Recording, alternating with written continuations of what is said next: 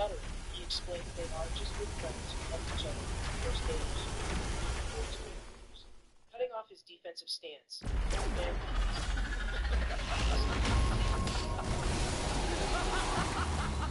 said, "Your son points out that if he had a daughter,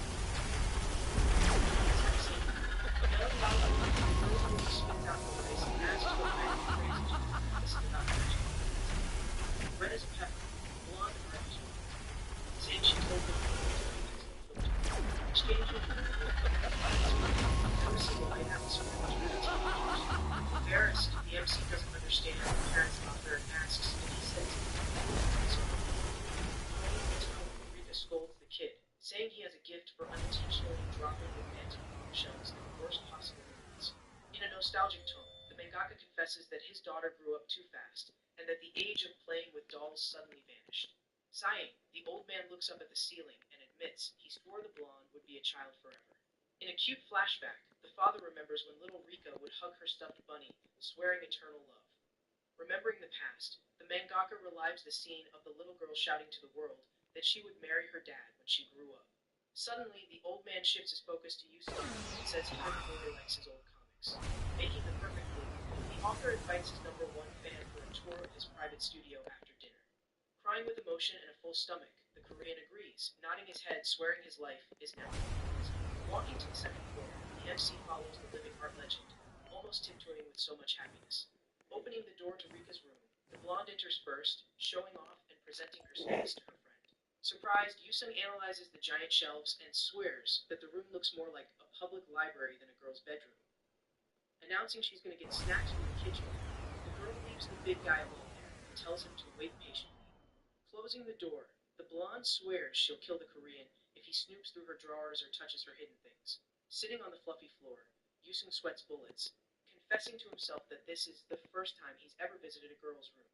Trying not to think dirty thoughts, the kid pulls out his phone to kill time playing a game and focus on the screen. Suddenly, the door opens again, but this time it's the blondest hot mom who enters with a mischievous smile. Dropping the formality, the mom tells the boy to just call her Maria without the Mrs. Stuff, so she doesn't feel old. Shocked by the intimacy, the MC doesn't quite understand her objective there, and Maria announces she's come to show him her daughter's dirty. Huge photo album from behind her back. The mom throws the book on the table, yelling that she's going to expose Rika's dark past. Opening the first page, Maria proudly shows photos of a chubby baby drooling on a pacifier. Nervous, Yusing says that snooping through a hidden family album seems like a crime, but admits he's very curious to see the information.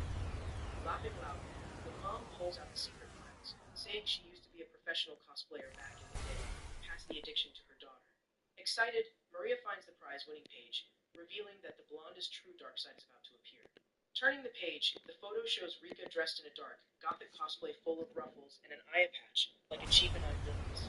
At that moment, Rika kicks the door open, screaming her mom's name in pure desperation, having had her secret leaked. Panicking, the blonde turns into a spicy tomato, skewering her mom with her eyes, and asks if the kid saw her humiliating photo. With his eyes shining with amusement, Yusung confirms with a sadistic smile, saying that Gothic Rika was a total nerd. Whimpering with embarrassment, the blonde pushes the giant away, swearing it was just a rebellious phase in middle school, and it never happened again. Closing the door, the mom flees the crime scene, smiling, and tells the lovebirds to have fun, forbidding her daughter from leaving the room. Morally destroyed, Rika kneels in the corner of the room, holding back tears of shame, wanting to disappear. Pleading with her partner, the girl begs him for the love of God not to tell anyone at school about that embarrassment. Agreeing, the Korean swears to keep it a secret but drops a hint, saying she doesn't have to be so ashamed of a costume. Laughing at the drama, the MC confesses that everyone has a phase where they think they're a powerful mutant with dark powers. Focused on defending herself, the blonde attacks the boy, saying a buff extra like him has certainly never cosplayed in his life. Scratching his face, Yusung decides to level the playing field and confesses that in middle school, he was a walking embarrassment.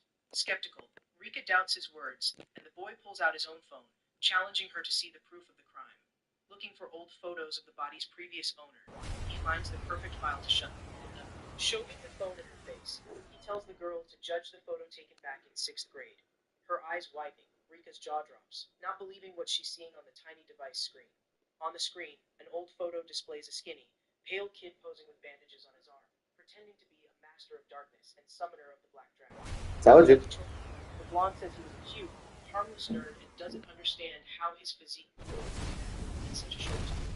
With a calm smile, Yusung explained that he was strong and picked on by everyone, so he decided to pump iron and focus hard on bulking up before becoming an adult. Teasing the giant, Rika sighs romantically, asking if she would have liked the skinny look or the wardrobe look better if she had been. Not understanding the gossip, he questions where the blonde is getting this crazy. Liking his look. Idea from all of a sudden.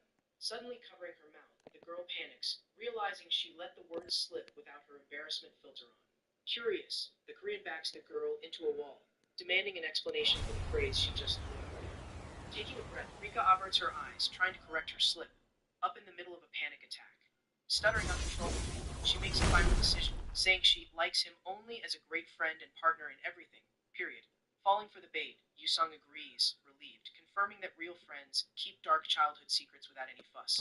Opening the fitting room door, Uma steps out, all decked out in the luxury kimono, leaving the Korean looking dumbfounded. Drooling over the look, he confesses that the outfit fits her like a glove, and the brunette gets all flustered by the direct compliment. With his heart racing, Yusung admits the president looks stunning, and the atmosphere between them suddenly becomes super happy. Laughing like a madman, he says she thanks to the big guy for coming along. Already changed, the president announces that the shopping mission is over, and now it's time to leave for good. Leaving the store, the brunette notices the street's activity and realizes people are stopping to look at her while Yusung protects her path. Reflecting on the outing, Uma admits she never imagined the day would be so eventful. The boy was super attentive. Asking him to follow the road, the kid suggests a quick stop somewhere before calling the car. In a very intimate mood, the MC takes a picture of the girl, hiding his nervousness so as not to arouse the bodyguard's suspicion. Walking down the sidewalk, the duo notices a couple of losers trying to take a selfie right behind them. Outraged by the stalking, the president tells Yusung to hurry up to get away from the annoying crowd. Going with the flow, the couple runs down the street to shake off anyone too interested in their lives. Suddenly, the two bodyguards appear in the corner, calling their boss to keep her distance from the strange guy in the hoodie. Furious, the advisor tells the kid not to get close to the boss, and the MC completely ignores his tantrum. Maintaining his posture, Yusung continues walking with the brunette, and the female guard laments that the plan to keep the boy away has failed. At the kid's favorite raiment shop, the two sit at the counter to give their feet a break. Without ceremony, Fuma asks him to look at the menu calmly and says she's going to the restroom to take care of some things. Out of nowhere, the four-eyed advisor's stomach starts rumbling like thunder, and he makes a face of terrible pain. Hey, how's it going? His hooded partner despairs upon seeing her colleague sweating bullets in the middle of the restaurant. With his stomach exploding in pain, the guy groans that the ice cream from earlier was a terrible idea for his intestines. Grabbing the four eyes by the collar, his colleague rushes to the bathroom What do you mean by that? to save the group's reputation. Soon after, Yusung appears in the restaurant hallway and comes face to face with That.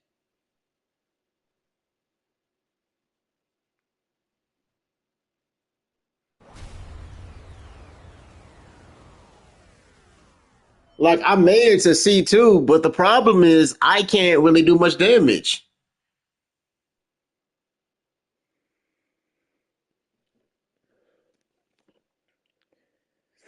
So like yeah.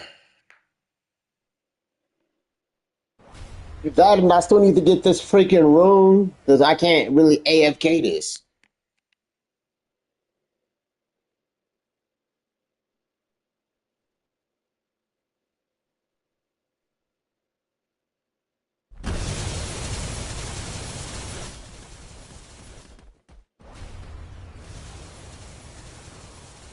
Ah.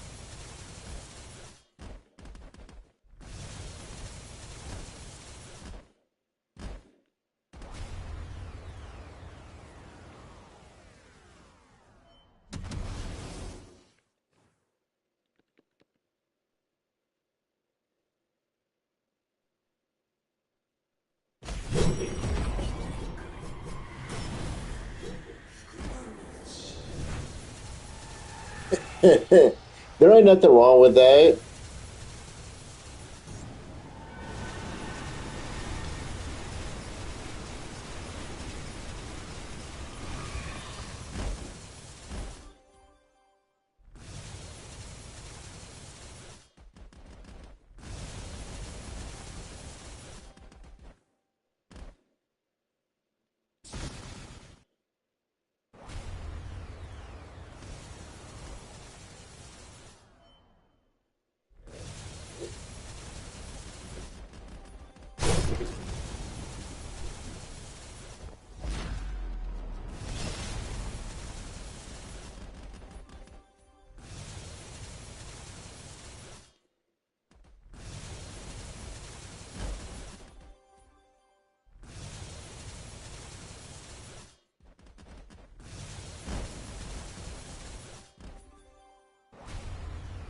Really?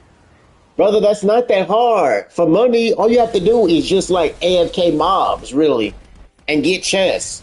Chests will literally give you a whole bunch of money.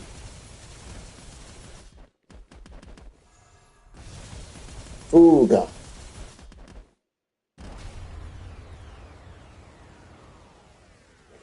They'll give you a whole bunch of money and a whole bunch of resources. So yeah, all you would literally need to do is just like AFK for chess.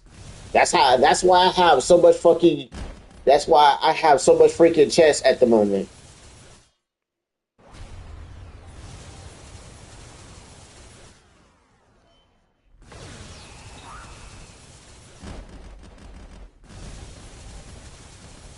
Yeah, that's why I have so much freaking chess. My common chest, this is how much common chest I have. This is my common chest.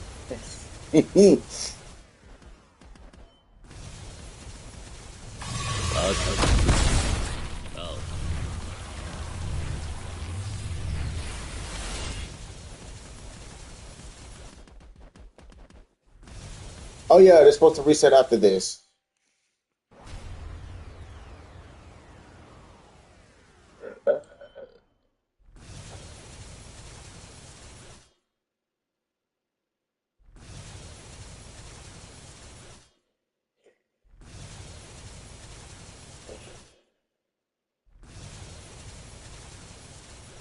Like I have every spec in C1. Like yeah, I have every spec in C1, but I have no specs in C2. Oh, that's cool, brother. That's cool. I'm literally just trying to get the freaking secret rune that comes from her. And I don't understand why they make the secret rune come from a dungeon. I hate if they make the secret rune that boosts your damage even more comes from here. So you would literally have to AFK this shit just to get it.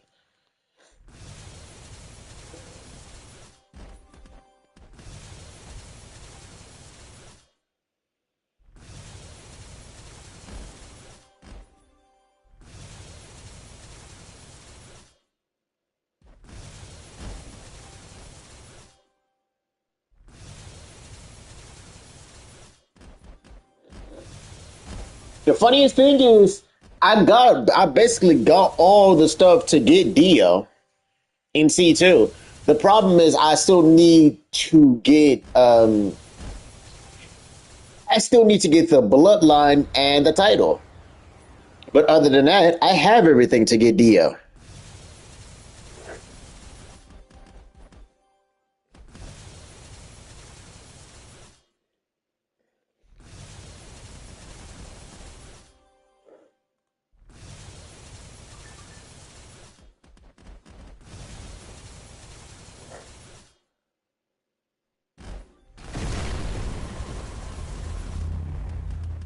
By the way, if you start AFKing, the best place to do it is Shinjuku. Is Shinjuku with Earthquake with the Quake fruit, and then you start like in the middle. You use the wave ability on Earthquake, and then you can literally kill 10 mobs at once.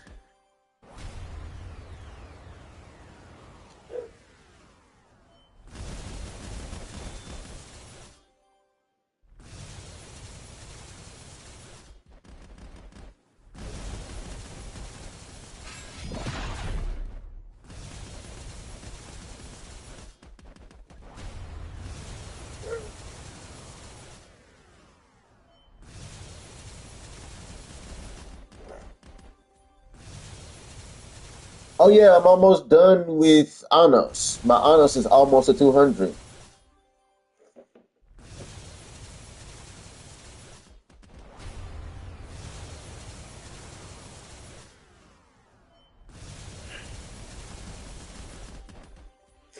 Yeah.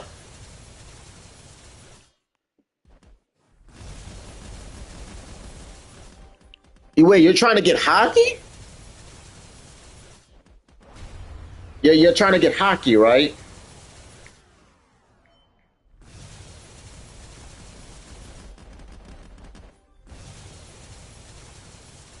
That's what you're trying to get, right?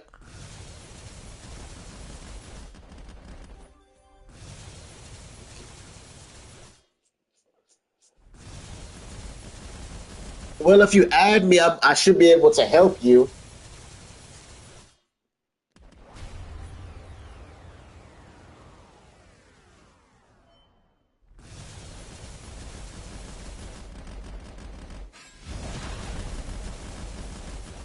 Wait, I've gotten way more kills. I've gotten a ton of kills with Gilgamesh. The fuck do you mean?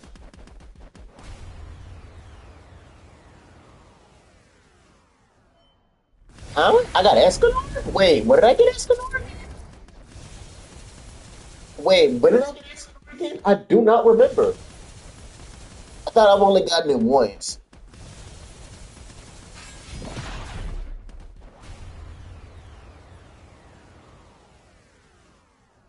No, I'm serious though. I remember only getting Escanor. I must have gotten him like relatively soon. Huh? Why did I get 17 of these?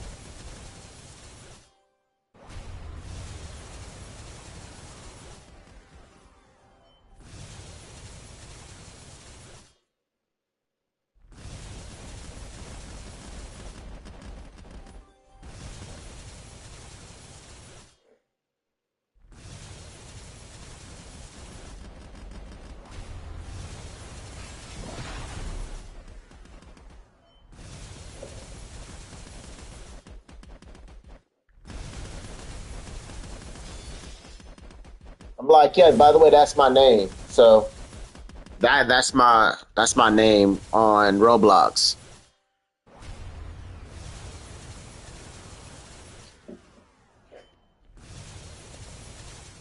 What do you mean failed?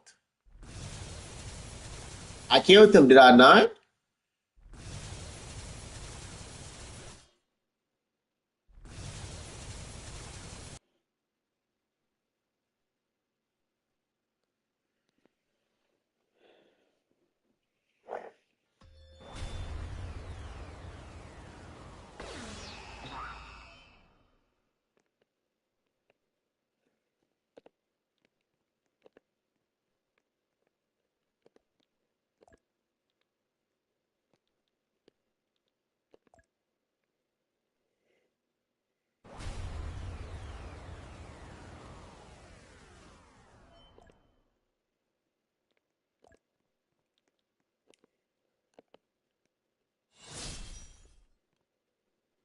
No, I do not have that many holy grails. Honestly, no, I probably cannot summon him. How many fucking holy grails do I have?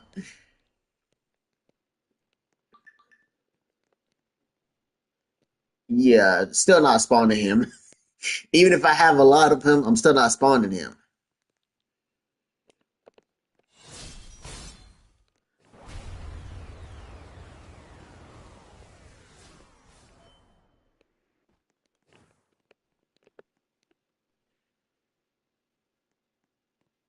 No, that's the key.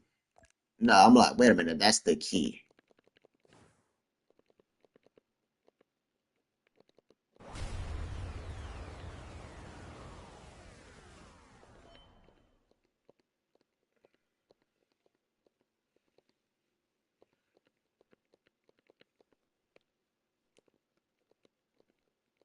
Wait a minute, was that you? Hold on, let me go check.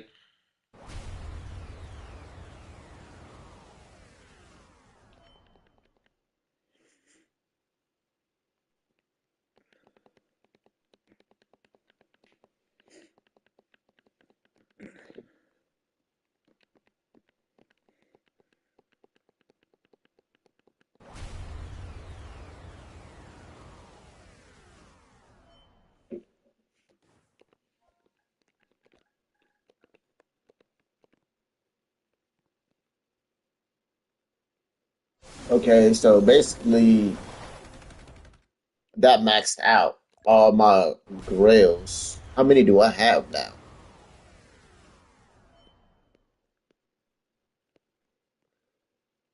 Okay, Jesus Christ.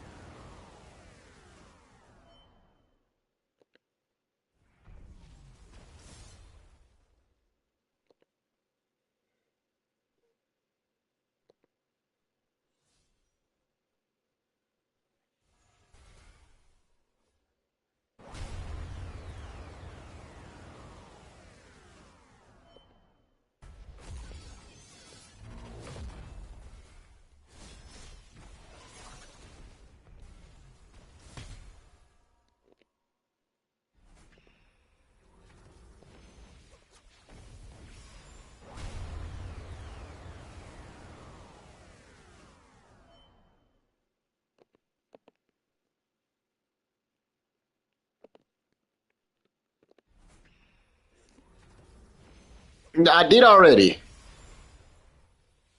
I already added you back. I did. I already added you back. I did it on my phone.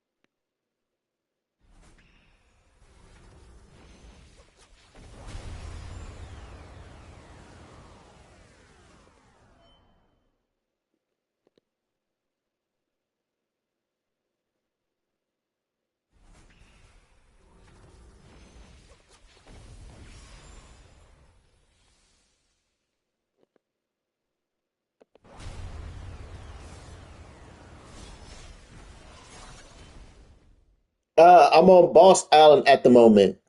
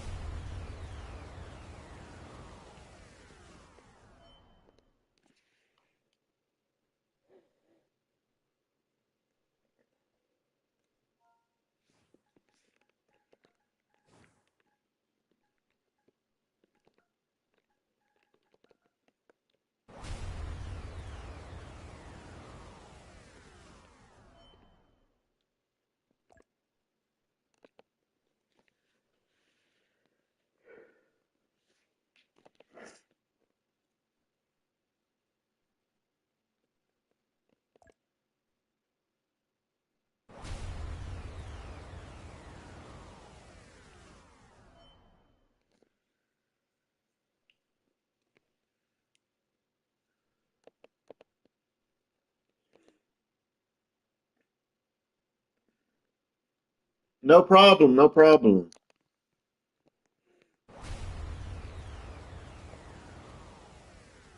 By the way, this was the place I was talking about.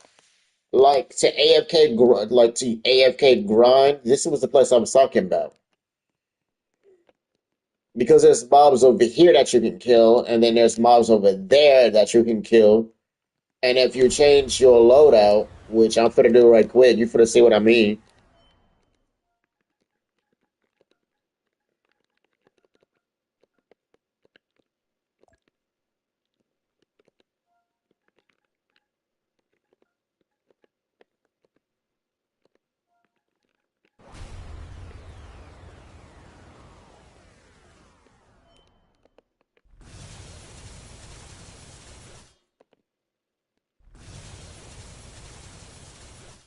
I believe it's this one.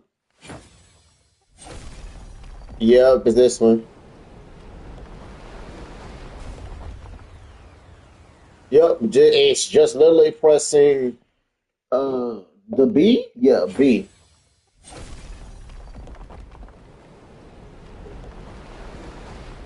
That's the main reason why people still have Quake on.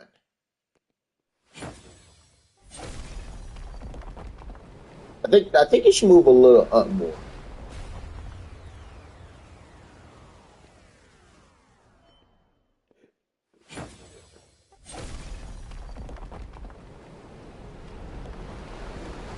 Yeah, but this is like the best way to get also this is the best way to get Gojo V2 and Sakuna V2 because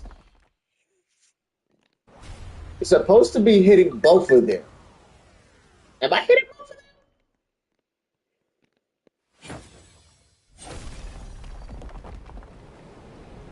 No, I'm hitting both of them.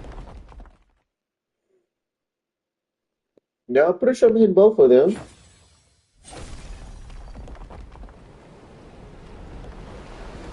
It's just I'm not. The only reason I ask that is because I'm not seeing infinity keys. I'm seeing malevolent keys, but I'm not seeing infinity keys.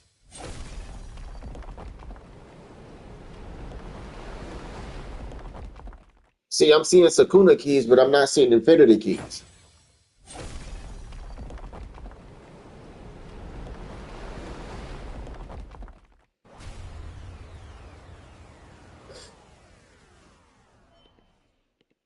Brother, that's what we got these for. We got the store. That's what we got the storage for.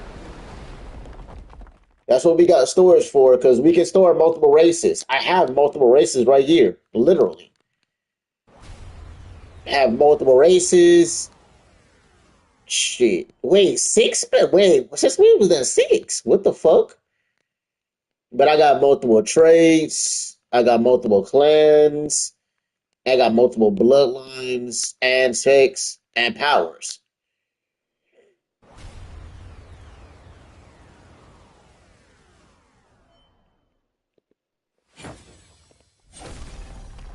But yeah, as you can see, this is basically the best way to AFK grind.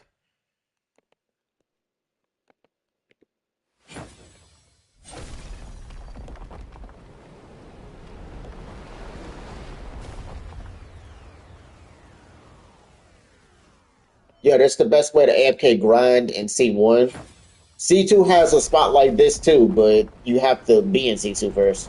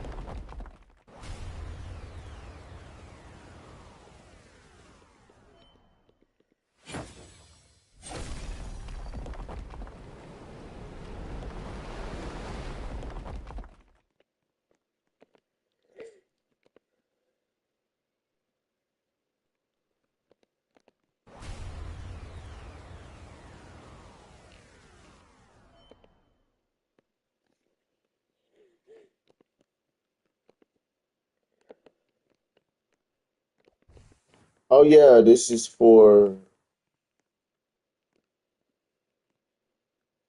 yeah, the best race right now in this game right now is two races. Angel, which is the one I have right now. So the two best two races is Angel and Wraith. Wraith is the best damage. Wraith is the best damage race, and Angel is the best luck race because these two actually evolve. These two also evolve if you get when you get to C2. In C2, these go it goes from normal angel to celestial angel or celestian, and Wraith goes to Reaper.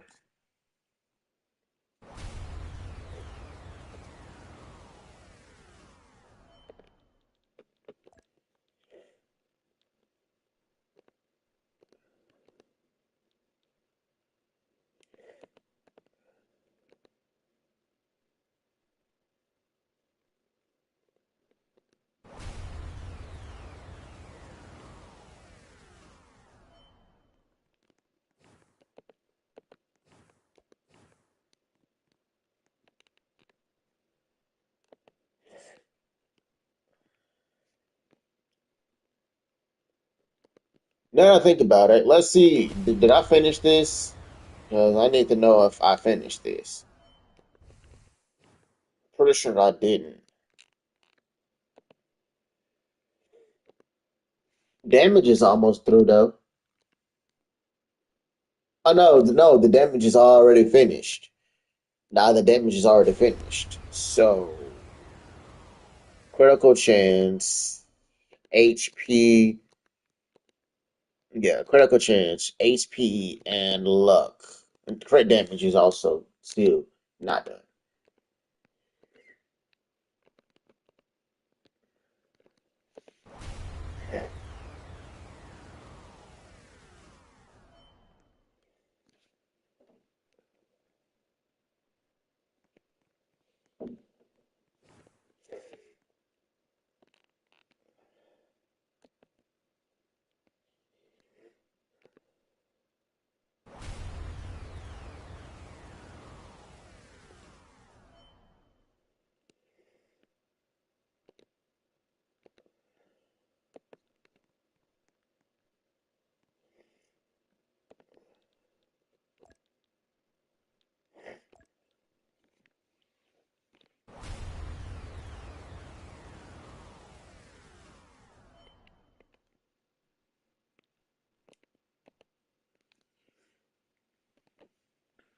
Wait a minute. What did he in C2? What's he doing back here? Because, well, that's not exactly a C1 fit.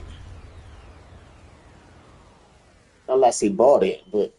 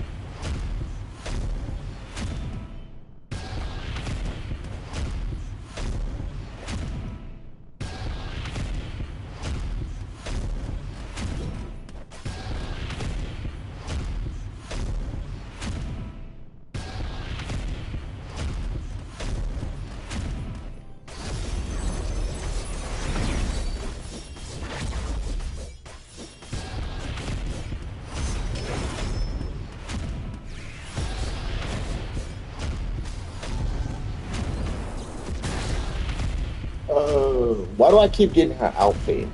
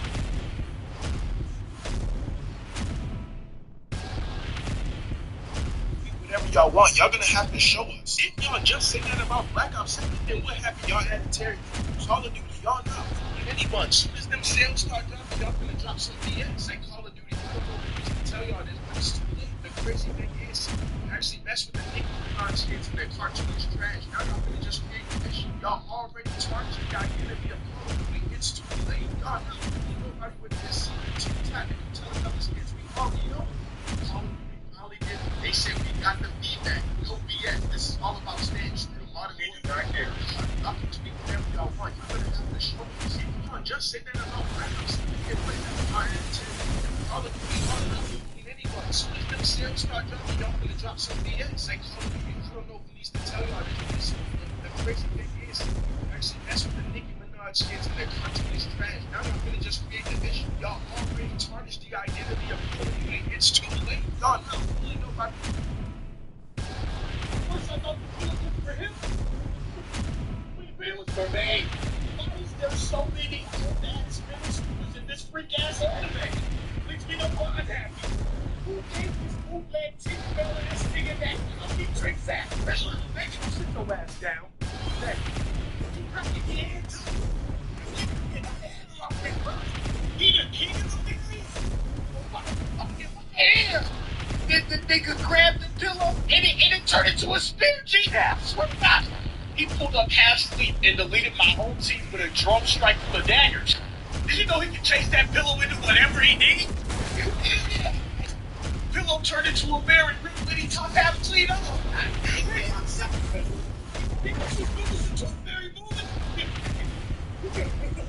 This nigga hit puberty and started moving totally different. Man, fuck off. I was still for 2 episodes. I think this nigga is more powerful. I was waiting for the level. Waiting for love. He's somebody. It was for me. There's so many in this freak-ass anime. You know what? I'm happy. Bootleg Tinkerbell and this nigga that omnitrix ass fella. Make sure sit your ass down. Thanks. You cracking your hand too? Follow that brother. He the king of the fairies. Grab the pillow and it turned into a spin feed. I swear to God. He pulled up half asleep and deleted my whole team with a drum strike for daggers. And you know he can chase that pillow into whatever. It's good. By the way, the first race you definitely want or try to get is Shadowborn. Like Shadowborn is definitely a race you should try to get because that's literally the only way. Because that you're gonna need that to get Sid V1. Because you need Shadowborn race to get Sid V1, and then you need the normal Shadow to get Sid V2.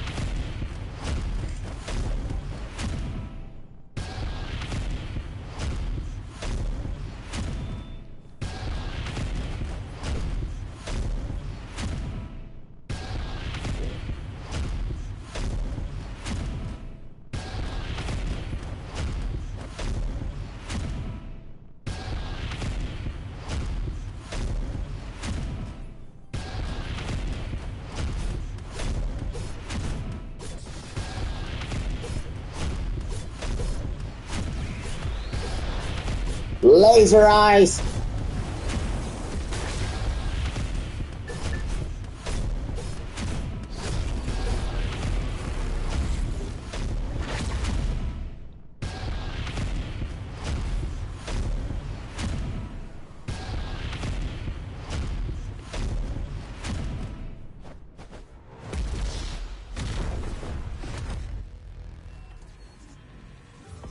Like I keep getting this outfit, the Abyssal outfit when I'm grinding this. Low-key, that's annoying.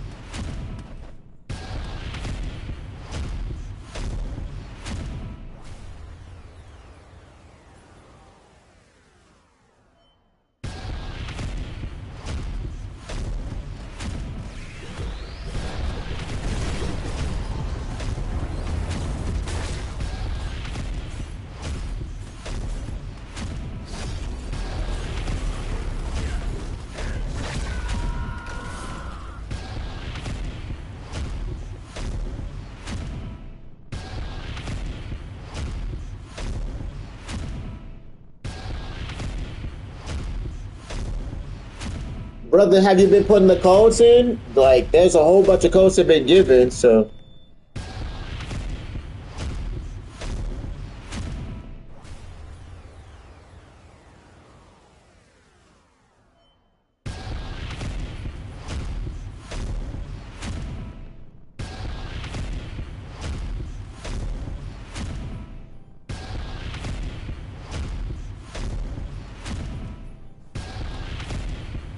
To get cosmetics, you have to open the secret cosmetic chest.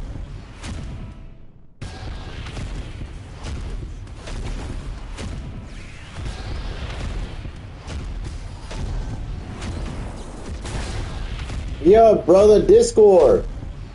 Do you not have Discord? Yes, this game has codes.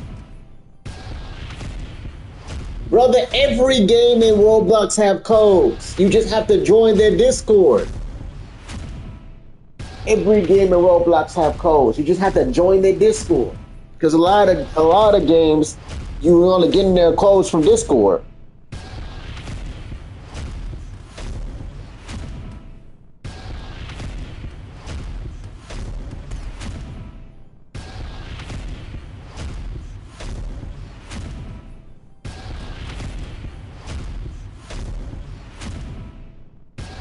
That's why I always keep Roblox on my phone just to join Discord to see if they got codes or not.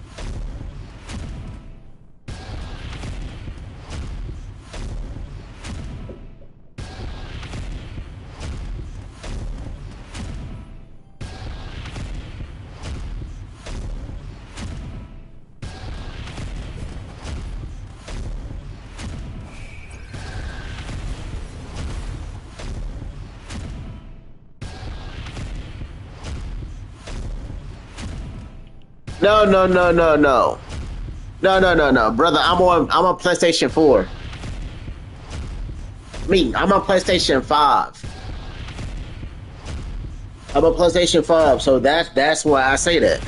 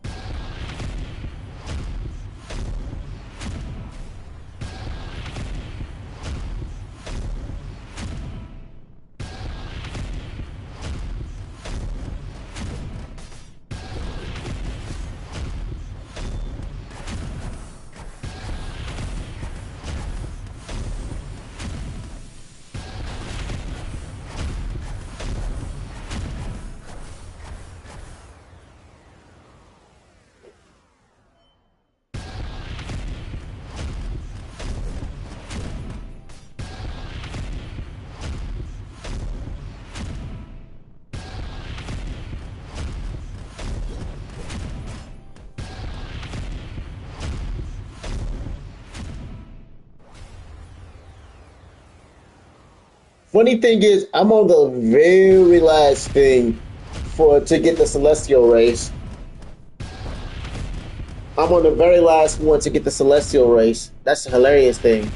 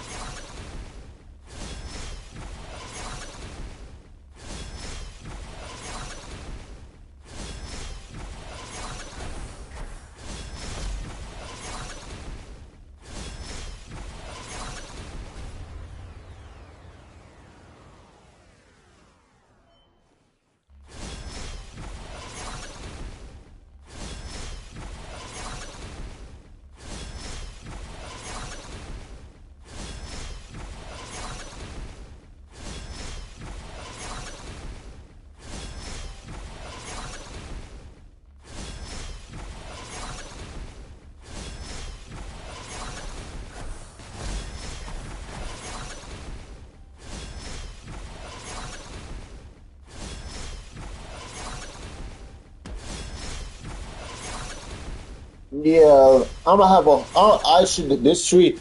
My freaking this power tree is gonna be maxed out by the time I'm done with this.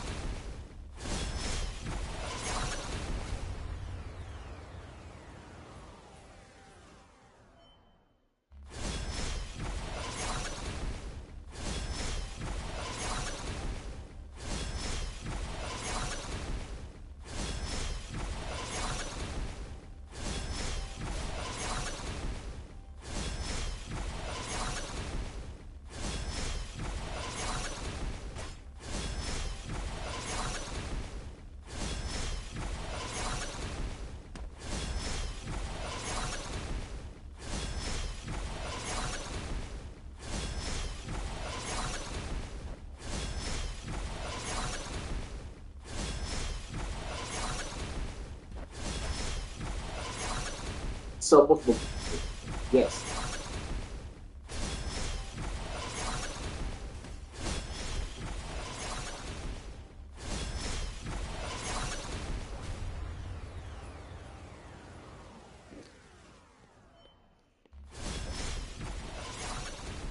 I'm still getting somewhat tossed around, but hey, I'm doing the killing.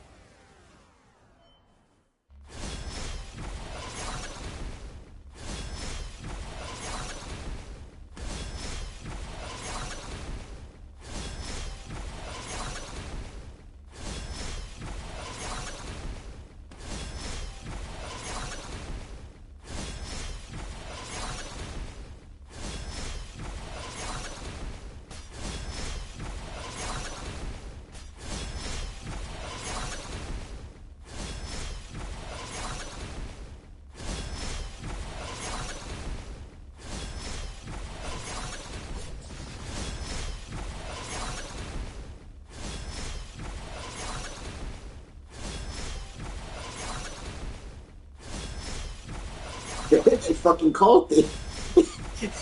How did you already fucking call it?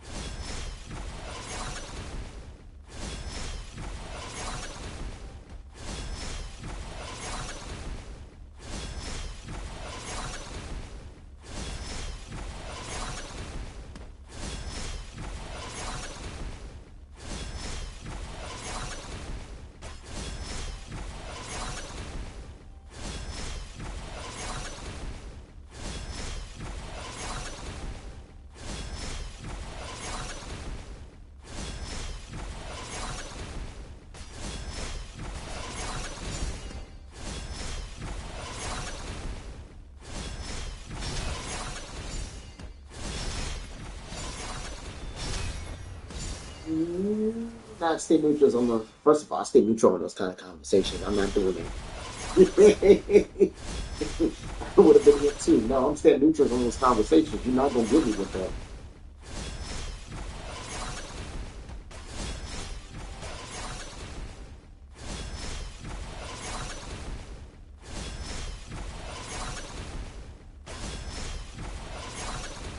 Mm.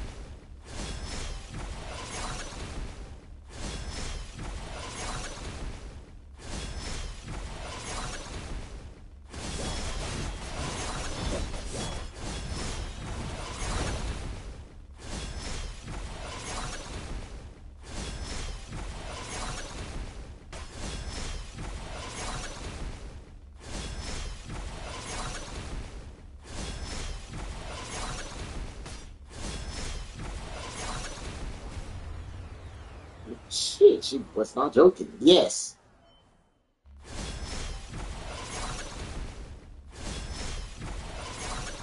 I mean, he did warn you, so when you did not listen, so that's a you problem.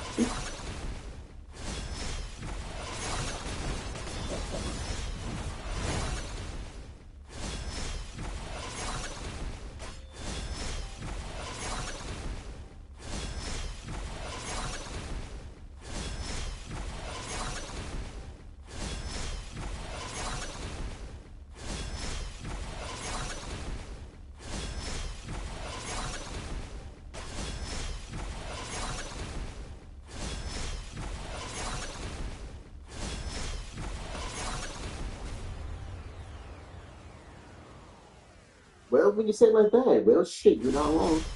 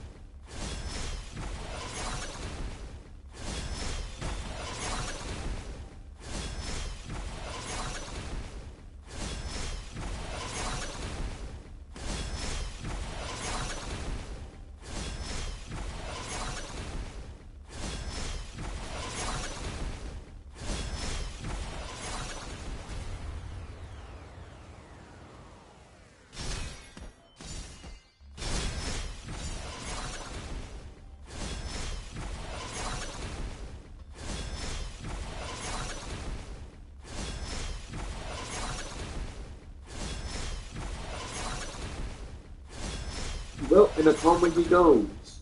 Well, he goes.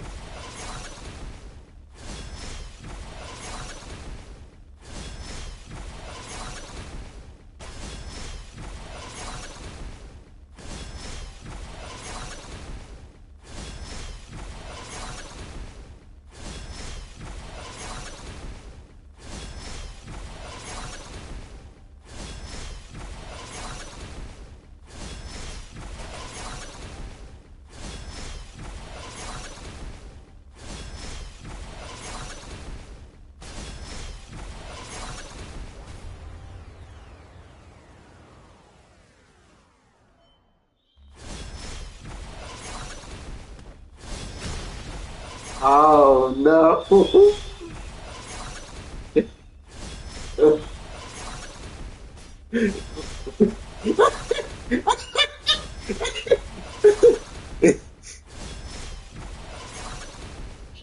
That was the most outrageous I have ever seen, G.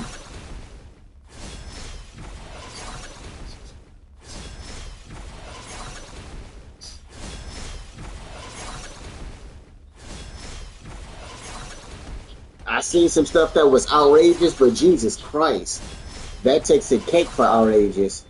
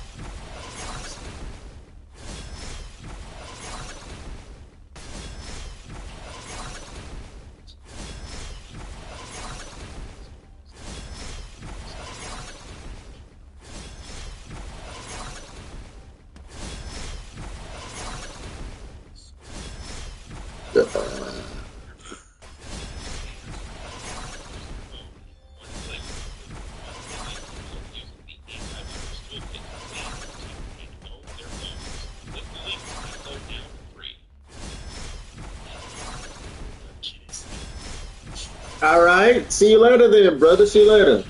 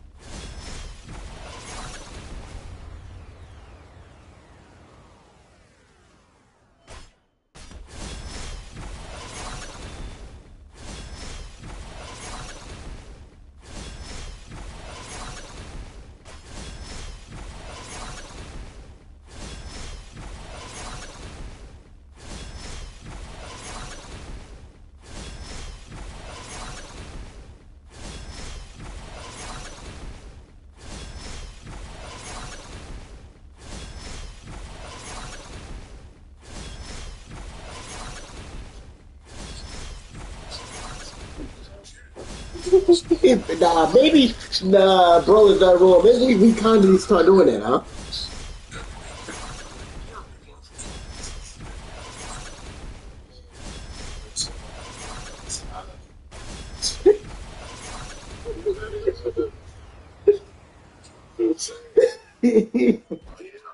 It's like whipping the. It's like being a Christian and whipping the Jesus into a man. So bad. I can say I love you. He said he loved him. He said he loved him. I'm saying. It's all. I swear to God.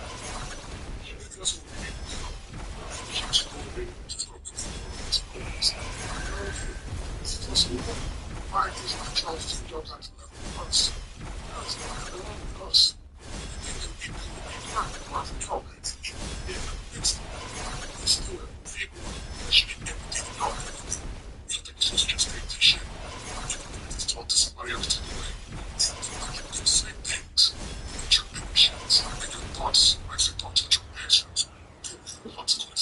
Breaking news. Authorities are reporting disturbing new developments involving Dalton Eberly, widely known online as Chud the Builder, following his recent incarceration.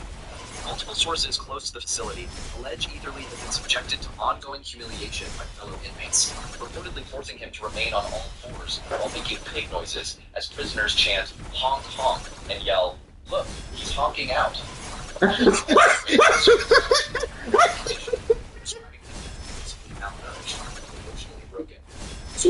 Oh, look, he's honking out.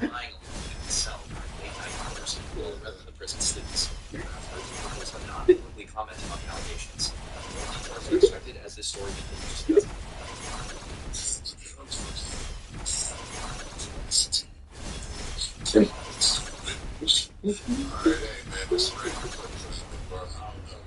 That's big fights, but I ain't gonna lie. That's not the only person I've heard. Oh, look, he's oinking out. Oh, look, he's oinking out.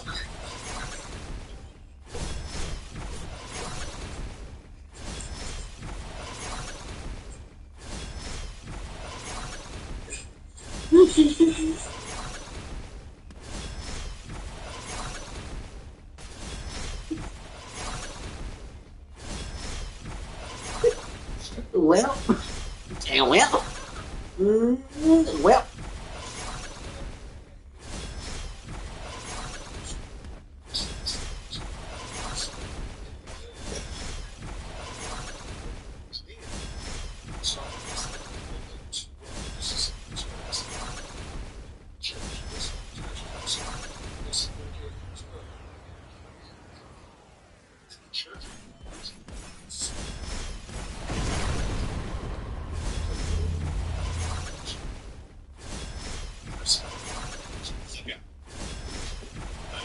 To the church because I am an unrepentant sinner, I guess. It is what it is. I do believe that I have repentance in my heart for the true sins that I've committed, but yeah, I just don't like to think that one of the sins that I have to hold, myself accountable for is racism. I don't think that at all. I think that it's a very normal reaction in the people that are trying to convince us that this feeling we all have in our stomach. Well, I think those are the people that need to be held accountable. It's their fear of liars, in my opinion. Oh, sure, you don't want to chip that really good. You're a problem. If we even say that phrase, chip it out, that's racist, is it? I think it's more racist to assume that killing someone with an animal is somehow inherently bad. I think that's like racist because you're the person saying, oh, well, we all know they're just glorified monkeys. We just know they're just glorified monkeys. So if you to a monkey, snake, it's a trying to form. We don't think we're living among spiritual monkeys. And so when you say the chipping out, it leads us to the fact that we're worried that monkeys that live in the grass. And now you know why the church don't want to have that in the church. Bro, like, this is demonic. I'm just being real. This is demonic. This is incredible.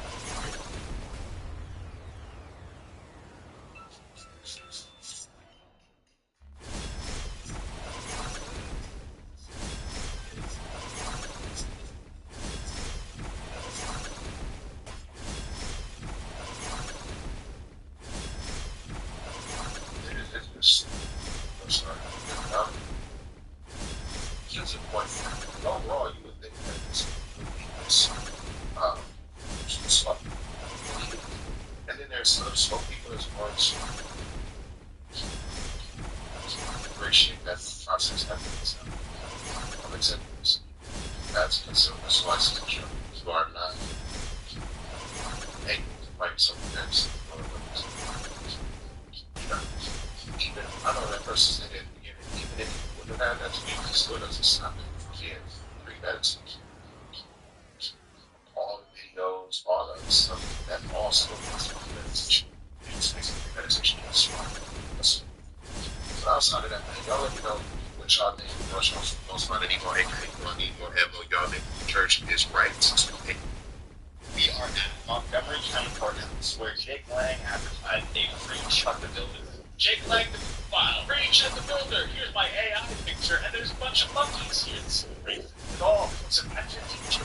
I believe the act in self-defense, and Tennessee is very clear about stand your ground law. Oh, and you're allowed to pull the gun out first. After you start an altercation, you're allowed to shoot them. Get the fuck out of here. You got exactly what you wanted. You're going to shoot a black man. Serious Valley's and I'm on the day man. Friday when I walk recently. This is the guy that you want to defend. You know what I think? I think Chuck Miller should not get jail time. I think that he should get people like him want to do the black people back in the day. Did you see the bus?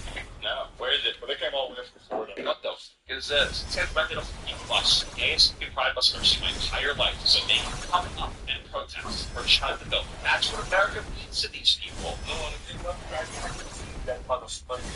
I didn't say that. Guys, Chud the Builder time. Apparently, well, they got Andrew 5. Now ended up. What's the different what's going on here? A little quick TLDR. Just so you guys know, according to the police and the live stream footage, Chuck the Builder was going around harassing black people. A black guy got into a verbal altercation. Chuck the Builder pulled a gun, and then the guy attacked him in self-defense. That's how they Chuck the Builder. He's a shit. Chuck the Builder is going around antagonizing people and looking for an excuse. Yo, I'm back. What you talking about? I've been here. Oh yeah. Oh, you mean? Oh, you came when I was making noodles. Ah. I'm going to go make something to eat. Anyway, just so you guys know, small net membership. Discord, 5 notifications, content, and some Yeah.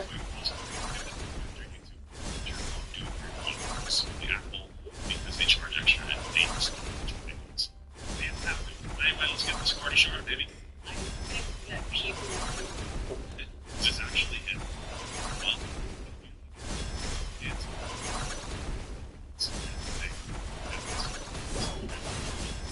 there's something. I've been good, brother. I've been good. How about yourself?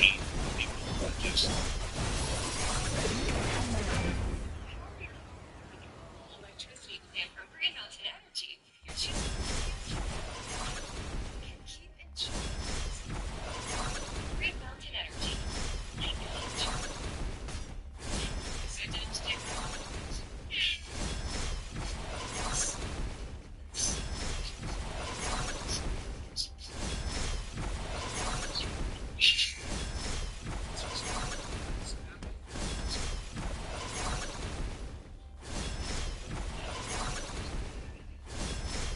Brother, you should not, brother, you need to calm down with that then. I understand bills are a lot of shit. Yeah, I know. shoot people that people who shoot other people on racist principles deserve prison for it. Look at this guy. Who does their hair like that? That's gay. Yes, it's gay. But you're not wrong. This guy thinks it's like emasculating. Right. Look at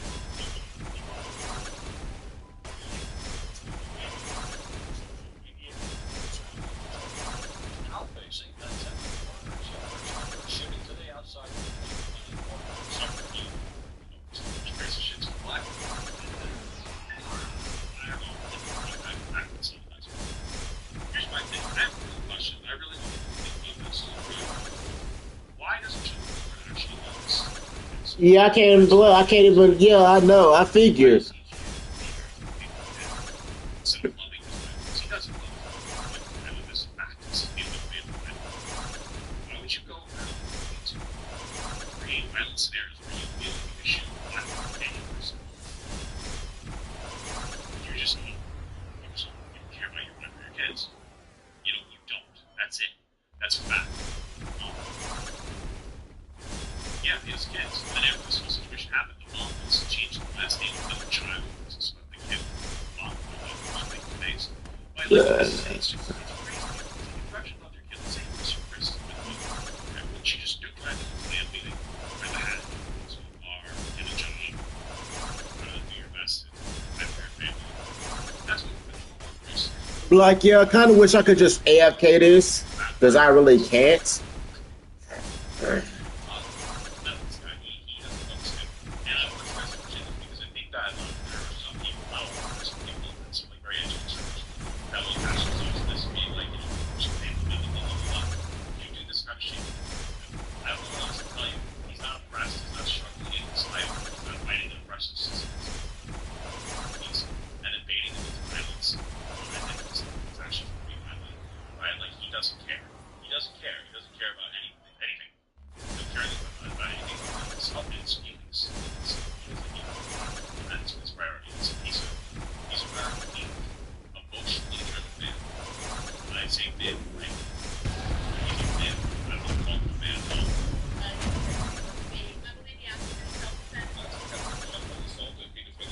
Nah, I mean, maybe. I'm not entirely sure. But yeah, brother, hopefully you get back to work. Yeah, I'm on console. Yeah, brother, I'm on console. But yeah, good luck at work. Jesus Christ. I know it's bad for you, but good luck at work, brother.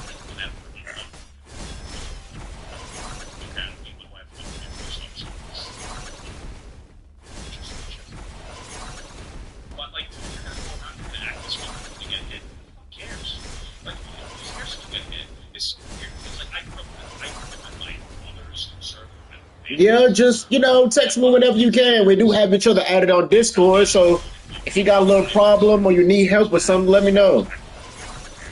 I'm not, financially rich or nothing, but I can't listen to your problems and whatnot and give you good advice.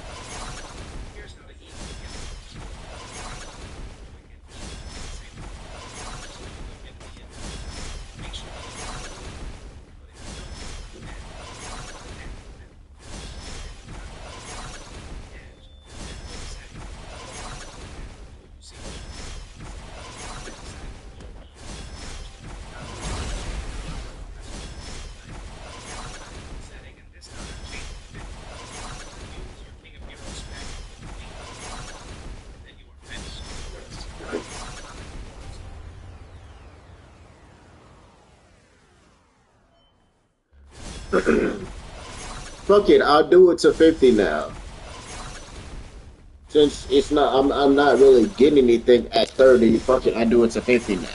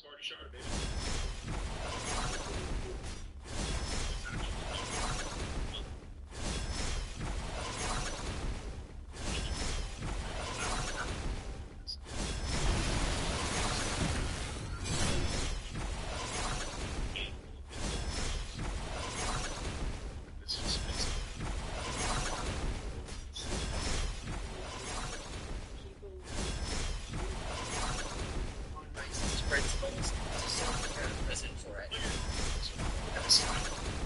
does their hair like that? That's again, it's gay. It's gay. This guy thinks it's a mess.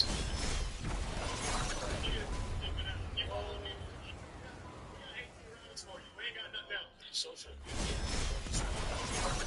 Now facing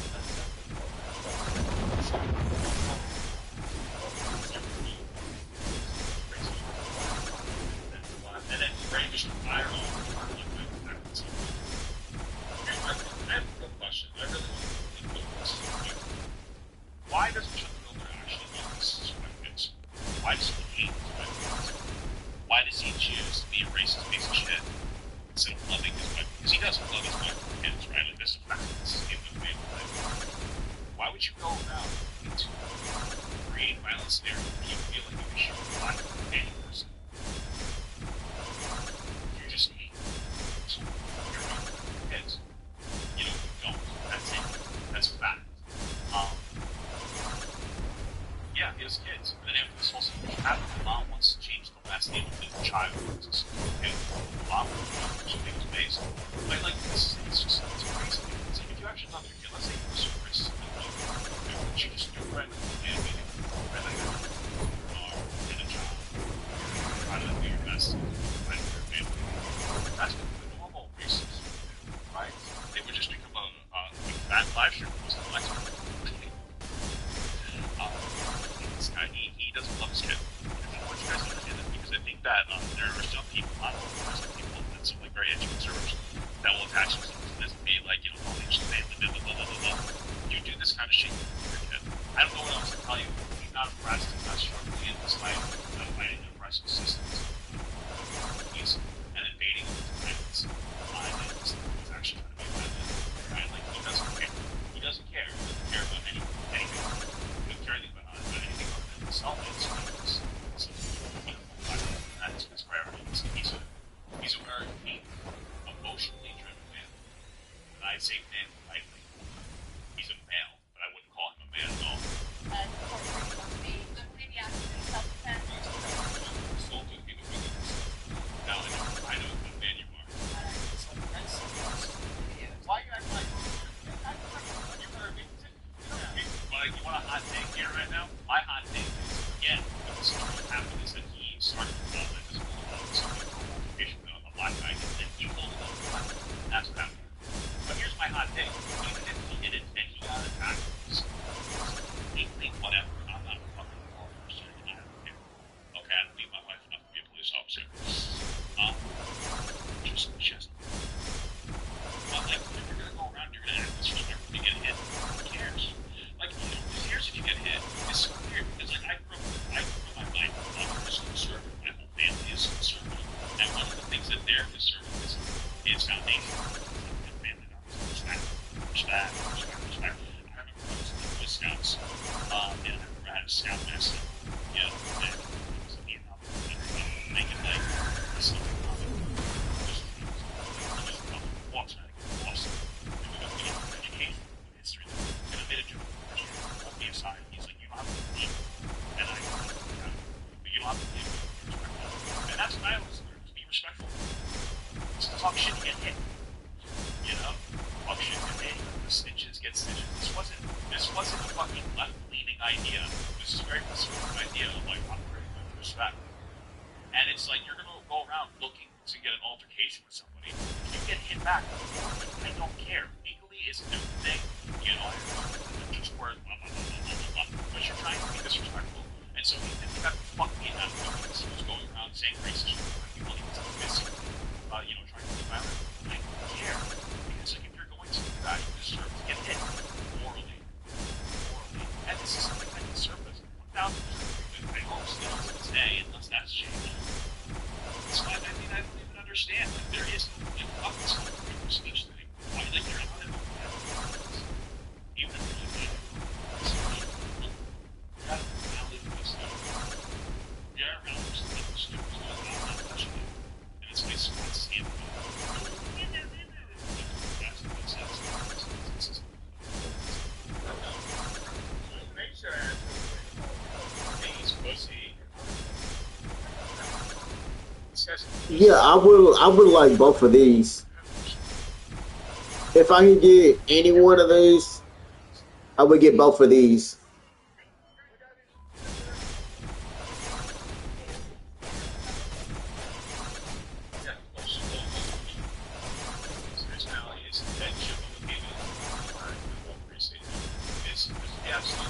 This is him, in my opinion, this is him saying he's going to use me. This is the guy where this is the guy. This is the guy. This is the guy that you want to defend. I love him.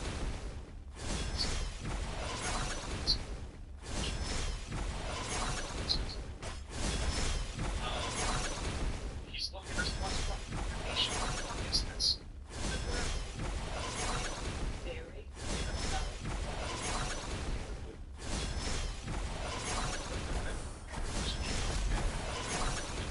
Dude, this guy's such a prick. He's going around trying to get people to attack him. This is what I think is the ultimate thing from his head. Go, once. Be held accountable. Channel 5 can't make it, but definitely county court. Where Jake went. So they got this like Jake. This guy is kind of Jake Lane. I remember this guy. He got called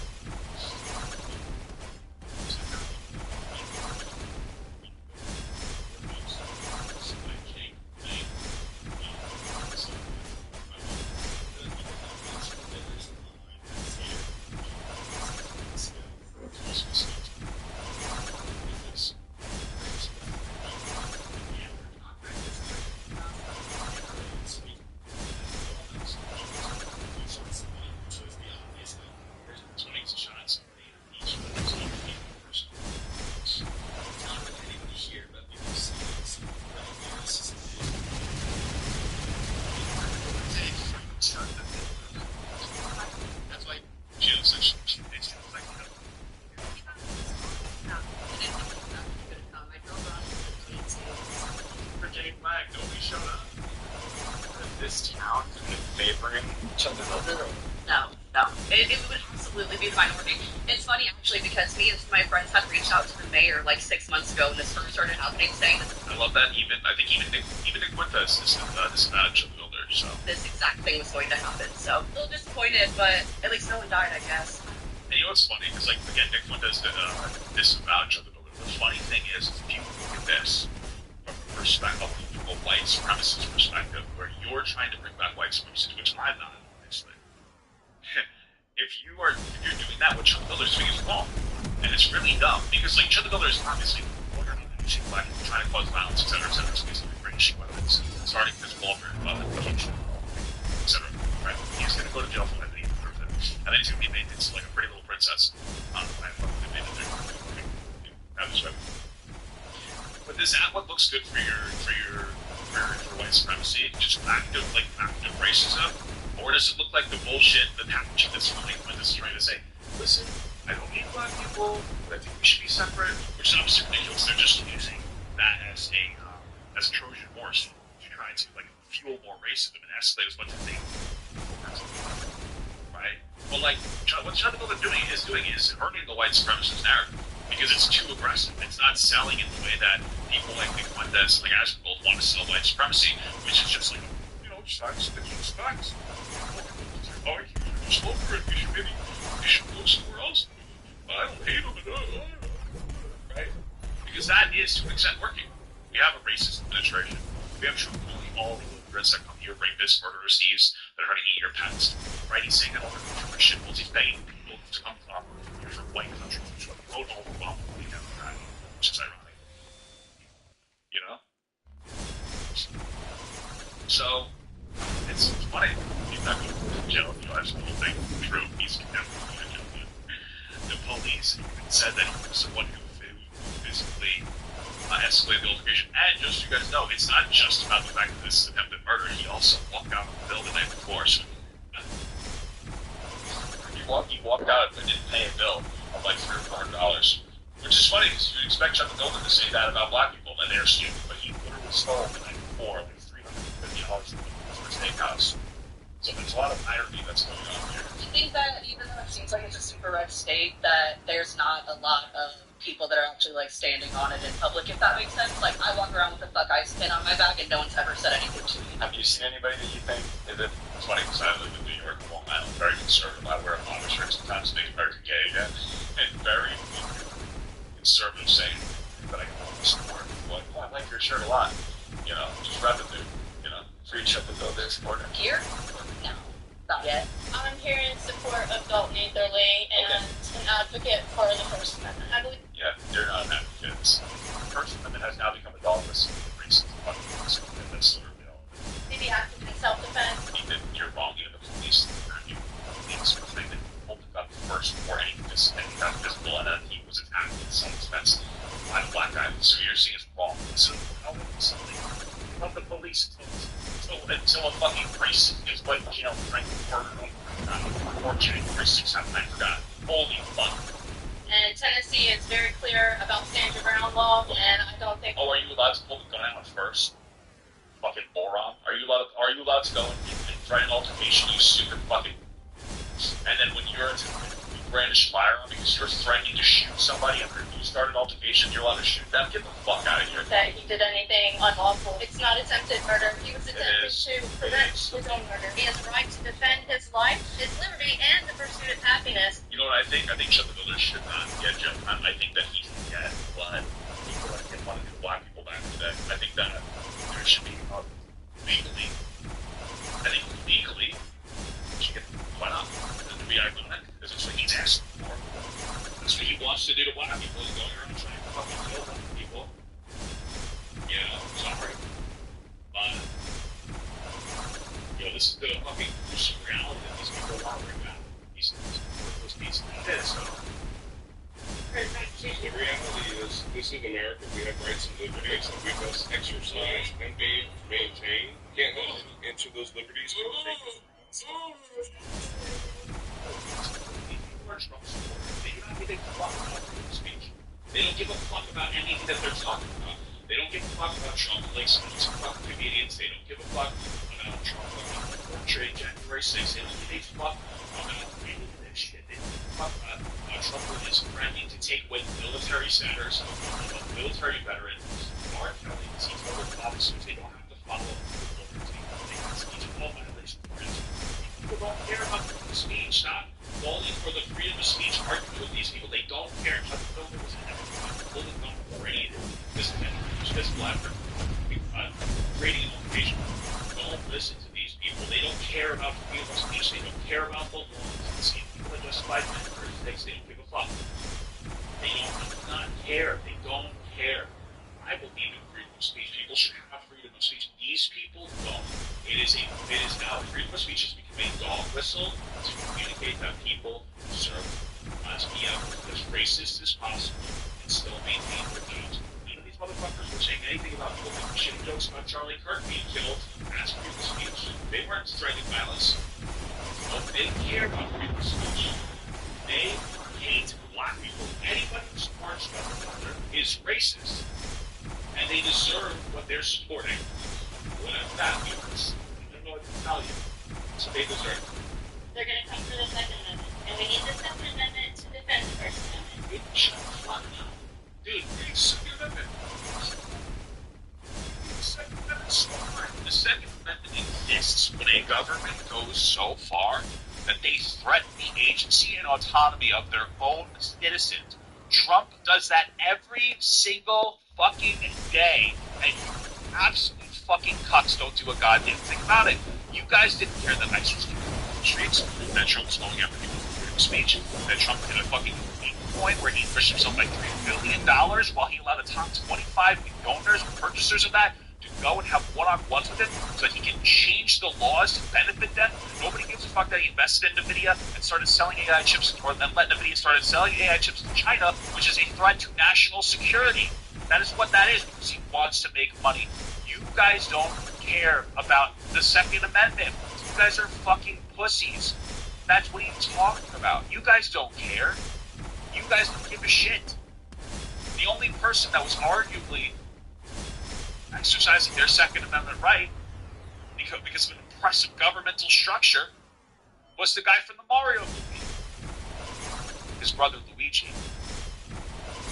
Because there are people that are in positions of power, millionaires and billionaires, who take their money after they dodge paying taxes by just taking out low interest rate loans against their net worth, and they take that money and they give it to politicians so they can keep fucking us in the ass. That's what's happening. You want to know why healthcare is so expensive? Because rich people, they go and they say, here, government people, make laws that let us absolutely decimate them because they let us charge double the cost for healthcare in America for half the fucking result.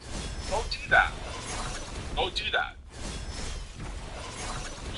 Go and do that. And people, that's fine. They don't care. These Second Amendment fucking freaks don't care. They don't care. You want to know the biggest threat to freedom to our Second Amendment was? That fucking Alex Craig was shot to death because he had a legal firearm. A legal firearm, by the way. Second Amendment. They don't care about that. They don't give a fuck about that. These fucking freaks don't care about the Second Amendment. Conservatives don't care about laws. That's it. These conservatives do not care about laws.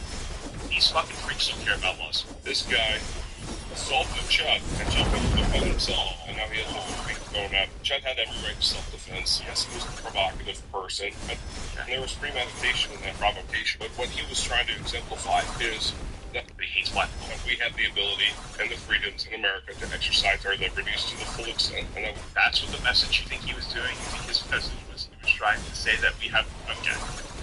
Okay. Alright. This is what happens when you get too fucking low. That was a racist asshole. Fuck you. Fuck you, dude. We should possess the full extent of our liberties and our rights. I hope your wife or your girlfriend escapes the meetings that you give her every fucking day, dude. And those things literally. Literally, that's what it sounds like. Recognizing that man. Yes. And he's not acting in self-defense, but I'm not out here. Specifically, one, I just saw on Link's posts and stories that he was trying to get people out here to, like, protest and put up a banner and stuff. And we saw Link once. I, like, gave there and didn't see him again. And what's that? He went they were on Jake Lang watch to fucking make fun of him and he wasn't there. Of the political aisle, would you describe yourself on? I would say I lean more conservative, but I very much disagree with those that call themselves conservatives because I don't think they show conservative values. And that's fair. I respect that. I can respect that. Conservatism is supposed to be, hey, I want like less government overreach and like less taxes. Not like, hey, I want to extort $2 billion from the federal for a slush fund for January 6th people. Which apparently, I thought January 6th was on Antifa. Also, part of that agreement is that Trump and his entire family don't get invested in the IRS for anything that happened now in Texas. Notice the 1776 shoots a year conservative as well. Yeah, I think more like that. Like the more normal people, like, you know, like Charlie, or like Chud the Builder. It's more like white supremacy than it's like conservative values. That part I can agree with. We'll shelf the other conversations. Do you know anybody that actually wants Chud the Builder to be free? Not personally. Just the big social media names. Outside Chud the Builder's courthouse right now, the fate of the future of white civilization is here. Sorry. Chud the Builder's courthouse right now, the fate of this guy is standing like he has a BBL. Like, do you not see like the curvature in his back and he's doing like the Trump thing? You know what I mean? Like, does it make sense to you guys? Just big social media names. Outside Chud the Builder's courthouse right now, the fate of the future of white civilization. Of white civilization is amazing, dude. Is here. We allow the court system to weaponize against us, or will we stand up as heritage Americans for Chud the Builder? Heritage Americans? What does a heritage American mean? The fuck is he talking about? Where's Jake Lang from? He's not what his last name. Jake.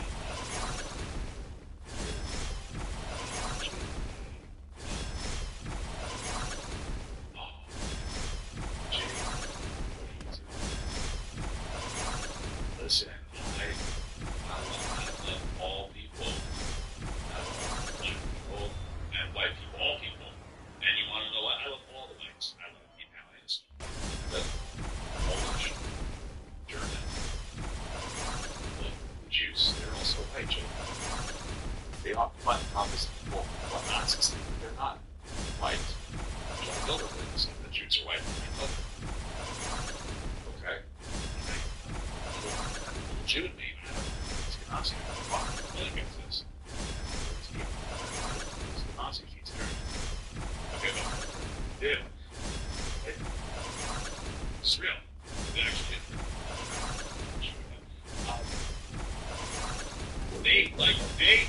people think you're enemy or don't think you're white. They think that you should be here. You're Jewish. What is he doing? Holy moly. Wow. Jesus Christ. Okay. What is it? So, like, to you, like, heritage American, you would think it's kind of heritage American. What the fuck is going on? Every one of these white supremacists is like, non-white. You guys ever notice that? Who are your the biggest white supremacists? You got Myron Gaines, a black, right? That's a good guy. Sneeko, an Asian guy. Sneeko also thinks Asian essentially looks attractive. Doesn't think it should be. Which is incredible. Andrew Tate Black. What is going on with white supremacists? There's no more white people out there. Apparently, even Chud the Builder is from Syria. What the hell are we doing here? There's no more white supremacists. There's no more white supremacists. Like, what the hell? Like, the fucking white supremacists, the most culturally diverse person. Sustain. This is fucking weird. Okay, up to him. Hey, take a play to stand. Even if he did take a play to stand, I was going like this. It wasn't out. It threw it down. And then it wasn't out. It's just so far. Let's go.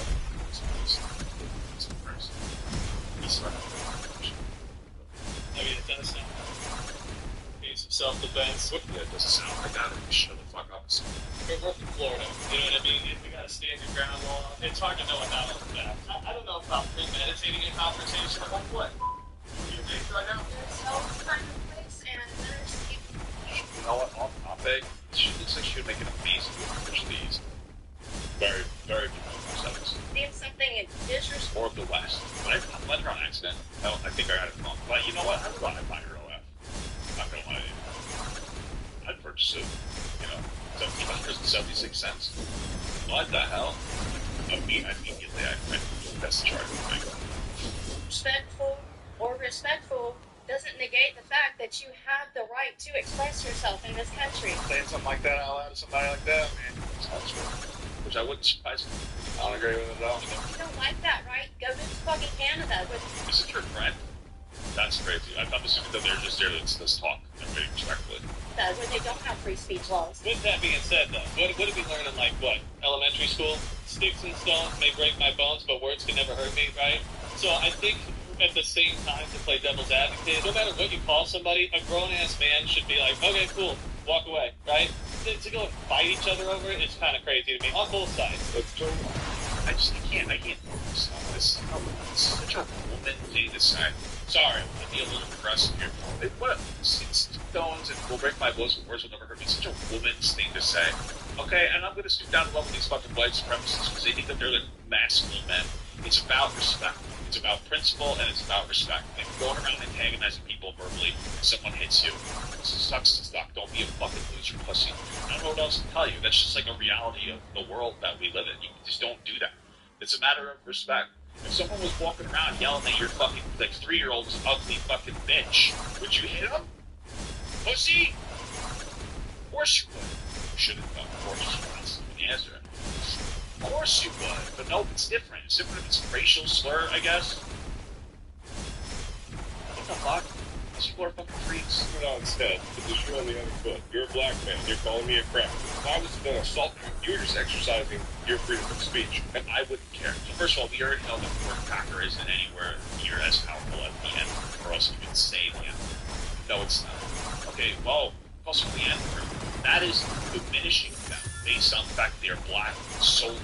That is just recalling the history of oppression and like all these other things that have been used historically to deny them jobs. I'm calling you a cracker. I used to. Oh, you used to whip me? Then what is a cracker? Like, what is that? What kind of an insult is that? You know what I mean? Like, what the fuck?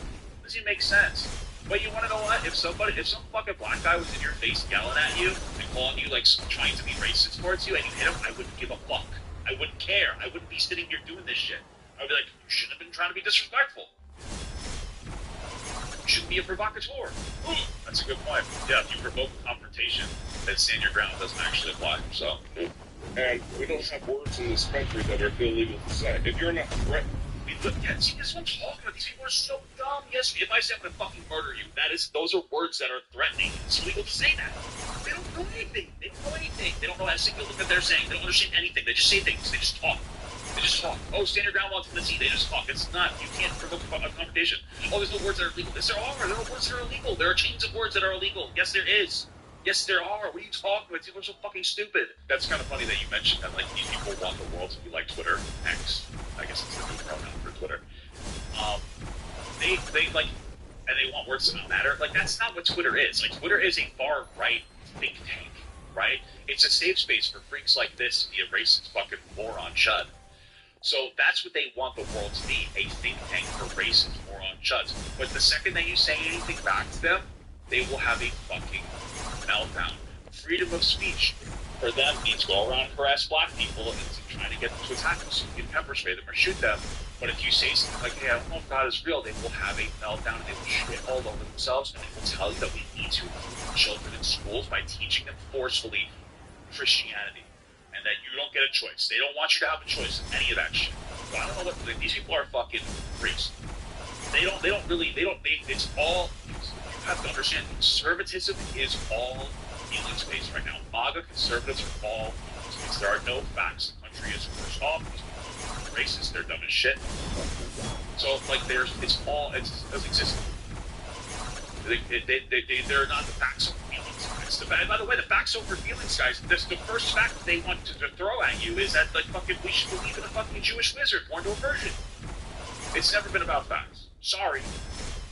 To kill somebody or screwing words together which are a threat to someone's mortal being. Like calling somebody a name that they don't like or don't prefer, that doesn't give somebody just cause to then beat you up for that. I think it does. Morally, I don't care. It's just you're not going to see me going around calling black people fucking that. Just think it. You're not going to call. I'm not going to go around being. I'm going to be as de-escalatory as possible. I'm a big 6'4", pretty muscular guy, to be honest with you. Pretty broad, muscular guy. I'm physically capable of harming more people than that can harm me in society. I don't have any interest. I have no interest in fighting. I am not poor. I am not going to instigate a fight. I'm not going to give into a fight. I am going to walk away because me getting into an argument with some poor fucking loser like Chud the Builder to lose like my healthy salary, my wife, my family, is fucking preposterous. These people want confrontation. They want to go around and they want to threaten confrontation because they're fucking pathetic. What I'm talking about. Respectful as hell. Yeah. Like, you gotta have some respect for people. Yes, thank you. Fucking normal. Common sense. What happened to common sense? Yeah. That's how I view it. Like, if you don't have respect, then what kind of man are you? I would say that. Thank you for myself. It's not about the word. He did it with the intention to attack and antagonize the black community. He knew exactly what he was doing and when he was doing it. He got exactly what he wanted. Also, I think the guy that attacked was a veteran. Wasn't he like a black veteran? Yes, he was. To shoot a black man. That was his whole point. Let me get into the weapon. As soon as I see you, bro, it's like I'm shooting your brains out. Starting things and instigating and harassing people shoots and kills black man. That's what I was going to say all over the headline. So why would he go into these communities? Sounds like that's like premeditated. This guy deserves like prison. He's starting to trouble with them constantly, knowing what it does, knowing what that word, how that word makes us feel. He knew what he was doing when he did it. What you're doing is going around using racial slurs and profanity. That's a little different. Okay, you see what I'm saying? Are you gonna argue that court? Don't walk above me. It's not that you're using it with the intention of protecting us and to attack you. That's the point of what he's doing. You only gonna do nothing but chip out, man. He's trying to say I can't come to the store. Look at these dumbass chipping out. What y'all gonna do if I walk in the store? What are y'all gonna do if I walk in the store? He thinks this city would don't his actions. That's crazy. He is a horrible person. We don't want hate in Barcelona. We don't want that racism, that bigotry, none of that stuff. Hey, what's up, guys? As many of you guys know, in today's episode, hey, it's Andrew Callahan. We sent our correspondent Liam to the streets of Clarksville, Tennessee, to investigate. I like that Channel 5 is expanding. It's fun. The Chud the Builder bail hearing rally. It's a pretty niche story, but a lot of people care about this, which begs the question: this is the ground. How is the watch it. mainstream media covering this right now? To find out, I'm going to pull up Ground News right here on my phone, which is a dope-ass news aggregate that I use every single day. So by typing in Chud the Builder, right here I'm finding this story. It says, live streamer known for racist content faces attempted murder charge. Bond set at $1.25 million. It's got 81 sources across the political spectrum. So let's check Ground News to see how this story is being framed. Using the Ground News bias distribution panel, I can see 55% of the coverage is centered, 25% or one-quarter right, and then 20% or one-fifth left. And with the factuality and ownership panel, I can see exactly who owns each of the outlets, which is very important in the era of corporate media capture. So starting on the right, TMZ, owned by the Murdoch family, who also own Fox News, say, Chud the Builder is going to be a serious joke to get himself out of jail before an attempted murder charge. Scrolling to the center here, you have Newsweek, who a matter-of-factly... Yeah, that's true. It's been silent since that's true. Yeah, that's true. I saw, I remember I watched, like, somebody put up, like, a clip. Oh, wait, he seems to be back. He's back, dude. He took a week off, and he's back with, it looks like a regular Predator video. It looks like he's back with a regular, Predator video. But yeah, after the whole Alex Rosen thing, supporting Chud the Builder, he basically disappeared, stopped doing this, like, daily live stream. Which was, maybe the change his headline. For some reason, I don't think it matters since I'm not sure but it didn't, I don't think. Anyway, yeah, he hasn't been for like a week since his whole coverage. I was kind of curious to see what his, like, specific take is going to be on, like, Alex Rosen. Like, his relationship with them. A lot of people were pretty aggressive, and when I made my short about it, they were aggressive about how JD was kind of, like, rolling over for the guy. And a lot, because I don't watch them specifically together. Apparently Alice was constantly racist, and Jenny would just play along, and he got a lot of hate for it, so maybe he's quitting his live stream. They reported that a fundraiser for Chud raised over $130,000. I'm pretty sure he wasn't allowed to use any of the fundraising money for Sport, man. The Vice News, which says everything we know about Chud the Builder, the streamer charged with attempted murder after a courthouse shooting. And right in the lead, they describe him directly as, quote, an unambiguously racist 28-year-old streamer who looks like a 40-year-old MLB bench warmer. Well, that's not true. Wow, Vice. Way to editorialize. And thanks to Ground News, I figured out you have a left-wing slant. So, Ground News lays... I guess you wouldn't have been able to figure that one out, no? The whole picture out at once. Who's covering it, how they're framing it, what factuality rating each outlet carries, and most importantly, what billionaires own the publications who are pushing a certain narrative. I use Ground News every day to keep myself informed, and it's a perfect partner for Channel 5 because our missions effectively align. And guess what? You too can be just like me by going to the link ground.news/channel5, currently available in the description box and the pinned comment, or hitting this QR code on screen right here. If you go to that link or hit the QR code, you're going to get 40% off the unlimited access Vantage plan, bringing the cost down less than $5 a month. Now you know what to do. All right, back to the mean You guys like how that shit works though? They'll be like, hey, this is $10, but it's 50% off right now. It's all like perception of value. I think JCPenney or Sears or something did a thing where like instead of like they used to say, hey, it's $70, but it's $20 off, so it's only $50. They went from doing that to just saying it was $50 and they lost money, so they went back to it. Isn't that funny? So let's straight to Tennessee. Clarksville, Tennessee it is a suburb, not even a suburb outside Tennessee. It's an hour away from Nashville. People would expect big Trump voters historically, but ever since Trump, we've seen shifts to the left and to the left and to the left. Yeah, of course, Trump is fucking horrible. Going in there with a weapon on your hip and saying things that you knew are going to offend us intentionally. He knew what he was doing. Do you think there's any credence to the thought that, like, if you bring a weapon... What if the black people just started calling each other like a white N-word, you know what I mean? Like, it just, like, started... Just, like, what if they just did, like, the UNO reverse card, you know? Weapon, and then try to provoke somebody that it's kind of premeditated? I mean, that's an allegation. You can't really... I mean, he was doing it for, like, weeks, though, online, with a camera. And you're calling that provocation?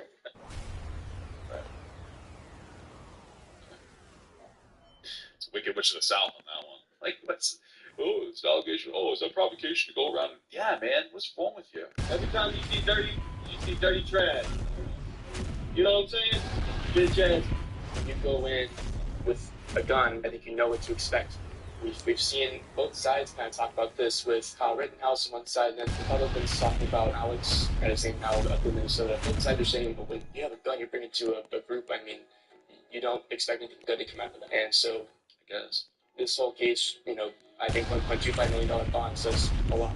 Well, I think that this is a little bit of a different scenario from both of those. For one, Alex Party had a legally obtained firearm, wasn't brandishing it, and was protesting, and the police took his gun and shot him to death. That one is unambiguous murder. Like, those ICE officers should all lose their jobs and they should go to jail. Kyle Rittenhouse, I mean, I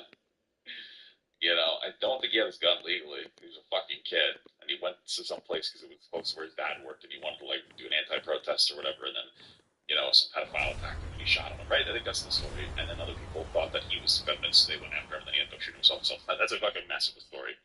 This is a racist guy trying to justify murdering somebody actively. Like, that is his active, intentional, objective goal. Like, you see him saying it on the live stream. He's provoking. He pulled the gun first before anything got physical with that fucking black veteran, right? So this one, there's nothing like actually there's no room for nuance here. This is just a situation that happened. He's a piece of shit. He needs to be off the street for life. He's a threat to society. Also, they should give a black judge and a black lawyer. That would be funny. I'm going to set initial bond at $1.25 million. Are you in the courtroom right now? Holy fuck, dude. Courtroom just now, yes. What can you tell us? What do you want to know? Well, what's going on up there? I mean, what does it look like the self-defense is going to pass, or? That's not even the point of the hearing today. You clearly have some significant misapprehension. Yeah. All right, relax. Don't be fucking rude to the guy. He's just asking questions. Chill out. All right? Maybe she thinks he's a conservative. Chill the fuck out. It's a bond hearing. The only thing happening today is the judge deciding what the appropriate bond is for Dalton Everly. Chance, look at that. He's a fucking musician. The only thing happening today is the judge deciding what the appropriate bond is for Dalton Everly. That's it. Jake Lang was making some hand gestures in the courtroom, and the judge asked him to stop or he would be removed. And at that point, Jake decided he wanted to make some statements. And after he made these statements, he was removed from the courtroom, arrested. So he will be held here at the Montgomery County Jail. Yeah, because Jake Lang is a loser that nobody cares about. And what he does is investigation work, where he goes around and starts white supremacist rallies in support of Chud the Builder, despite the fact that he's Jewish and these Nazi people don't even think that he's fucking white. And then he does that for attention. He wanted to get arrested so that he could be like, guys, can you donate to me on my Twitter? People are losers. And will be released in 10 days. While he was being escorted out, he made a comment about a, quote, two-tiered justice system. It's stupid. I mean, like, he's running for Senate, Wayne, in Florida. And then he's coming here to support a white supremacist. They're supposed to be Americans. This is what he wanted to do. He wanted to cause a rise. He wanted to call in the white supremacists. That's what they're doing now. They gathered up. They put their posters together, but they didn't show up for him. So they're not here. Did you see the bus? No. Where is it? Oh, they were asking us if there was any people here that came, and we told them there wasn't. They came? It's like no one showed up, and they went back. But they came all the way from Florida. Florida. Wow, what a loser. No, there's... Oh, wow. Holy fuck, it's a pride bus. What the fuck is this? These people came up from Florida? Certain positions that you find yourself splintering from the Republican Party in specifically? No. I mean, when it comes to, like, listen, I'm a Republican through and through. I feel like they are, that's the party of common sense. Yeah, so just to be clear, this is the party of common sense, true. I mean, common sense that raping kids is okay, I guess, because we're not going to release the Epstein files, and Trump is a rapist. Okay, yeah, right. And Trump is protecting the rapists. But that's common sense. Sorry, let's not get into that common sense. This is why people hate the American flag. I love this country. All right, I love the flag. I'm an Eagle Scout. I'm a patriotic American. Anytime you see somebody that says like USA in a positive way, or you see an American flag on them, they're always racist.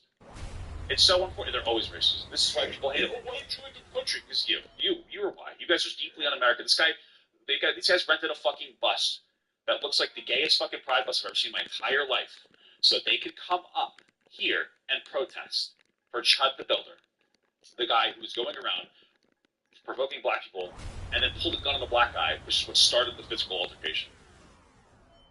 That's what America means to these people. That's what America means to these people, dude. This is crazy. This is why people hate America, though. Just so you're aware. This is it. If you ever need to know, that's it. Okay, but in common sense, fucking drive a wrapped bus up from Florida, up to fucking Tennessee, so that you would protest for some fucking racism. Yeah. These are the same people that said that there's a bunch of fraud going on, which there is, and Trump especially. Right? How many billions of dollars did he earn from his crypto Bitcoin that led businesses?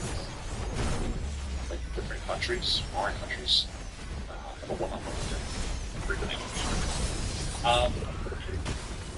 They're wasting money. But this is fucking preposterous. This is why people hate them. This is why people hate these people. This is why people hate the American flag. This is why people hate people who are patriotic. It's so unfortunate because I wish I could be patriotic. I love 4th of July. I get fucking drunk and shoot off fireworks. Smoke cigarettes. But now, this is fucking lame, dude. Fucking get blood. That's true. I'm a Republican through and through. I feel like they are, that's the party of common sense. Yeah. But some I agree with me. Men going in little girls' bathrooms, right? Yeah!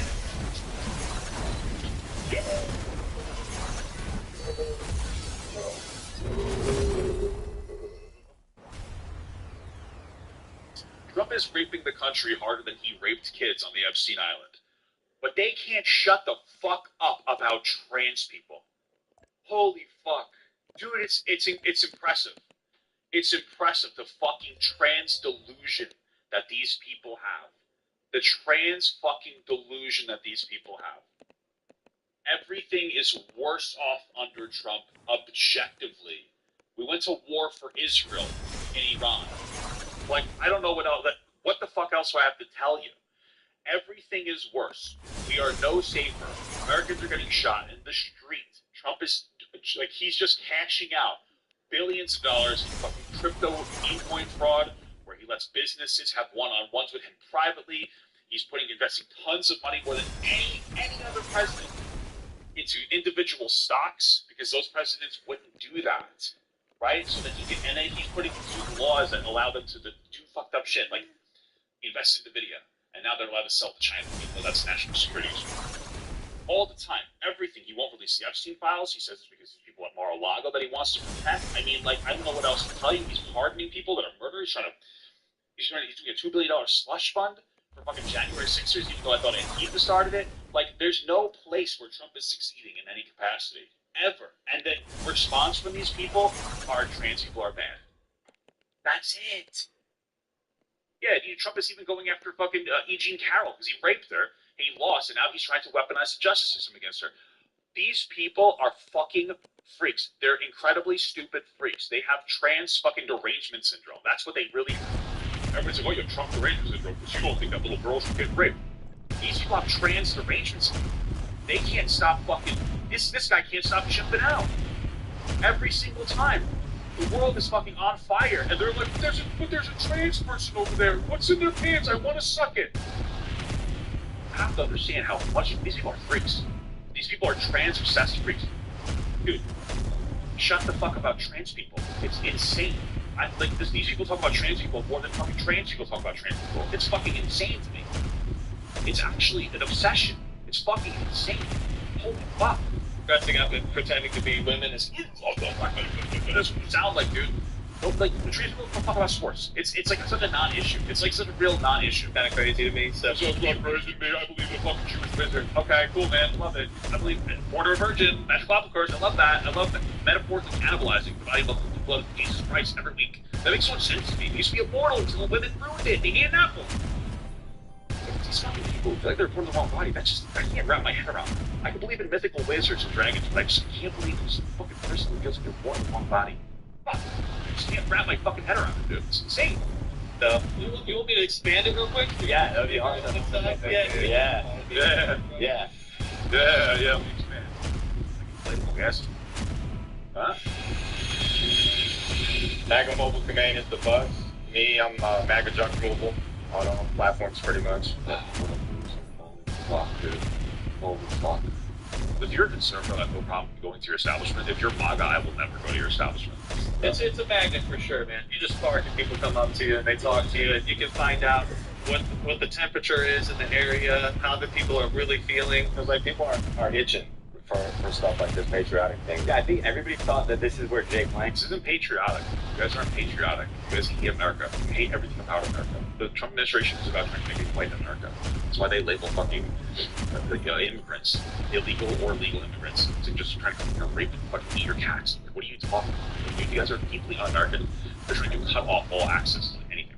Like they don't want black people here. They want more white people here. That is what the Trump administration stands for. He says these black countries are shitholes. He wants more white people from white countries that will come here and go Democrat. Which is crazy that he doesn't understand that.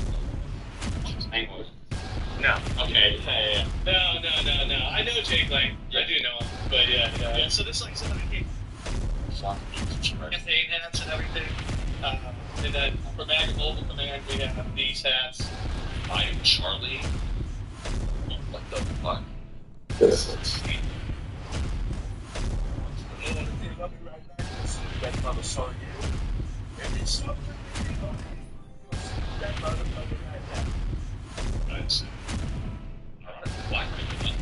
is new. We just started a couple months ago. As you can see, you got Jack Hugh, Mobile Command, who's on the side of this motorhome. So that's very new. He scored the game-winning goal for Team USA. So we put a lot of thought into it, man. It's a good tribute to the 250th anniversary of America. You'll go well. And what makes our country so great, right? And the biggest thing is we should be able to vote for who we want to vote for without being completely rude and nasty to one another. It shouldn't be like, hey, because you voted for this person, we can't sit at the same table and eat, right? No, it is like that. That is actually like that. That's how it is. And we have to stop shying away from this. Be nice to me. These people believe in the most devious, disgusting president we've ever had in our entire lifetime. Again, this is the Epstein president who ran on releasing the files and now refuses to release them because it would hurt him and people at Mar-a-Lago. He's admitted that to Marjorie Taylor Greene. That is what Trump is. That is a fact. And we just went to war in Iran for Israel. These are facts. I don't know what else to tell you. Okay? So, and everything's worse off. Everything is worse off. Inflation is worse. Everything's more expensive. The country's never been more divided. This guy posting AI images of him throwing fucking, Stephen Colbert into a dumpster. Wow, what a president. So, yeah, it is sad, deep. And we have to stop being like, facts don't matter to these people. This is the problem. And the wrong about facts matter to them. So you say something factual, you have a conversation. But speaking of price, especially the freaks, facts don't mean anything to them. So just shit on them. Okay, your Ben Shapiro's who say facts don't care about your feelings, his biggest fact in his life is that God is real. And I like to think God is real, but that's their number 1, 2, 3, 4, 5, 6, 7, 8, 9, and 10. They say, well, you're really crazy because you believe the truth. And they believe that Jesus was a magical Jewish wizard. Magical Jewish wizard. Was a magical Jewish wizard. Or a virgin. I don't say that to be disrespectful. I say that because that's the disrespect they give you when they say it in a nice tone. Yeah, Jews are fucking crazy. That's what they think, what they say. But I wish that you guys would be nicer to me. I don't care what tone that you say something disgusting in. It's still disgusting. So, it is that serious. And it is okay that you get called out. It's also okay. You can cut off your family that voted for Trump. I haven't yet. But if I have to, I will. I don't really care, especially as time goes on.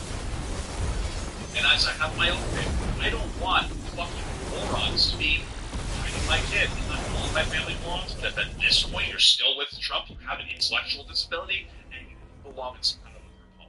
And you have to puzzle all day, you should be able to. So, sorry, you should be able to. But, sorry, dude. We have to stop this fucking horse shit. I wish I could just vote for the guy who fucking raped kids. I wish that you wouldn't be so mean to me about it. God, Sean. Shut up. You know we don't have just it's just so fucking annoying. These people don't care. It's fucking ridiculous. Right? Yeah.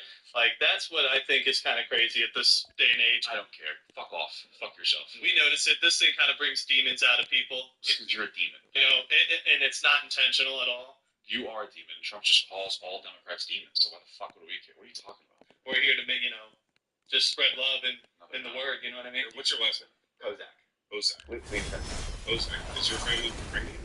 Yes. Yeah. You're Ukrainian Jewish? Yeah. Dude, I do. Oh, yeah, why did you know that? What makes you say that? The Jews are always trying to push liberal narrative.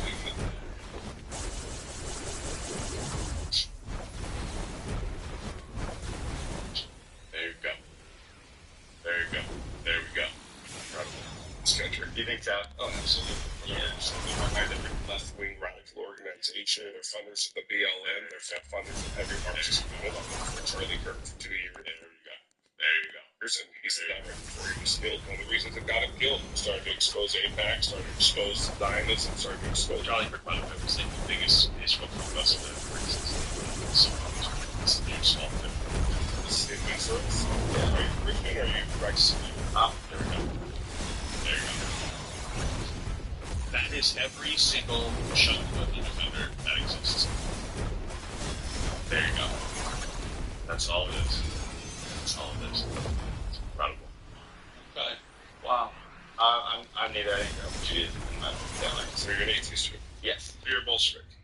Well, Bolshevik Jew is often associated with the conspiracy theory known as Judo-Bolshevik. Also, well, Jewish people orchestrated the 1917 Russian Revolution and controlled international communism and controlled competition. We have Jews who are so influential. I've never been a Jewish president. And why are you still able to say a bunch of anti-Semitic shit? It really, it's fucking crazy to me. You guys are still able to say whatever you want. I'm not denying that specifically the country of Israel has some influence. Because a bunch of Christians. Israel has so much influence for two reasons. One, because they're a foothold in the Middle East. And two, because every conservative religious public thinks that Israel is a magical land with special food seen under the water. It stands up all on its own. I'm going to shove it for basically, I love it. get the point that the joke that I was making. So like, stop it. The reason, like, you guys act like Israel's magical. Like these reasons, well, they do. They're Christian. They think that it's the chosen homeland. It's like, give me a fucking break, dude. It's like conservatives are the ones that are, and it's like historically Democrats too. You guys are the ones that are like fucking talking up Israel so much, and then you're like, wait, why does it got so much control? Because like you guys, because the Bible says so. That's why. Like what? Yeah, okay, that's a good point. I forgot about that. He had like a ticket to try to look for the country. Yeah, makes sense. True. Why would I be a Bolshevik? Well, your last name's Kozak. You're an atheist Jew. I mean, you go right with communism. Leon Trotsky. Do you really think that there's like a correlation between my last name and what I believe? Well, obviously. The things that you were espousing are the same things that were espoused by Vladimir Lenin. This is kind of a Marxist ideology that seems to run deep within atheistic Jewry, and I don't understand that, but...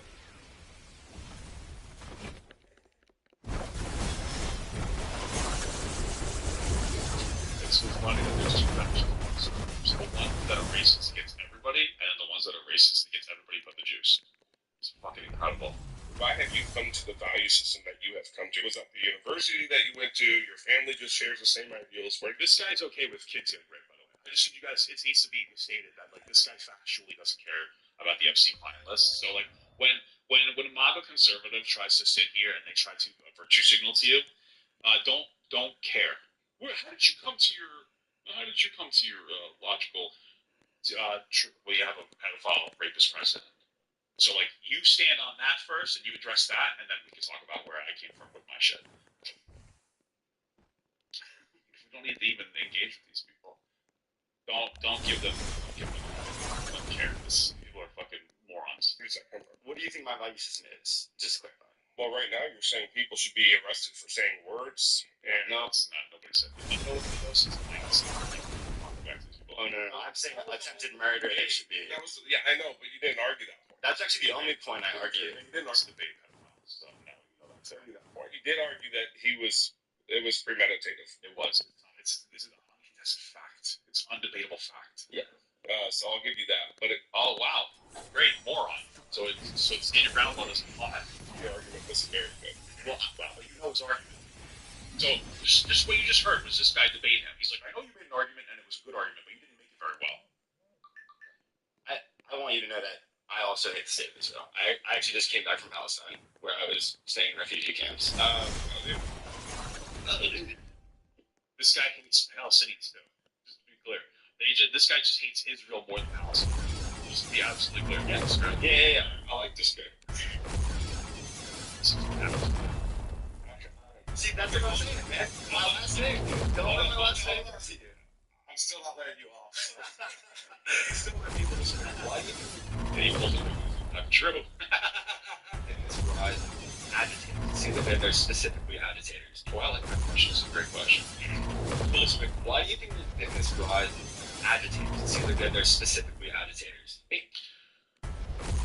Because they're poor. Just to be clear, they are poor. And this it sounds like a shaming thing, but it's really not. We live in a structure that prioritizes billionaires. The billionaires do not pay themselves a wage.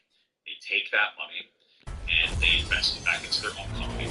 They inflate the value of their stocks, and they go to the banks and they take out low interest rate loans against their net worth that they pay fractions of what they would pay to the federal government in taxes. They take that extra money and they invest it in things. They can inflate their net worth, so they can take out bigger loans, and they invest it into politicians that make the country work for them.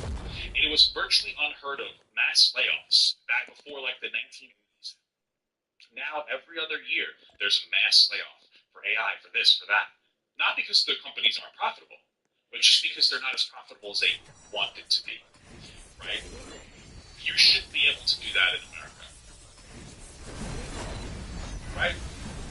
These politicians don't as much money as they want to. The billionaires don't as much money as they possibly can. Into these politicians, they get things like citizenship, whatever the fuck they want. They control the government, they control everything. Jobs are being destroyed. They're not just getting sent to other countries overseas, they're being displaced by Mother Nature. Displacement of truck drivers within the next decade, these are self-driving trucks. This is it. This is what's going on. And people are losing jobs and losing their ability to maintain themselves. And That's it. Trump's not fixing that. He came here and did tariffs. He didn't try to bring jobs back. He was just trying to be a fucking moron. But he doesn't care about AI. He's letting them do whatever they want so billionaires make more money. And when you are pushed to that point, you have no problems going down the street and being an agitator. You're like, oh, I don't care anymore. I'm going to go to jail. Oh, whatever. I'll just go and agitate. I'll just rage bait on the internet for attention. Like, a lot of these MAGA conservatives are literally like these Jake Langs and these other Chud the Builders. They're the same thing as like Jake Paul back in like 20 years ago or whatever, going around with fucking suicide bars because they're just looking for provocative attention because they want to make money. That's it. That's what these people are. Like MAGA fucking, what do you call them? Journalists. They're literally just YouTubers from the 2010s. Like fucking, that's it. They're going around. They're just like rage baiting for attention. Nick Shirley, that guy's not doing investigative work. He's uncovered nothing. All these investigations have been going on. He doesn't go into fucking Texas and get billions of dollars for fraud that's there. He doesn't care that Trump's engaging in billions of dollars for fraud. So people are just looking around and they're pushing a narrative and they're trying to make money by rage baiting with like really low IQ takes. Have you ever seen Nick Shirley call place the business before looking at the Department of Transportation website? Nick Shirley showed up to a business investigating non-emergency medical transportation funding that didn't even take any MT funding. They're not supervised. But if you just look at the DOT website or their own website, this is that they actually had their information updated, said that they had their information updated in those areas. So it's like these people are just like fucking 2010 YouTubers. That's all they are. They're pranksters. Like Nick Shirley is like kissing my mom prank.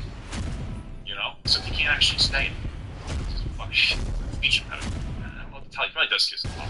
But his mom's not bad looking. It's baby give permission. She also apparently engaged in fraud herself. She was lost. There's a whole fraud lawsuit. 2018 civil case law of Shirley's parents, all Shirley versus prejudice, blah, blah, blah. Chapter 7 bankruptcy filed this adversary proceeding, alleging that the fraudulent transfer of $1 million from the bank. Funny how the fraud's fraud. By the president. Or assuming somehow the alleged fraudsters are the ones who are the same government.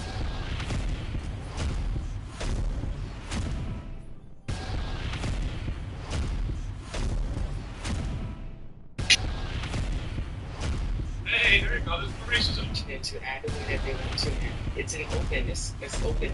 Racism is just, it's an everyday thing. There's a lot of hurt, there's a lot of pain going on in the communities, and it's intentional. It's unfortunate, you know, because it doesn't have to be this way. It's interesting because, especially with, you know, your religious background, and I agree with you 100% on American values and what it means, and the kind of man you seem to be, and you carry yourself, seems so antithetical to someone like Chuck. I'm gonna be honest. It's like he's walking around hurling insults, and he's like, oh, but I have a gun. And it's like, that doesn't seem like the kind of America that we want to come up either. What Chad did was very brazen. You can say it's wrong, the way he went about trying to prove the point of freedoms and liberties for babies. But it does elucidate this reality. We see a lot of times in these cases, black people get off scotch-free, slap on the wrist, vintage. There are instances. They should, right? This is that. It's also the fact that black people are persecuted and they're exclusion and the one thing I really want people to understand is that those hate blackers and awful things that they don't deserve to get off on. Everybody, all these people say, look at that, it's black. But if a white person commits a crime and gets off, it's just because it's good business. How many white people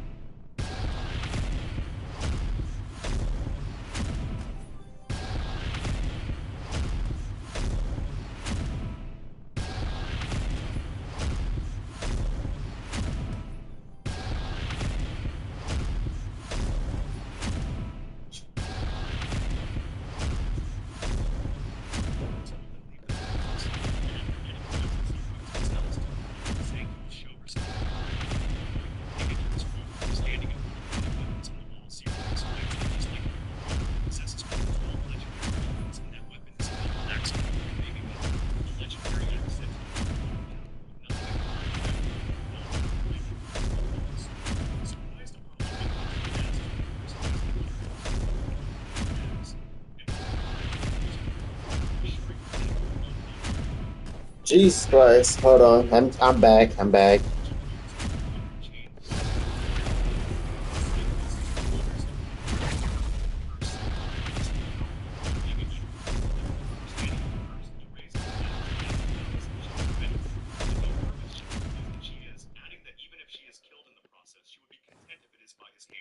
Xerox then takes a deep breath and calling forth the spirits, he focuses his power on the axe before slashing at the chains. And it actually works as it cuts only through the chain, leaving her completely unharmed, though she does fall as the chain breaks. He then explains that the chains break, so she should not be completely confident. And Alice is utterly shocked upon hearing this. And after a brief moment of speechlessness, she looks over her body to confirm it. While she does that, Xerox sits on the bed, exhausted, realizing that consuming the Holy Sword's power places a great burden on him. And internally, weapon is a double axe called the Omega Eater, a legendary axe said to devour all power with nothing it cannot sever, not even the binding force of a holy sword. Surprised upon learning this, she asks if the curse placed upon her can truly be broken by the axe, and with confidence he tells her to trust him, assuring her that it will be undone very quickly. With that said, he uses his ability to take a look at the curse, which appears as an iron chain binding her entire body. And seeing this, he wonders if the ability to perceive the curse so clearly is the power of the Omega Eater. With a clear understanding of the curse, he raises the axe and asks Alice if she is ready. And though nervous, she replies that she is, adding that even if she is killed in the process, she would be content if it is by his hand. Xerox then takes a deep breath and calling forth the spirits, he focuses his power on the axe before slashing at the chains. And it actually works as it cuts only through the chain, leaving her completely unharmed, though she does fall as the chain breaks. He then explains that he saw the chains break, so she should now be completely free of the contract. And Alice is utterly shocked upon hearing this. And after a brief moment of speechlessness, she looks over her body to confirm. While she does that, Xerox sits on the bed, exhausted, realizing that consuming the Holy Sword's power places a great burden on him. And internally, he asks the Omega Eater if it is satisfied, noticing that it appears even shinier now. Suddenly, Alice jumps at him and hugs him with tearful eyes, realizing that the contract is truly gone. And she profusely thanks him, believing that Xerox is the true hero sent by the gods from the very beginning. Her sudden leap completely catches him off guard, making him wonder whether he cannot resist because he has used up all his strength, or if she is simply too strong. And although the sensation is not unpleasant, she is holding onto his neck too tightly, making him wonder if this is how he is going to die. Just as he is thinking this, his eyes widen in shock as he notices something standing beside the bed, giving him a terrifying stare. And maintaining that stare, she coldly asks Alicia why she was slacking off, informing her that the injured are being brought in one after another while she was supposed to be a healer and is here doing nothing. Startled, Alicia profusely apologizes, while Selena questions how she can be so insolent when she serves the gods, and without wasting a second, she leaves the room.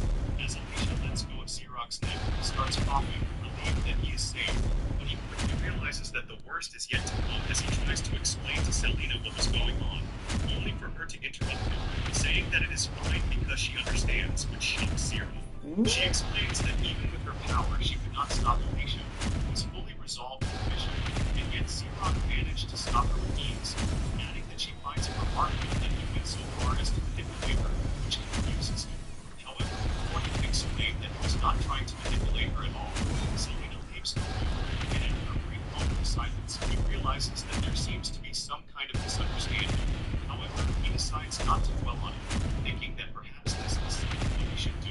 In the game, characters are bound by a predetermined fate, and even the main characters met their doom. And in order to avoid such outcomes, he had once investigated various possibilities to see if he could somehow save them when it had been impossible. However, things are different now, as this is no longer just a game. Determined to save everyone from meeting such fates and to avoid losing valuable talent, he decides to build the strongest army and makes it his mission. And for now, he plans to devote himself to work and increase profits to strengthen the company, which will in turn help him protect his people. With that goal in mind, he resolves to work relentlessly, embracing the path of a corporate slave, and thus he declares that he will use all his power to destroy the path leading to Earth.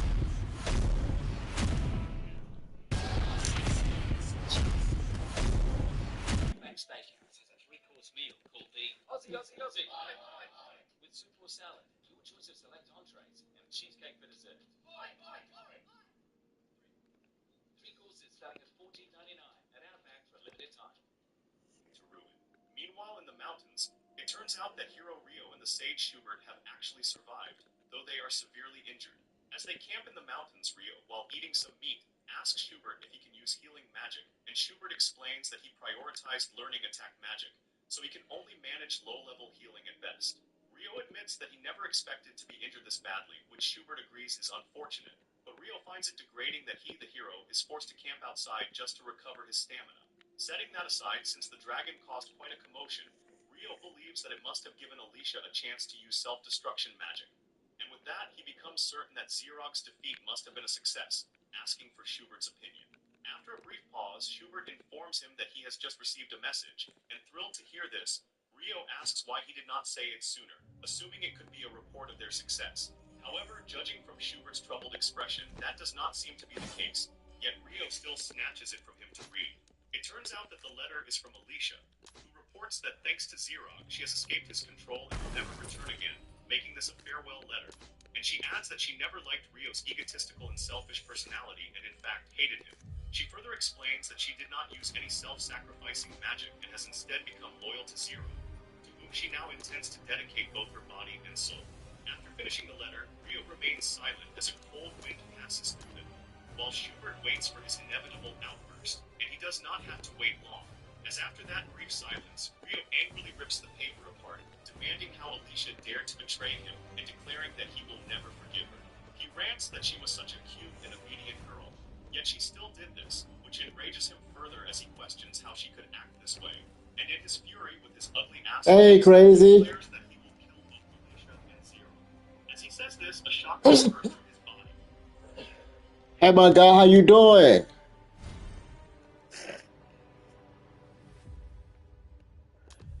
You think you can help me in Anime Apocalypse or no?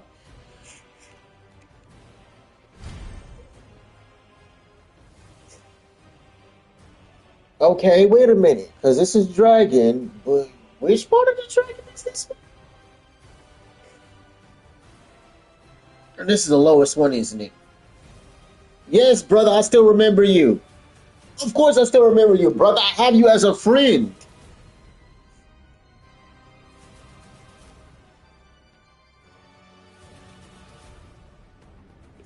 Really? This is the lowest one. Elven Prince. Elven Priestess. Construct. Greater Demon. Fierce Beast.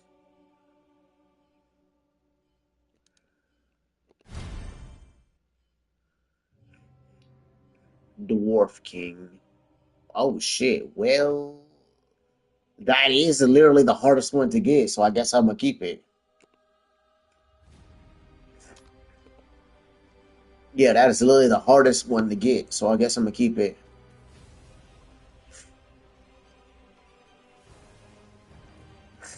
I'm like, wait a minute, why can't you help me?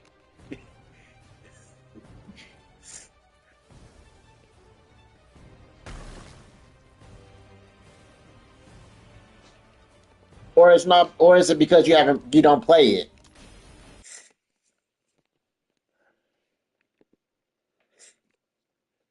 Because ain't you way higher than me?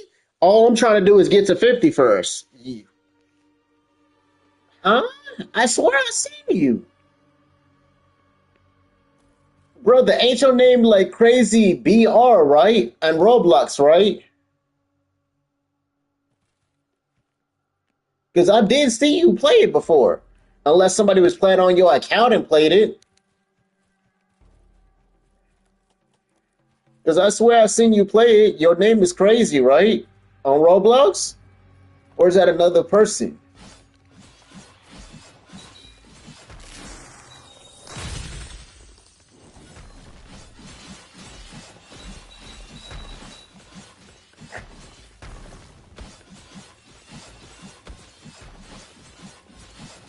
Anime Apocalypse.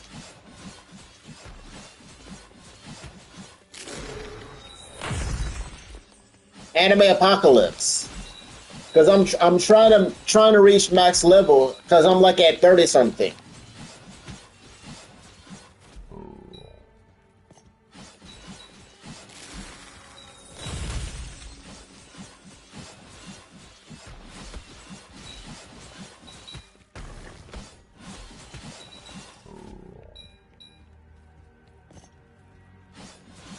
Yeah, because that's all I would want is some help on that.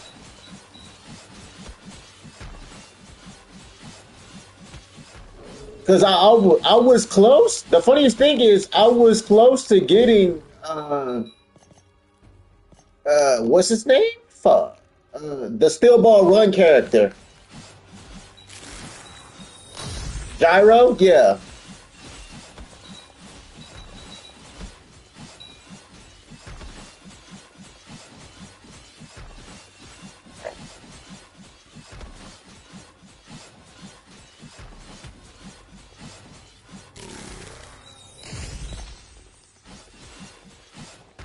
X.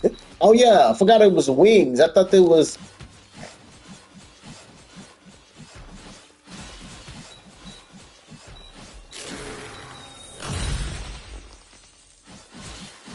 All right. Yeah. Hold on. I want to finish this first, and then I can join you. Is that an armor? Yeah, that was armor. You boy. Death. I wish you could switch weapons in this game. That would be so much fun. If you could switch weapons, you could have like more than one weapon.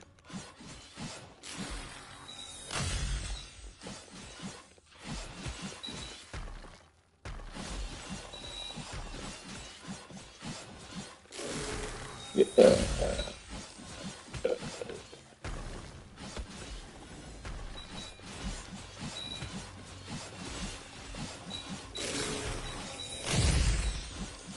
Ah, Jesus. That's more than normal. What the fuck?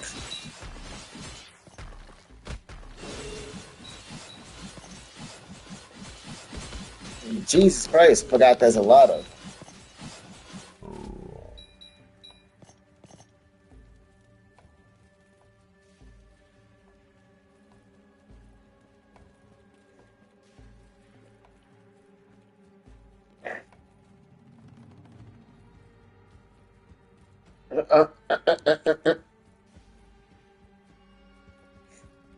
I'm just ignoring some of the mobs and fight the bosses.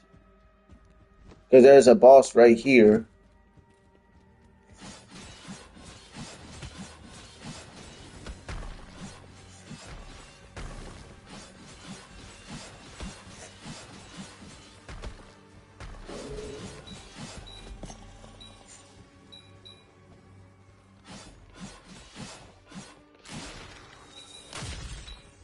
Brother, I'm not for to stay here and focus on y'all. I got better things to do.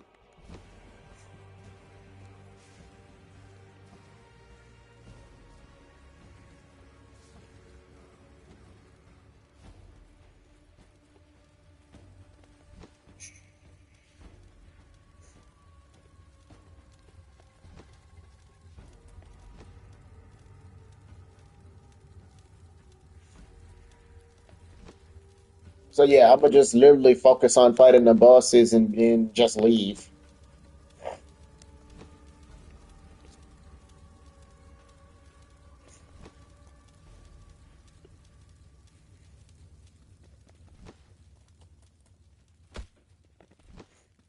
But though I'm gonna be honest, for this game to barely be out, I'm gonna be honest, this game is very fun.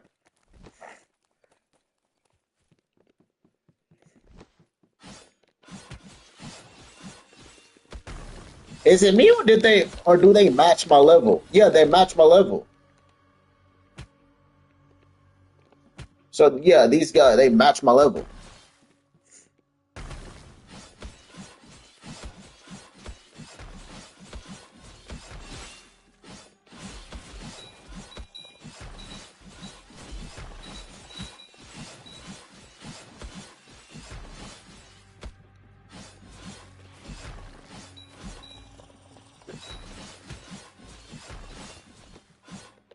Yeah, and they have like several things to do. They have like different races too.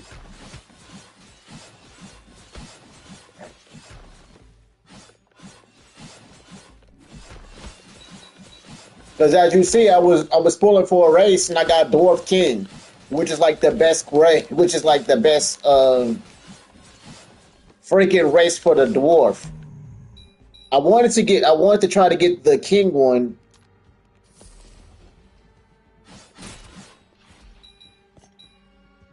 Like I wanted to try to get the dragon race because the dragon race, people said the dragon race was like the best one.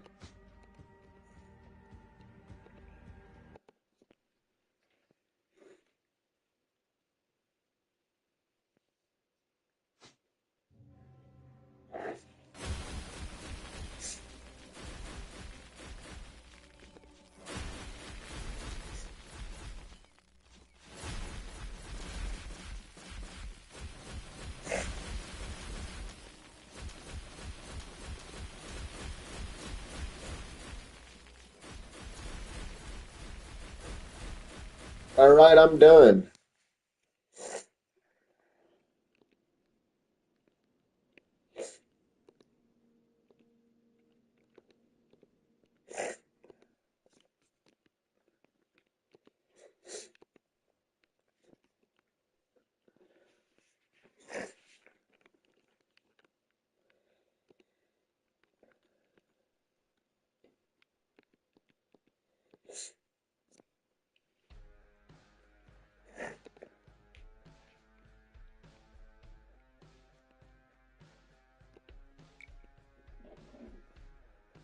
Ah,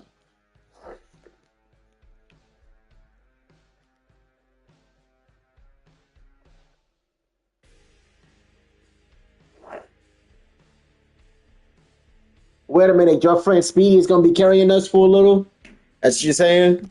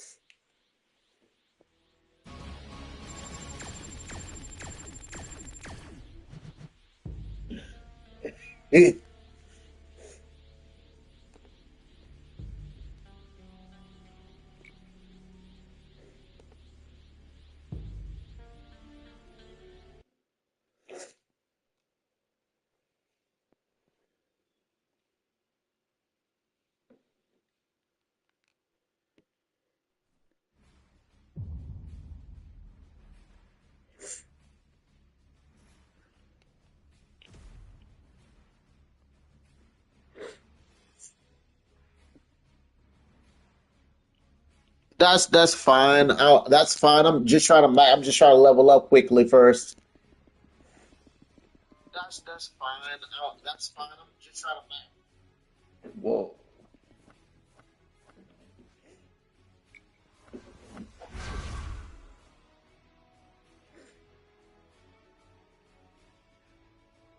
Enemy Vanguard. First, make sure you have your core with you before starting quests. Then, if you want to get a bounty, complete the bounty, get the tutorial which will put on Nami, go into Act 3 of Flower Country and try to get this map. Once you get the map, go to the gold shop and buy the item finder.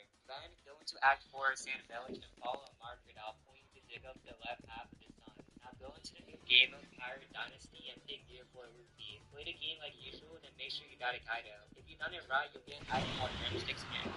Then go into the boss event and go up the stairs and to the right with the drums. You want to make sure you're timing your drumming and don't end up mashing it. If you've done it right, you'll get this cutscene and you'll have to survive. Once you survive for a good amount of time, you'll get this little cutscene and you turn into Gear 550. Then you just want to go into a Kaido and get the other half of the game, which is the Gear 5 in Anime Vanguard. First, make sure you have gear for a Luffy before starting the quest.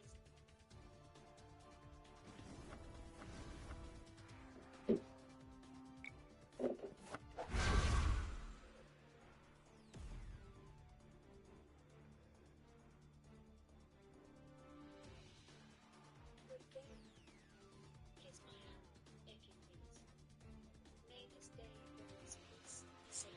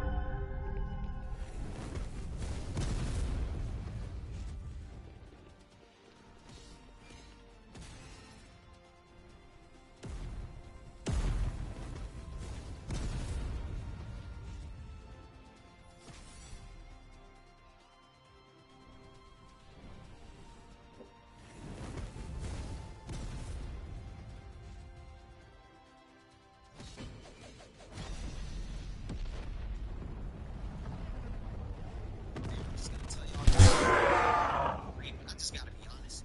I know a lot of YouTubers like to tell you guys that 100% of your game is winnable. It's all about the mindset that you put into it, and a lot of y'all like to believe that. I'm just gonna go ahead and tell you the harsh truth. A lot of these YouTubers are not solo queuing the same way you're solo queuing. They're not getting them. I'm fine. It's just what I'm confused on why this happening now. There it is.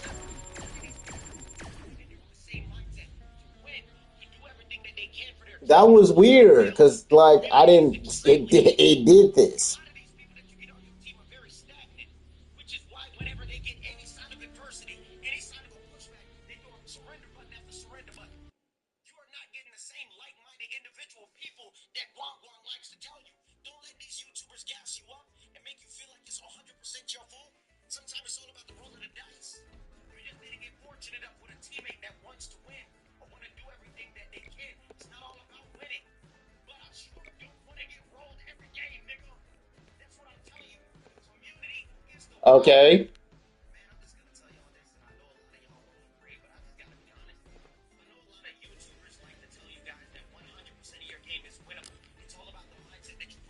Ah.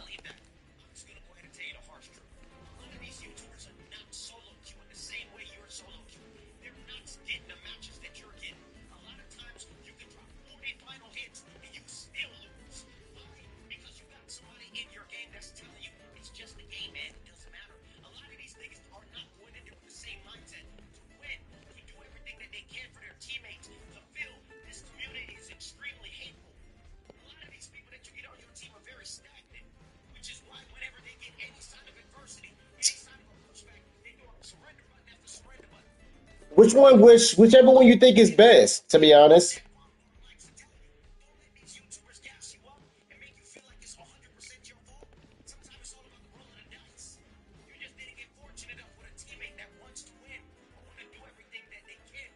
Because either one is best for me. Because either one is good to me.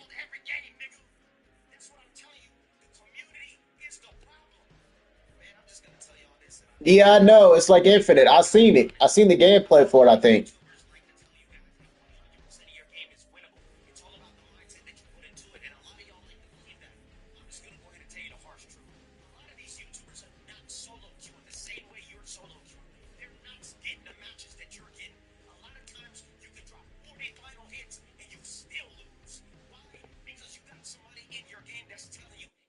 Okay, I mean we can go with that one then. Honestly, we can go with that one. I do need more equipment anyway. I need more gear anyway. Because I have what, only 3 things for gear?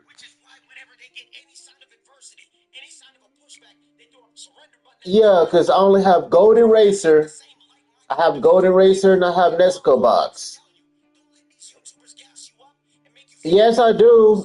I have 158. I have 158. I don't have that many.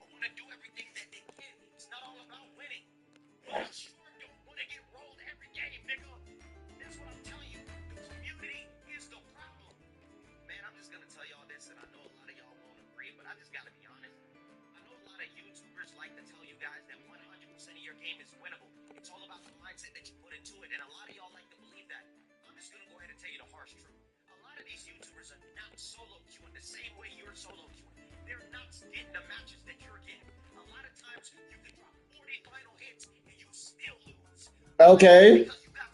Okay, cool.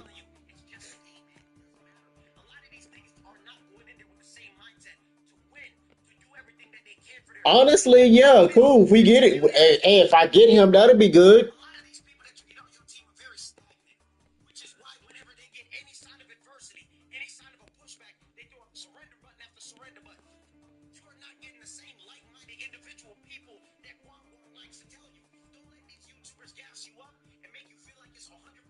All right.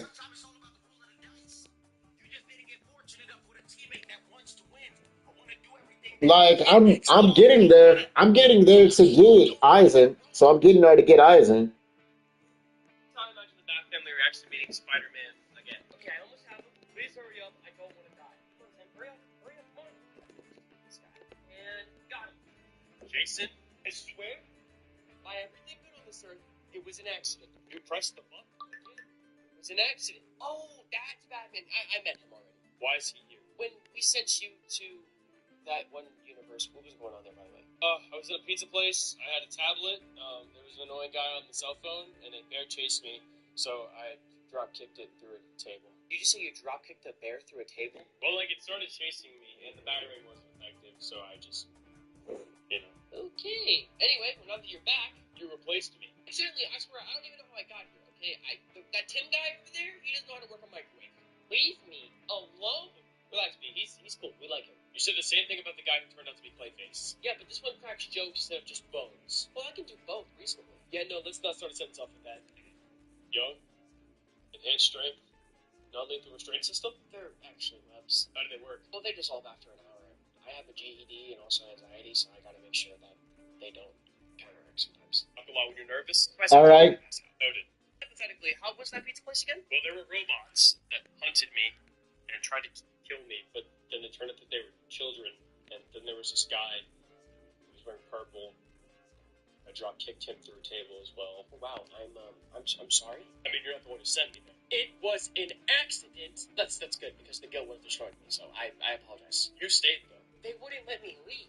Yeah, we actually did a vote. Yeah, we actually kind of liked the guy, so we were wondering if you would adopt him. Are you guys serious? I didn't actually get a vote or a ballot, so I didn't really get a choice. Speed, what you doing?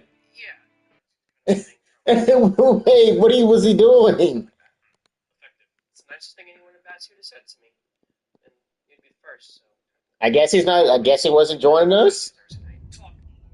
Yes, sorry about that. Told you he'd like you. I did not say that. Yeah, but you didn't threaten him, so technically, I mean, it speaks volumes. Yeah, if he didn't like you, you'd probably be unconscious right now. Yeah, good to know. I'm doing. I'm gonna do at least one. Jesus Christ. What's the universe name?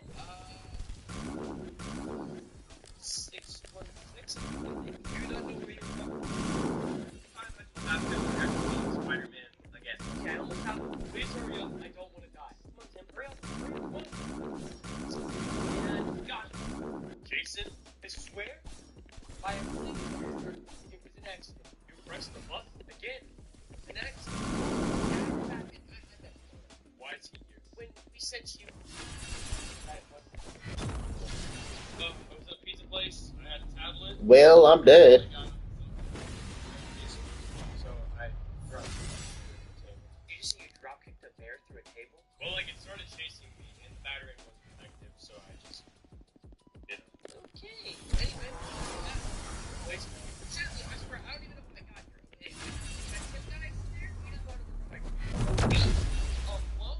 Glad to be. He's cool. We like him. You said the same thing about the guy who turned out to be Clayface. Yeah.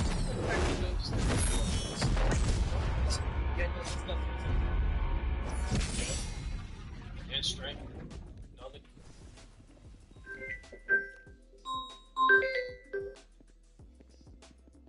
What up, Drum? You finally decided to wake up? Not surprised. I just got tired.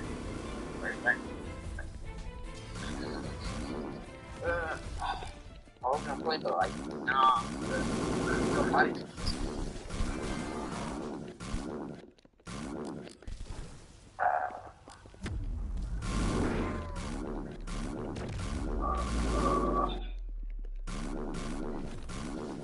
What you did?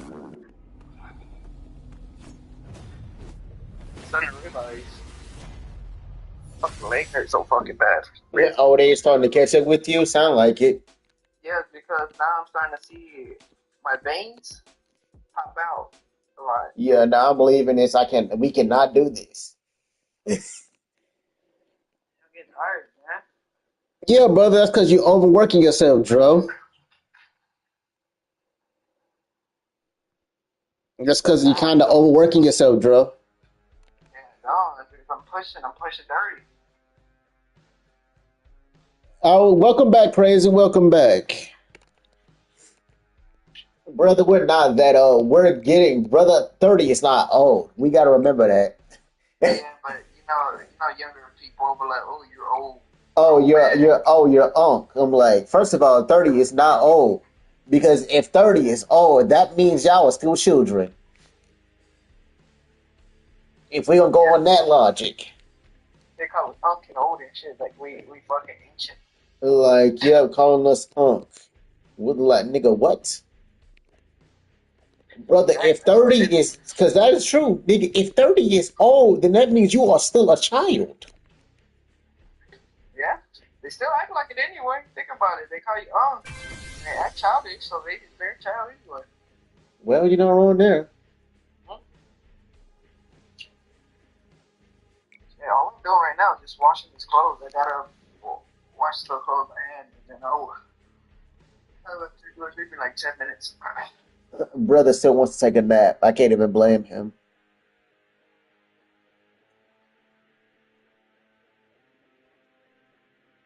All right, Crazy, I'm ready whenever you are, brother. Crazy?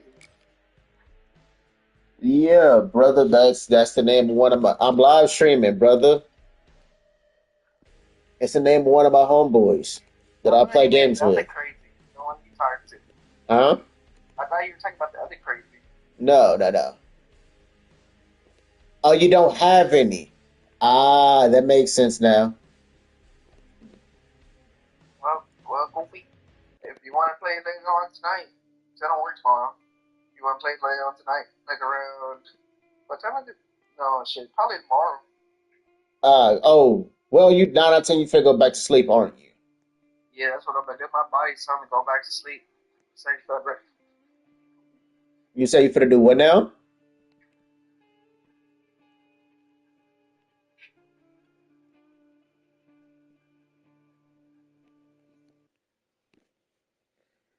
Well, Goofy, if you want to play tomorrow, like around 12, 1 o'clock, Sure. I should be up around then, but sure. I ain't gonna say good night. Good night, brother, because I know once you're done with the laundry, you're going straight to sleep. Even though you woke up not that fucking long ago. Yeah, it's because I need to wash my the vest, the warm vest is starting to stink and it gets dirty. Like you see marks on it, so I gotta wash that out. Let's see tomorrow. Goofy. Yep.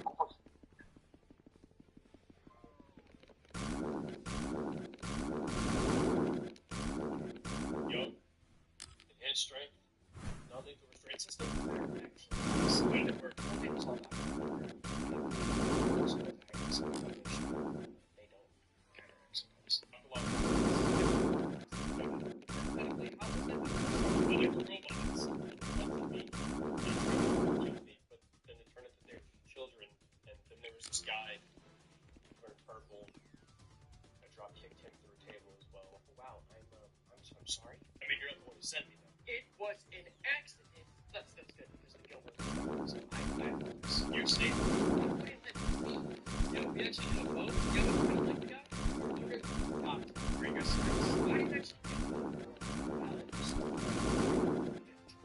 protect the yeah.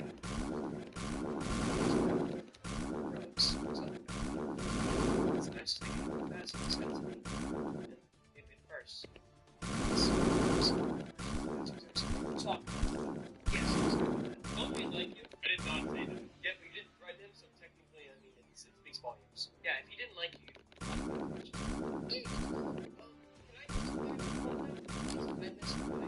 yes, we can definitely return to you.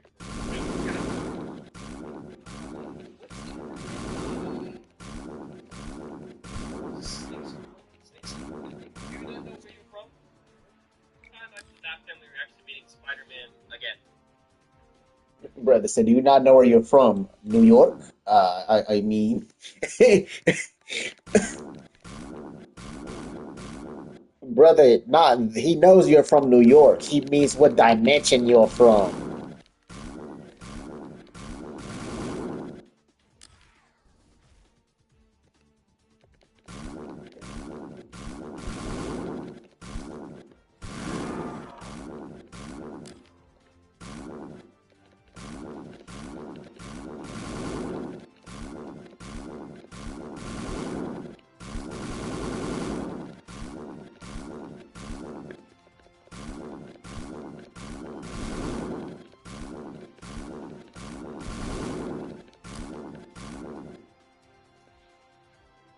I thought I had that.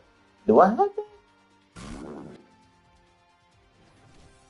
Hold on. I turned it on.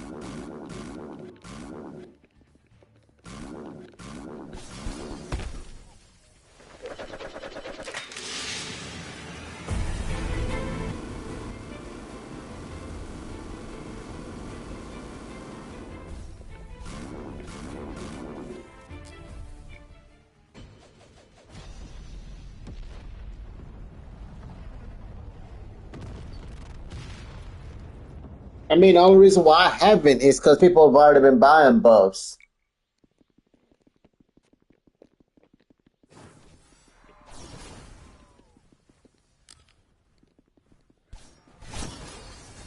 Now that I think about it, where is the shop? What the hell?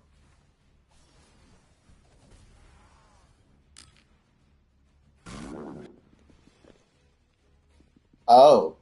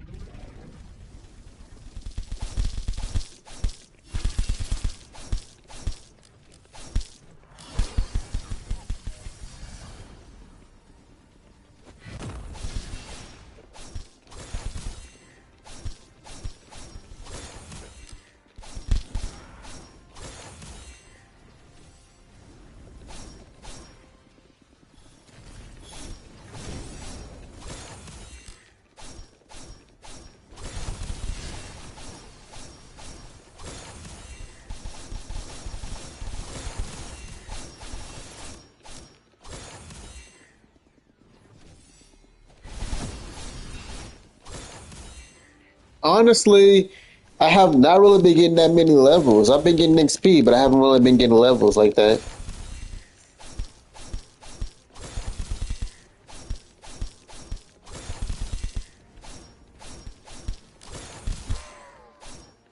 Honestly, now I think about it, what do you get from this? Because I'm not entirely sure. Because I've never really asked. Because I do not mind playing this. I just want to know what you kind of get from this. Oh, Jesus.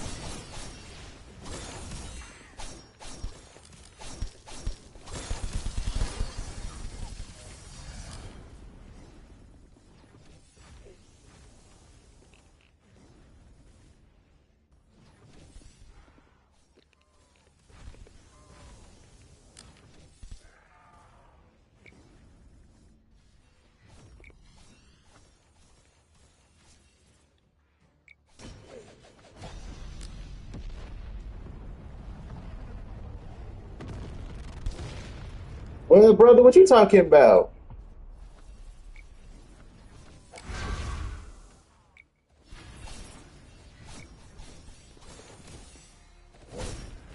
About to say crazy? What are you talking about?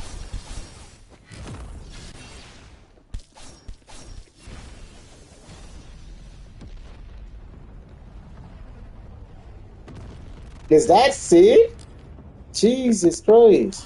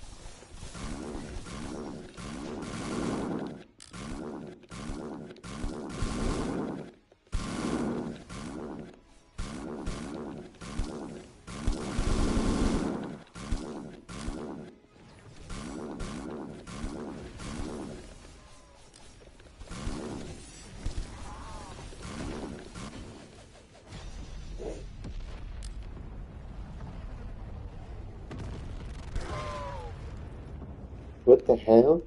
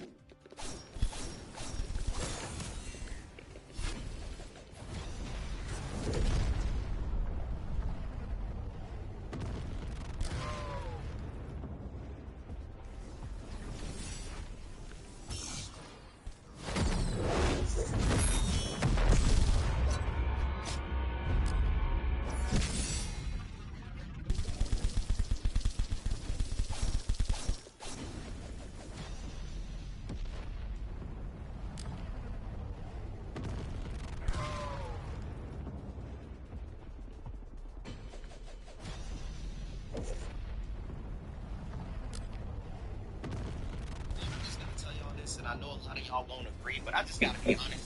I know a lot of YouTubers like to tell you guys that 100% of your game is winnable. It's all about the mindset that you put into it, and a lot of y'all like to believe that. I'm just gonna go ahead and tell you the harsh truth. A lot of these YouTubers are not solo queuing the same way you're solo queuing. They're not get the matches that you're getting. A lot of times you can drop 40 final hits and you still lose. Why? Because you got somebody in your game that's telling you it's just a game, man. It doesn't matter. A lot of these niggas are not going in there with the same mindset to win, to do everything that they can for their teammates, to feel this community is extremely hateful. A lot of these people that you get on your team are very stagnant, which is why whenever they get any sign of adversity, any sign of a pushback, they go on surrender button after surrender button. You are not getting the same like-minded individual people that want likes to tell you. Don't let these YouTubers gas you up and make you feel like it's 100% your fault. Sometimes it's all about rolling the dice. You just need to get fortunate up with a teammate that wants to win or want to do everything that they can. It's not all about winning. But I sure don't want to get rolled every game, nigga. That's what I'm telling you. Community is the problem. Man, I'm just gonna tell y'all this, and I know a lot of y'all won't agree, but I just gotta be honest. I know a lot of YouTubers like to tell you guys that 100% of your game is winnable. It's all about the mindset. Family Hollins, Nightwing speaking. How may I help you? Yo, who taught you how to drive? Strong Start. Hi, hello. How are you? We trying to run away from the Indy 500. Yeah, Indy 500 is a bit of a stretch. Come on, I'm not going to be that bad. Distracted? No. Who was driving the Batmobile? Batman? That man? No, not that man. They can't be that man. I'm walking out of Walgreens, right? I have my groceries in my hand. And out of nowhere, right, I see this old lady on the side of the road, okay? The amount of money, though. Jesus Christ. And this lady, she's in a wheelchair, okay? She died. Not a lot of XP, but the amount of money. So I'm asking, who taught you all how to drive? Was it Dr. Midnight? Because I think it was Dr. Midnight. Hey, I'm pretty sure you're exaggerating. You said that Batmobile came out of a building? It's no Aunt Dottie's fruit stand? It's no Aunt Dottie's fruit stand. I love Aunt Dottie's fruit stand. Well, it's no Aunt Dottie's fruit platform because the walls are gone. Okay, hey, alright, yeah, anything else? Yeah, I want to know who's in it. Okay, alright, yeah, just one second. Bruce! Hey, Bruce, where's the Batmobile? You mean where's the Batmobile? It's right over here. Who took the Batmobile for a joyride? What you mean? We gotta... Where's the Batmobile? What do you mean? Oh my god, wait. No. It might be Jason. I can hear him. You're talking about it. I don't know who's in there. Dude, he's blasting hip-hop music. I can hear it. I think that might be Jason. Hip-hop music? It's Jason. Yeah, I'm thinking it was fucking Jason.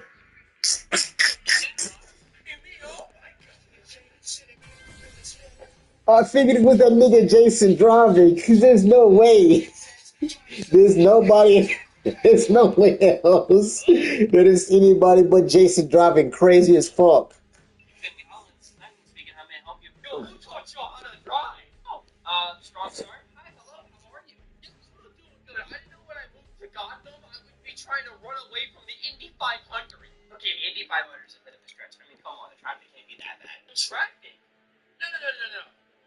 Who was driving the Batmobile? Batman? No, not Batman. It can't be that man. I'm walking out of Walgreens, right? I have my groceries in my hand. And out of nowhere, right, I see this old lady on the side of the road, okay? And then the Batmobile comes driving through a building. Hold on, let me join you, because I don't see her. Dodged out the way of the Batmobile. So I'm asking, who taught you all how to drive? Was it Dr. Midnight? Because I think it was Dr. Midnight. Yeah, I'm pretty sure you're exaggerating. You said the Batmobile came out of a building? It's no Aunt Dottie's fruit stand? It's no Aunt Dottie's fruit stand. I love Aunt Dottie's fruit stand. Well, it's no Aunt Dottie's fruit platform because the walls are gone. Okay, alright, yeah, anything else? Yeah, I want to know who's in it. Okay, alright, yeah, just one second. Bruce! Hey, Bruce, 7 mil. Wait, you want me to do 7 mil to do get you want me to roll for a pet? What you mean? Oh, we gotta... Where's the Batmobile? What do you mean? Where's the... Oh my god, wait. No. Hey, hello? Dude, he's coming. I can hear him. It's talking about who's in there. Dude, he's blasting hip-hop music. I can hear it coming towards me. It's not hip-hop music. Oh. Trying to get a 16. See what the heck is. Oh my god, he's coming this way. This way? Is that Nos? You mean, oh my god. I already equipped in the title. I already have a title equipped. I I have wealthy equipped. See, this is my. I guess it's the best title for that I have for right now.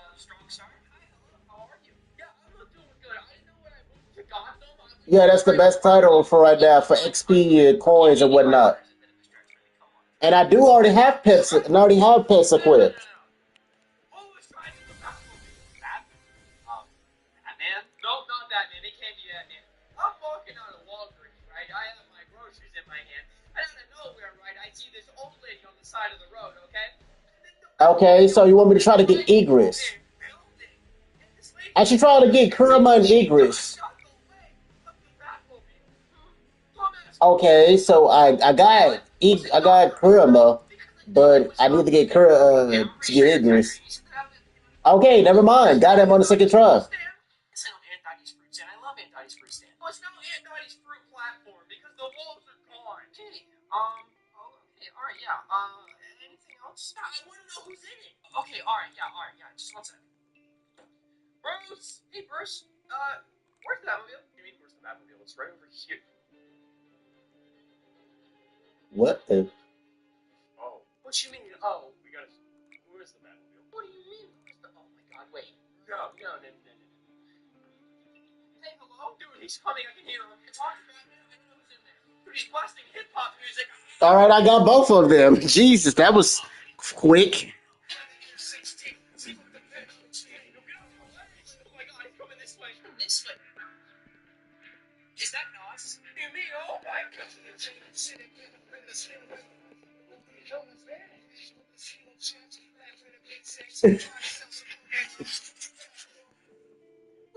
The hell was that? Hey, hello? Dude, I can hear him. I don't know who's in there. Dude, he's blasting hip-hop music. I can hear him coming towards me. Hip-hop music? Oh, no. Oh, my God, he's coming this way. This way. Is that Nos? The hell was that?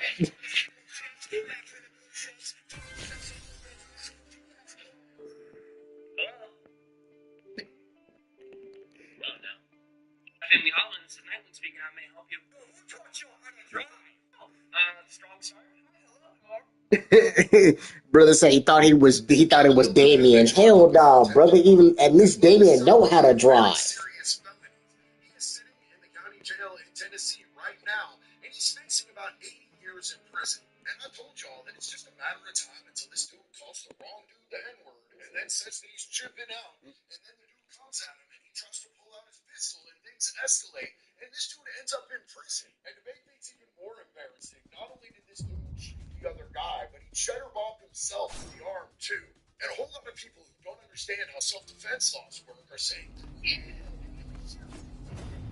self-defense works as a defense when you aren't the one who instigated the situation.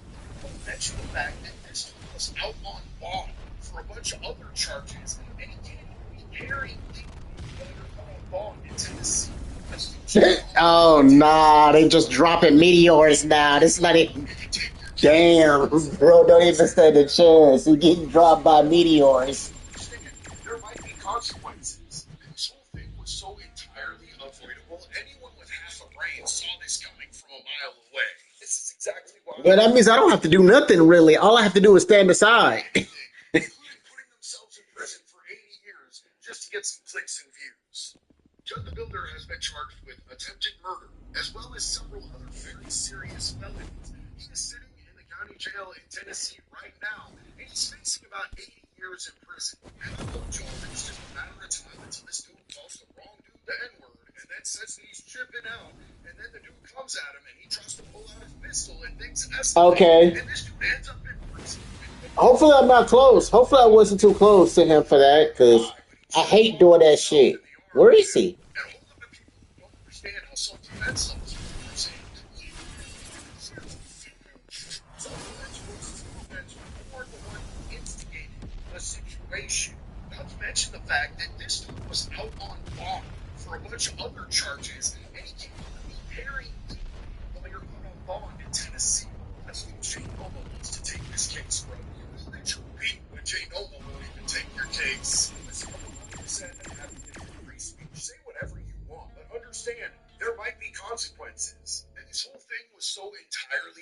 unavoidable. Anyone with half a brain saw this coming from a mile away. This is exactly why I don't fuck with most IRL streamers, because they'll literally do anything, including putting themselves in prison for 80 years just to get some clicks and views. Judd the Builder has been charged with attempted murder, as well as several other very serious felonies. He is sitting in the county jail in Tennessee right now, and he's facing about 80 years in prison. And I told y'all that it's just a matter of time until this dude calls him wrong, the N-word, and then says that he's tripping out. And then the dude comes at him and he tries to pull out a pistol and things escalate, and this dude ends up in prison. And to make things even more embarrassing, the other guy, when he shutterbombed himself in the arm too. And a whole lot of people who don't understand how self-defense laws work are saying, no, it was self-defense. Self-defense works as a defense when you aren't the one who instigated the situation. Not to mention the fact that this dude was out on bond for a bunch of other charges, and he can't even be pairing lawyer on bond in Tennessee.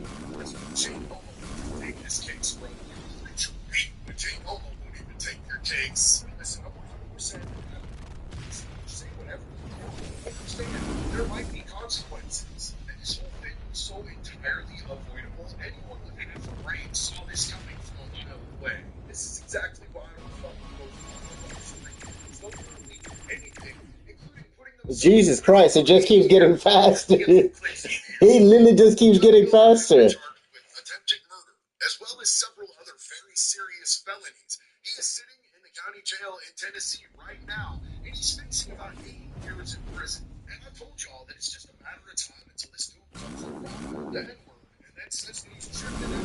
And then the dude comes at him and he tries to pull out a pistol and things escalate, and this dude ends up in prison. And then it's even more embarrassing. Not only did this dude shoot the other guy, but he shutterbombed himself in the arm too. And a whole lot of people who don't understand how self-defense laws work are saying, self-defense works as a defense when you aren't the one who instigated 27 seconds? Jesus. the fact that this dude was out on bond for a bunch of other charges, and he's carrying while you're on bond in Tennessee. I just think Jane Momoa wants to take this case, bro. You know that you're beat when Jane Momoa won't even take your case. Now listen, I'm 100% an advocate for free speech. Say whatever you want, but understand there might be consequences. And this whole thing was By the way, is Gilgamesh good or no? brain saw this coming from a mile away. Did any one of you try to get Gilgamesh or no? Not really. Anything, including putting themselves in prison for 80 years just to get some clicks and views. Judd the Builder has been charged with attempted murder, as well as several other very serious felonies. He is sitting in the county jail in Tennessee right now, and he's facing about 80 years in prison. And I told y'all that it's just a matter of time until this dude calls him wrong with the N-word, and then says that he's tripping out. And then the dude comes at him and he tries to pull out his pistol, and things escalate, and this dude ends up in prison. And to make things even more embarrassing, not only did this dude shoot the other guy, but he shutterbombed himself in the arm too. And a whole lot of people who don't understand how self-defense laws work are saying, no, it was self-defense. Self-defense works as a defense when you aren't the one who instigated the situation. Not to mention the fact that this dude was out on bond for a bunch of other charges, and he can't even be pairing legally while you're out on bond in Tennessee. That's what Jane Momoa wants to take this case, bro. You know that you're beat when Jane Momoa won't even take your case. Now listen, Wait a minute. It just came out. How is it not top 5? there might be consequences. Well, shit. Entirely avoidable. Anyone with half a brain saw this coming from a mile away. This is exactly why anything, including putting themselves in prison for 80 years just to get some clicks and views. Judd the Builder has been charged with attempted murder, as well as several other very serious felonies. He is sitting in the county jail in Tennessee right now, and he's facing Goodbye, sir. 80 years in prison. And I told y'all that it's just a matter of time until this dude calls him wrong with the N-word, and then says that he's tripping out. And then the dude comes at him and he tries to pull out his pistol, and things escalate, and this dude ends up in. By the way, is the spin ability still good? Because I remember my friend said it was still broken.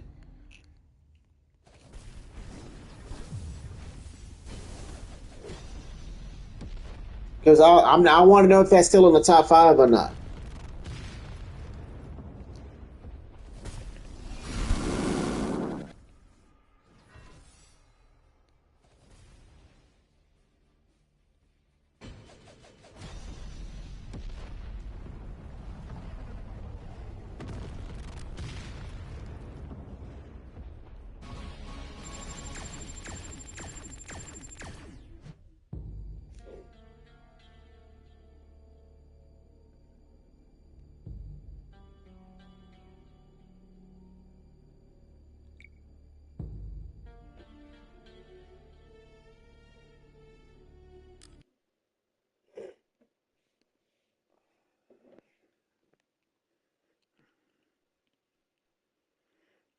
Yeah, I remember that.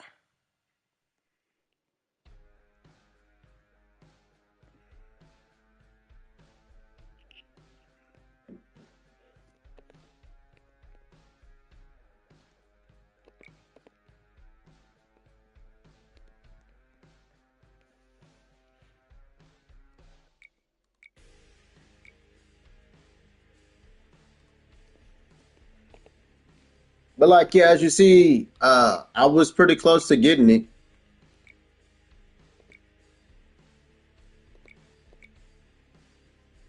You ran out of tickets. That sounded about right.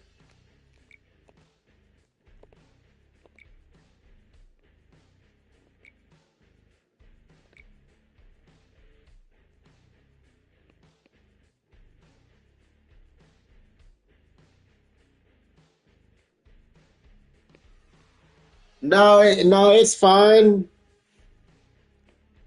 No, it's fine. I didn't even get no costume or nothing. I didn't even get his costume. If he wants to continue, sure, but other than that, no, not really. If he don't want to,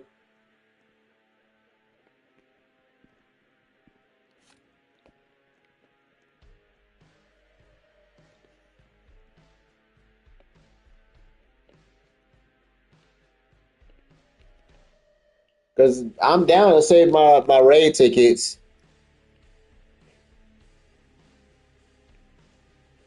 All right, then, cool, cool.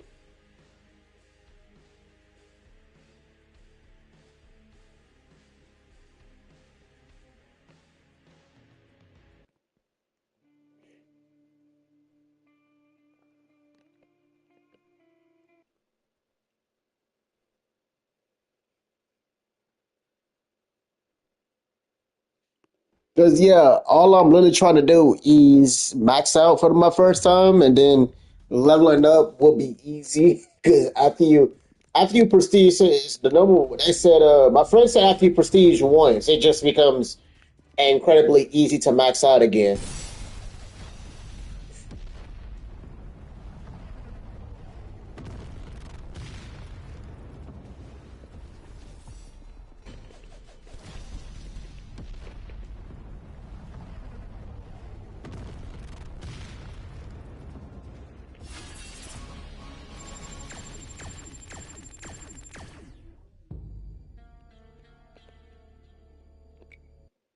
Yeah, I know. I know. I use money. I can't buy. I cannot buy. I can't rebirth until I reach 50. It said you can't rebirth until you reach 50. I'm not at 50.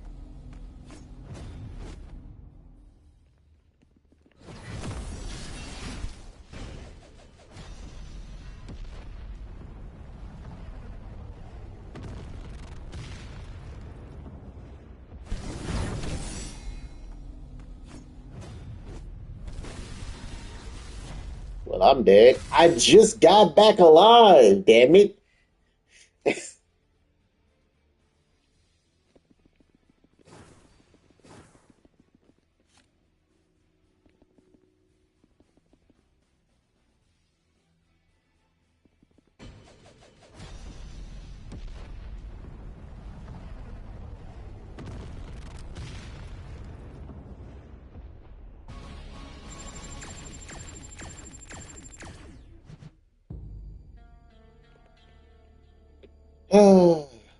Honestly, I can't.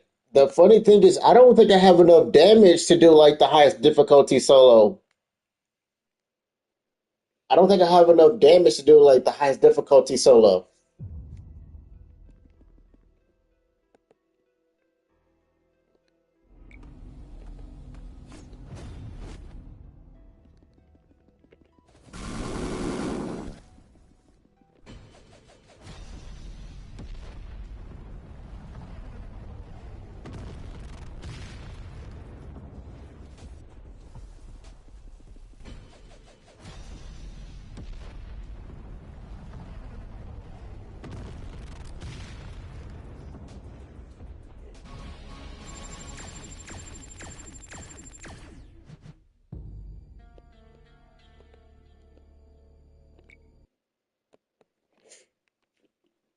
I'm like, yeah, because you see me.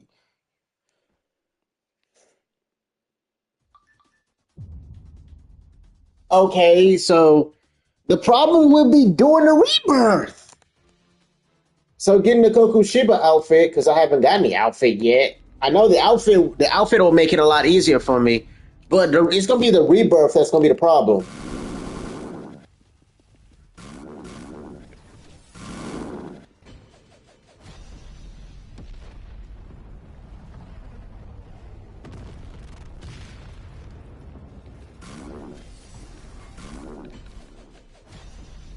Let's see what all the amount of tickets that I get. Let's see if I can actually get the freaking.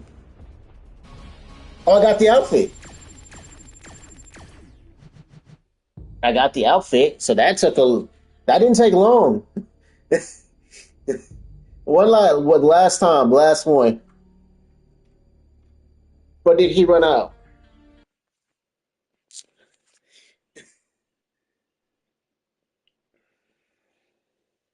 I'm gonna have to get rid of the Nezuko. I'm gonna have to get rid of the Nezuko box eventually.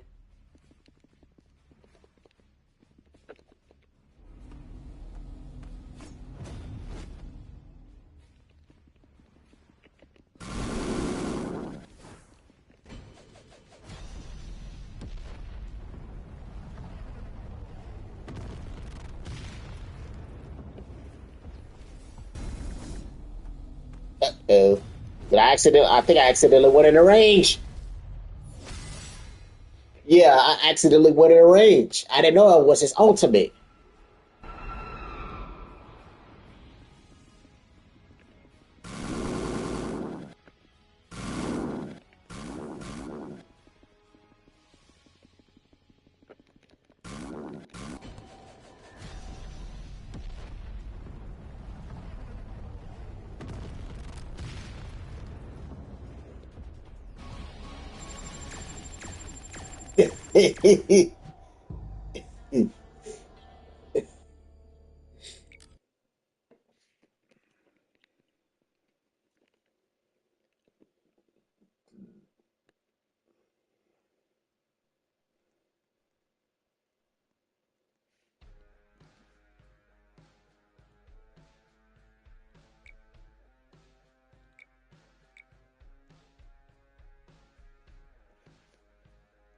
Honestly, let's see.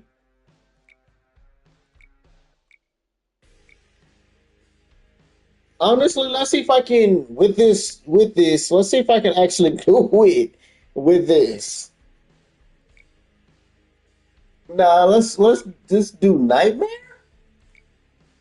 Because if I can't do graveyard, let's see if I can do nightmare survival for leveling.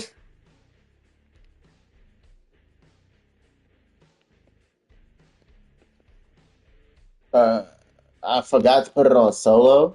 Cause you can,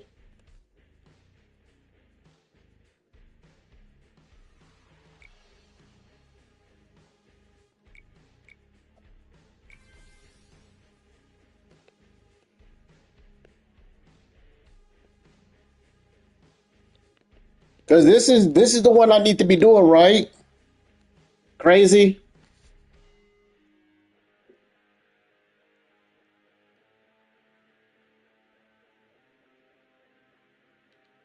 Now that I think about it, by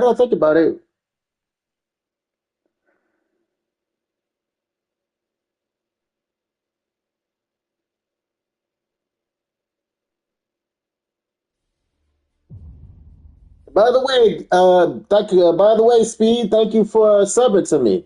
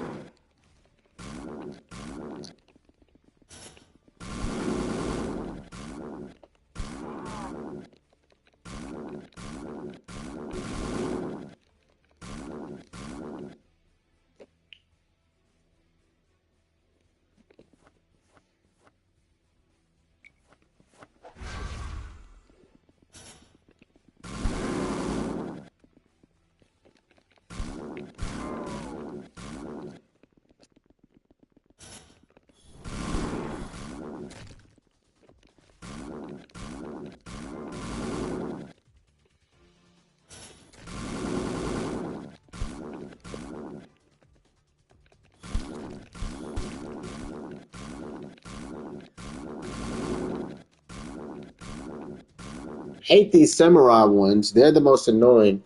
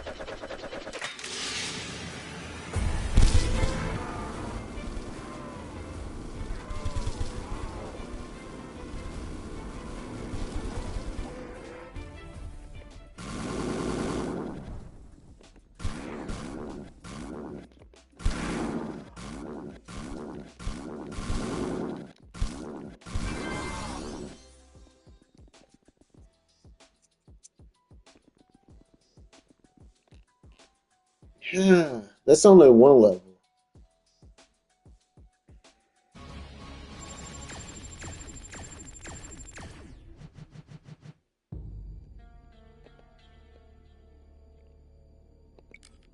Hmm.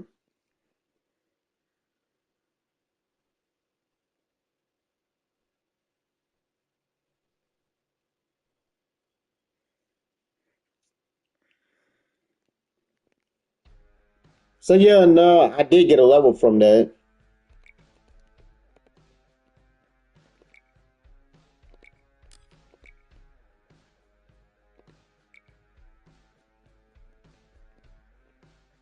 Cause I already bought three actually. I bought three slots already for ability.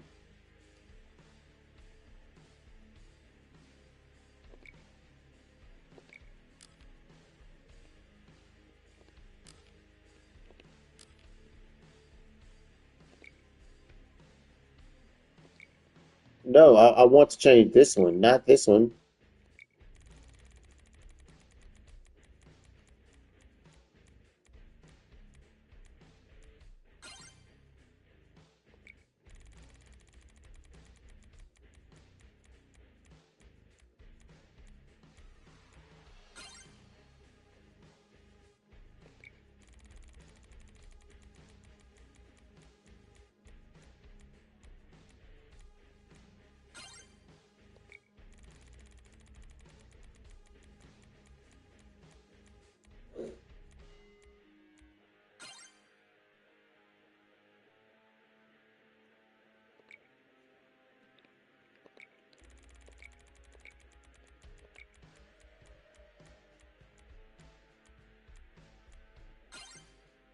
Really?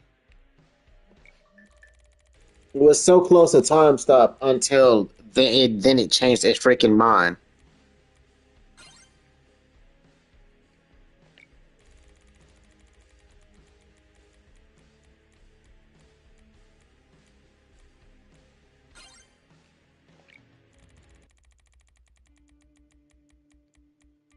Chud the Builder got a $1.25 million bond and is sitting in a Tennessee jail right now, trying to use the money from his Give, Send, Go to be able to bond himself out.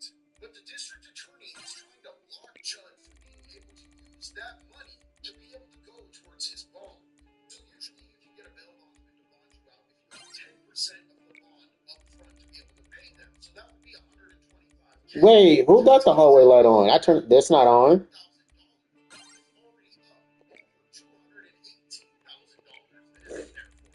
Now, in any other state, he'd be able to use that money and get himself out of jail. But the state of Tennessee has specific legal mechanisms and recent legislative changes that allow prosecutors to sue.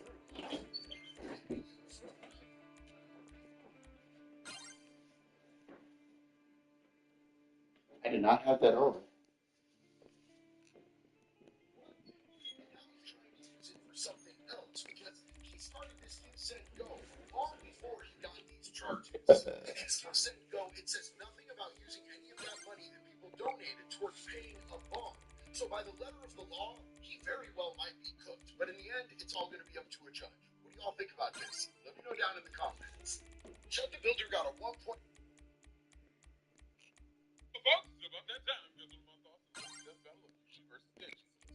This is one of those fights where it was just plain fun at the end of the day because of the fact that when you look at these two interact, it's just exactly what I would think from each one of these characters. Whoever did this fight absolutely understood the assignment because Denji over here slapping Yuji with his own hand after kicking him in the nuts is the most chainsaw man thing ever. When it comes down to the fight itself, it's an interesting topic to think about when it comes down to how they ended the story, but I already knew it was going to win. When it comes down to the chainsaw devil, Uchida is just too freaking broke. In my opinion, when it comes down to the chainsaw man universe, they're on a whole different scale of just power. Chainsaw man just casually has the ability to erase concepts from our reality, including death. Why would I ever believe that he would be losing this fight? Think about a world where a girl compressed the entire state of Oregon, the actual state itself, into a sword. Get hits from this shit and overpowered it. And she did that shit casually. You already have teeth like that, and you discover the fact that he's way faster than you. Oh no, that's GG. Juji's best option was separating the two. That shit don't matter. Absolutely shredding him with how reckless Denji is and their healing factor. I don't see him not falling through that shit and cutting Yuji in half. I definitely think they cooked with this fight. It just makes sense. But what do you guys think?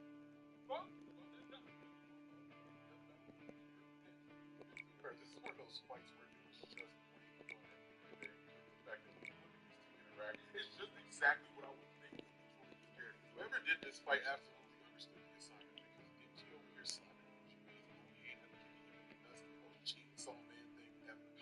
fight itself, it's an interesting topic to think about when it comes down to how they ended the story, but I already knew it was going to win at the end of the day. When it comes down to the Chainsaw Devil, Kushida is just too freaking broken. In my opinion, when it comes down to the Chainsaw Man universe, they're on a whole different scale of just power. Chainsaw Man just casually has the ability to erase concepts from our reality, including death. Why would I ever believe that he would lose in this fight? Think about a world where a girl compressed the entire state of Oregon, the actual state itself, into a sword. And hits from this shit and overpowered it. And she did that shit casually. You already have beats like that, and you discover the fact that he's way faster than Yuji. Oh no, that's Gigi. Yuji's best option was separating the two. Hold on, let's see if I can do this. How reckless Denji is and their healing factor. I don't see him not plowing through that shit.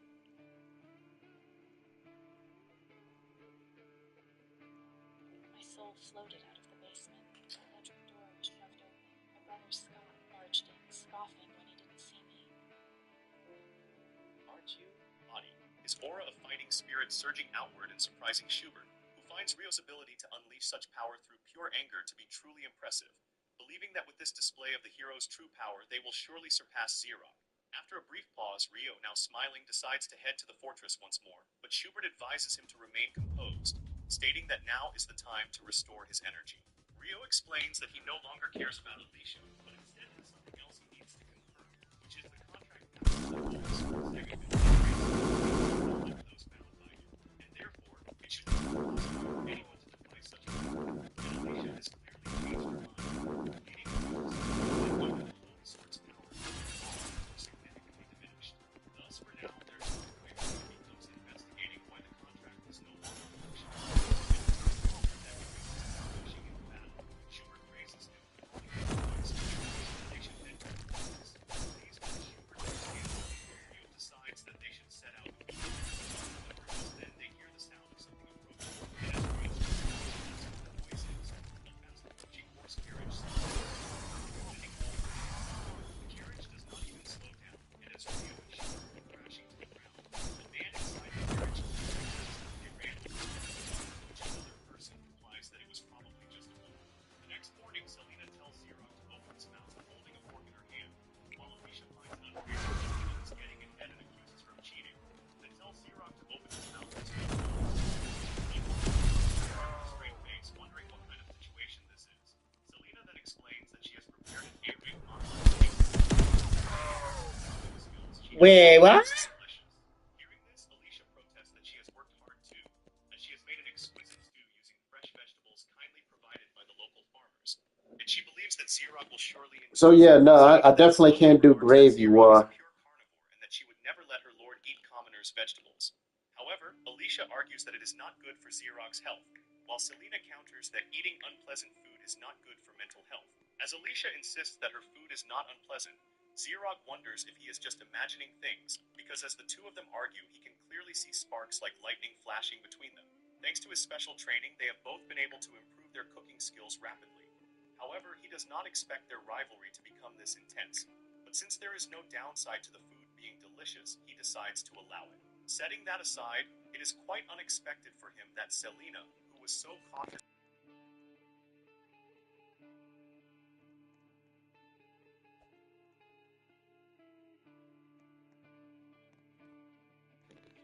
All right, I'm still here. I'm still here. So without wasting any time, let's start this video. Before you start your journey, first make sure to redeem every working codes. I'll put the working codes in the video description. Feel free to check it out after you're done watching this video. Now, spin your ability. With the ability spins you got from using those codes, try aiming for a legendary or above.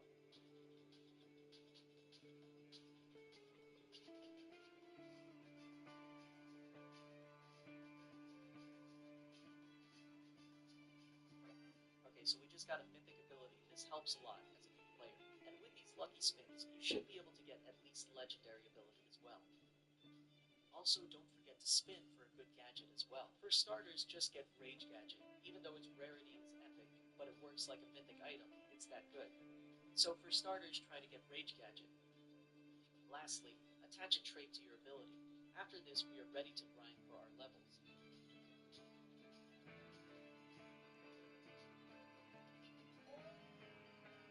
Yo, this beginner luck is no joke.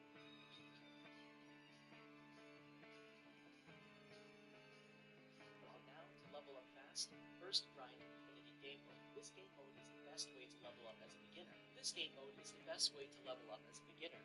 You can also get some drops as well, which will help you later for crafting and for other stuff. Let's complete some waves. Yeah.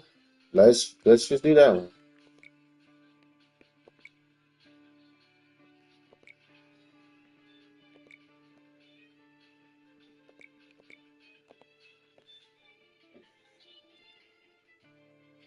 On every 5 waves, 3 cards will pop up, and you get to pick 1 card out of 3. For leveling, you can also pick up the card that boosts your XP, etc. It's up to you. Once you reach around 15 to 20 levels, then you can start doing survival game mode with Nightmare or above difficulty. The higher the difficulty is, the more rewarding it will be for you. And from here on, keep progressing and you will reach max level, which is 50 at a moment.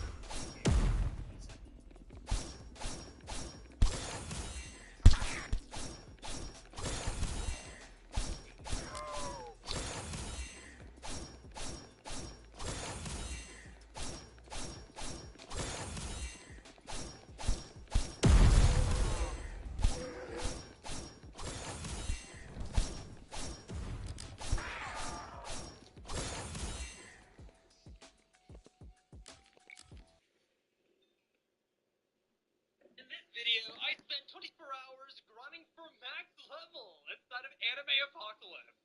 So we're starting from a level 1 with the... So this is my dad. Wow, your outfit didn't change all that much, does it? Do I actually have a daughter? Then that means you have that. Really the first time you're gonna ask me. Answer the question. I never met him, so guess what? Good. So, anyways, what happened? What happened to me? Yes, there's no one else here. I went to prison. Good. That's exactly what you said. What? You definitely thought something. Wow. What? No, it's just weird talking. Why? I don't know. Maybe because it's TU. I've seen a lot of Spanish. A lot of weird abilities. This isn't surprising to me. You really are.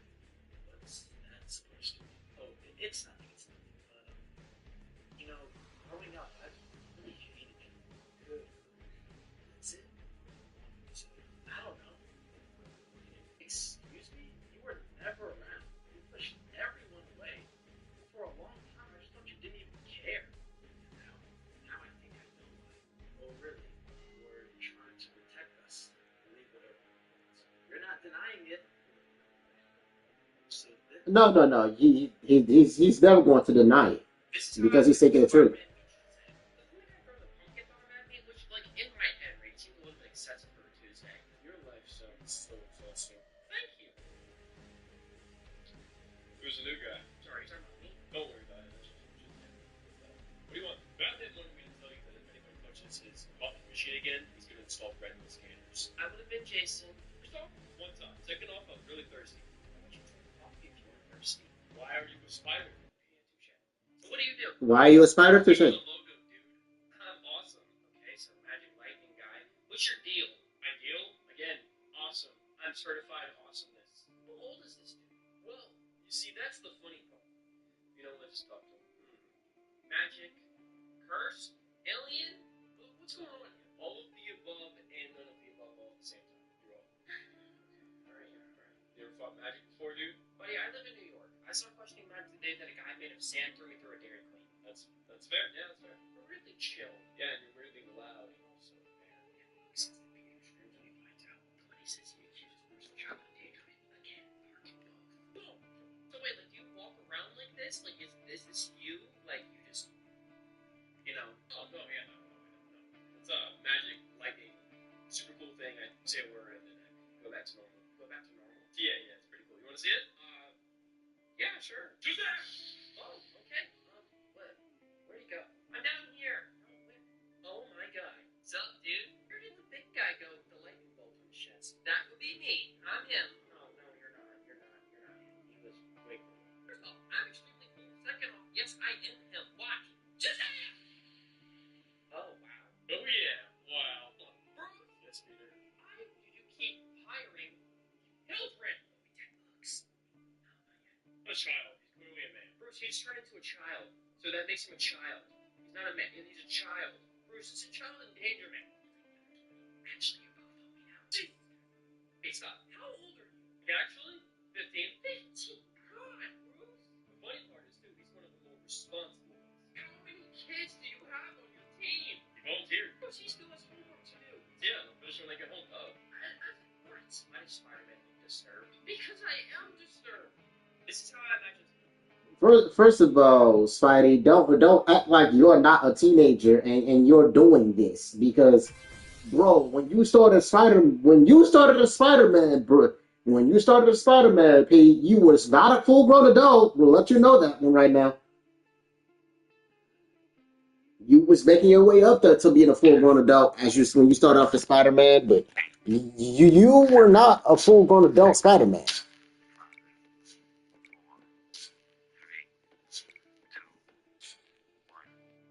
As she initially considered Alicia to be very dangerous, but seems to have been reassured when he told her that it was fine.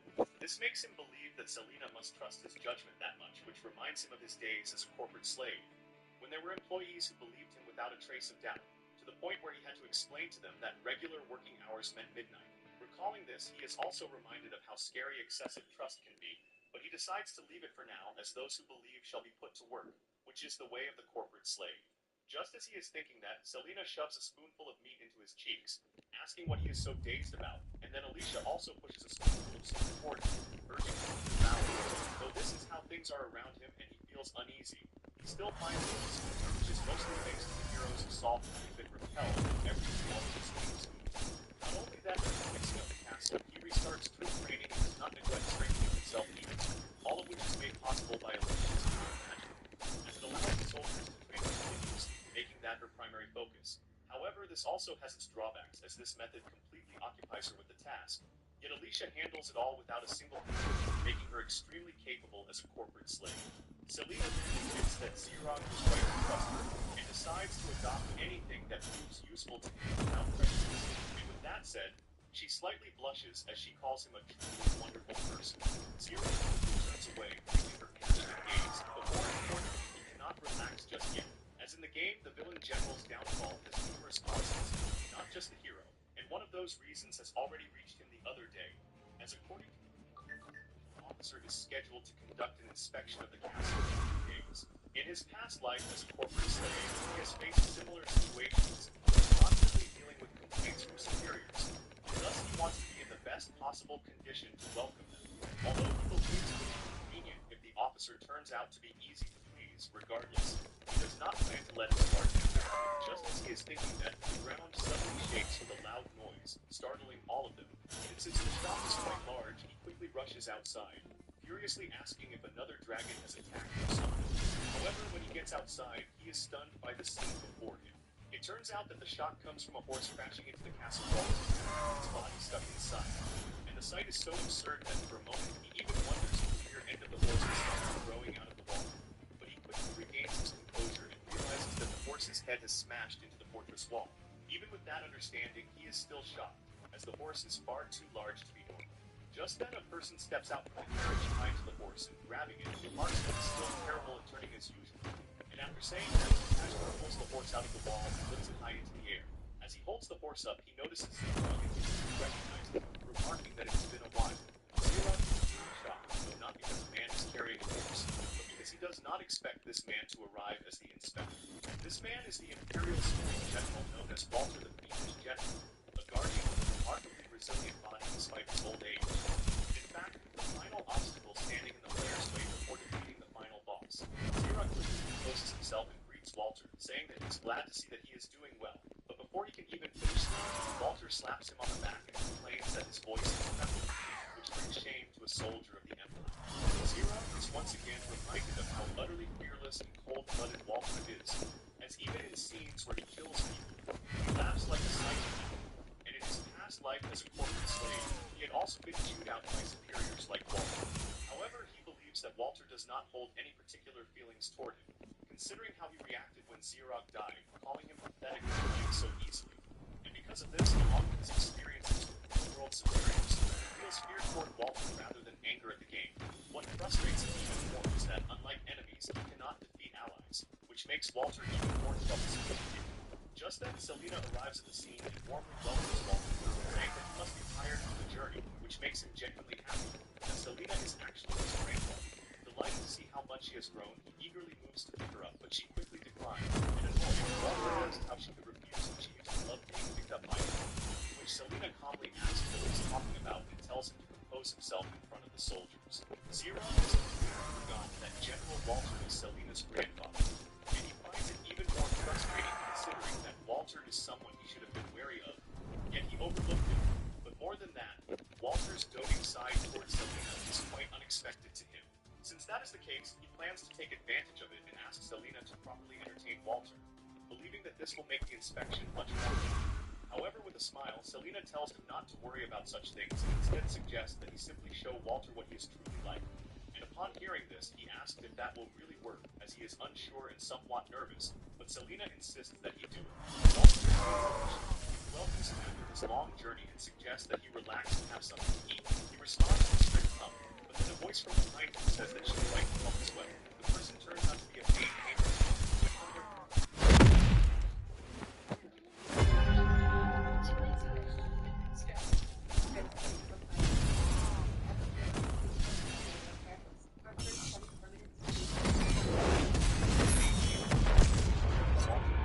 I always keep level like up.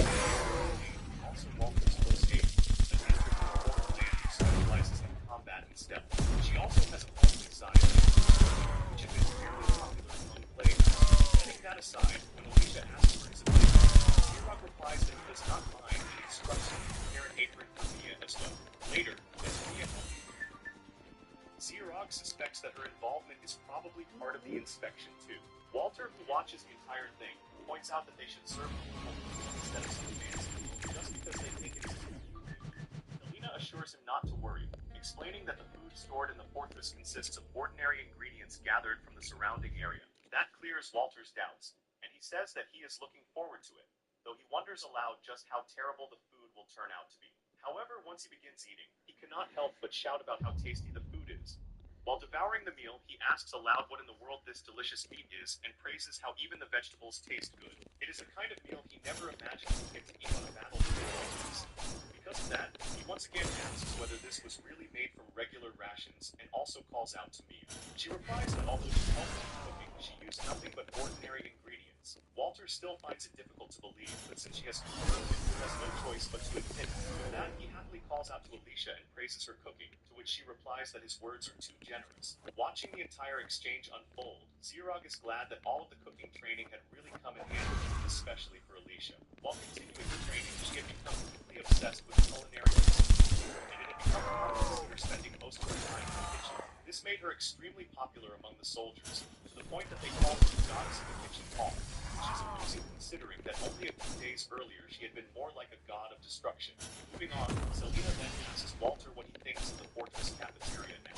She adds that although the condition. Thanks to Xerog's improvements, it has been reborn into a fortress where soldiers can live comfortably. Walter does not respond and continues eating, but after a brief pause, he mutters that it is not bad. Xerog, unable to hear him clearly, wonders what Walter just said and tells himself not to worry too much about it.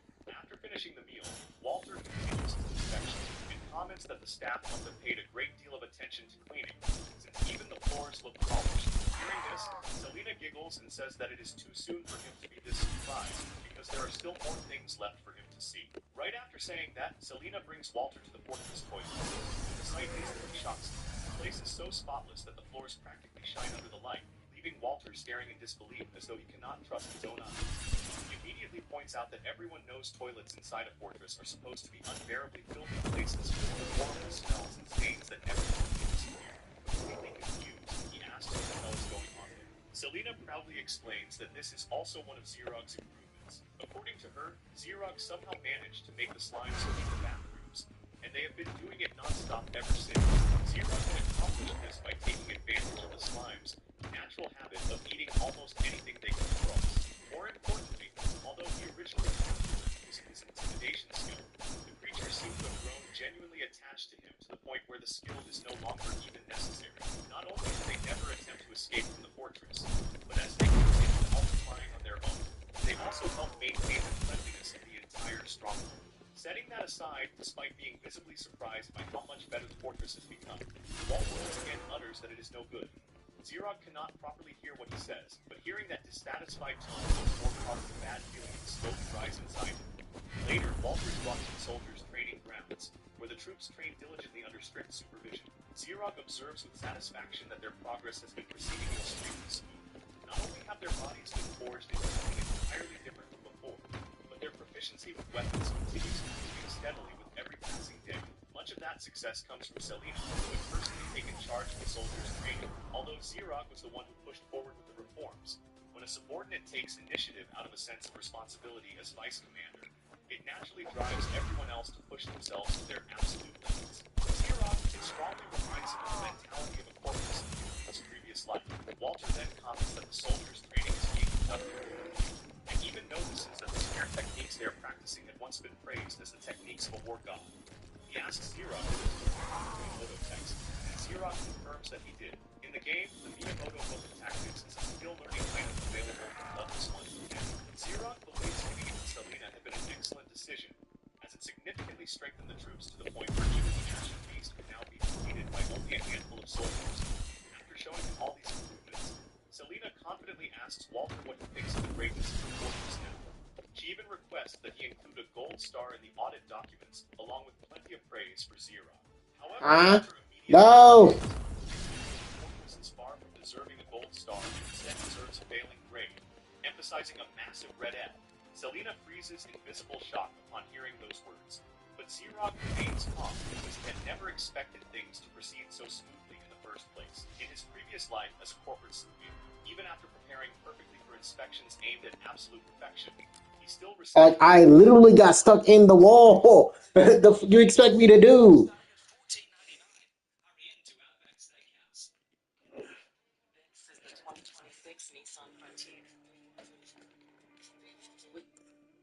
complaints. Situations where absurd criticism became major obstacles to important projects had been commonplace in black companies. Even so, he still cannot help wondering why the same thing is happening there as well. Despite him using all of his knowledge from the game to drastically improve the fortress's environment, Selena immediately protests, demanding to know what Walter means by this. She argues that thanks to Xerog's reforms, the fortress environment has become ideal for the soldiers, so there is no possible reason for them to fail the audit. However, Walter declares that this is precisely why they failed in the first place. According to him, the fortress has become far too comfortable. He points out that the meals are top-notch, the facilities are perfectly maintained, and even the soldiers' training has reached an impressive standard. Selena agrees with everything he says and asks what could possibly be wrong with that. Walter stares at her in disbelief and asks whether she still does not understand. He then explains that there are certain things that can never be cultivated unless people are forced to endure harsh conditions. In such lukewarm comfort, he believes true ambition cannot grow. To him, fortresses that operate under difficult circumstances are far superior because resentment toward commanders pushes subordinates to struggle harder and ultimately grow stronger. Growing irritation. He also points out that the reforms have caused expenses to become excessive, while simultaneously wasting the time and effort of commanders such as Selena herself. Because of that, he orders them to immediately cease these pointless reforms that strain the Empire's finances and restore the fortress to the way it originally was. As Xerox watches the entire exchange unfold, he understands exactly what Walter is trying to say. And, however, this is nothing more than the typical Black Company mentality, painfully similar to the philosophy of the company president from his previous life. That philosophy revolved around cutting expenses and labor costs to maximize profits and pushing employees into suffering. It was the worst kind of management strategy imaginable, and there is no way he can allow such unreasonable practices to continue. Because of that, Xerox finally steps forward and calmly tells Walter that these reforms are important and that he does not believe they are mistakes. Hearing this, Walter narrows his eyes and asks whether Xerox dares to oppose him. Xerox immediately apologizes and says that opposing him was never his intention. However, he firmly adds that he cannot quietly obey someone who belittles the efforts of his subordinates. He is not the kind of corporate who blindly follows every order without question. Instead, no matter how unreasonable a demand may be, he believes it should at least be heard out first. Even so, that does not mean he will immediately comply like some tamed pet, especially when those orders will ultimately damage the company's interests. Because of that, he is fully willing to defy even his own superior if necessary. To Xerox, that too is the way of the corporate bee. The moment he directly refuses Walter to his face, a heavy silence falls over the area, and the atmosphere between them instantly becomes tense. Selena hurriedly steps in to break the silence, saying that she will explain everything properly, but Walter coldly orders her to stand back. Despite that, she refuses to obey and continues speaking, declaring that Xerox's righteousness has already been acknowledged by everyone within the fortress, and that proving this is her duty as adjutant. Walter immediately snaps back in anger, calling her an ignorant fool. He declares that proof is unnecessary because the position itself is the Empire's decision. Therefore, if she refuses to obey his orders, she will be treated as nothing less than a traitor to the Empire. However, Selena argues that the fortress's efficiency has dramatically increased because of the reforms. So if Walter forces everything to revert back to its previous state, then wouldn't that make him a traitor as well? Walter's expression immediately darkens, and realizing that neither of them intends to back down, he angrily declares that they should prove their claims through skill instead of empty arguments. With that, he calls out to Mia. In the very next moment, Mia suddenly appears from seemingly nowhere, no longer dressed in her maid outfit, but instead wearing a black ninja that gives off an intimidating aura. Walter then turns towards Selena and announces that he will grant her a one-on-one duel against Mia. If Selena truly believes the reforms have strengthened the fortress, then she should demonstrate their results by achieving a splendid victory with her own hands. After a brief moment of silence, Selena accepts the challenge with fiery determination, fully intending to show just how much stronger she has become. Xerox quietly places a hand on her shoulder and leans closer to whisper that Mia's strength is far beyond normal, so she needs to be extremely careful. The reason he is so cautious is because Mia is Walter's closest subordinate, serving one of the enemies the player was originally supposed to fight before reaching the final boss.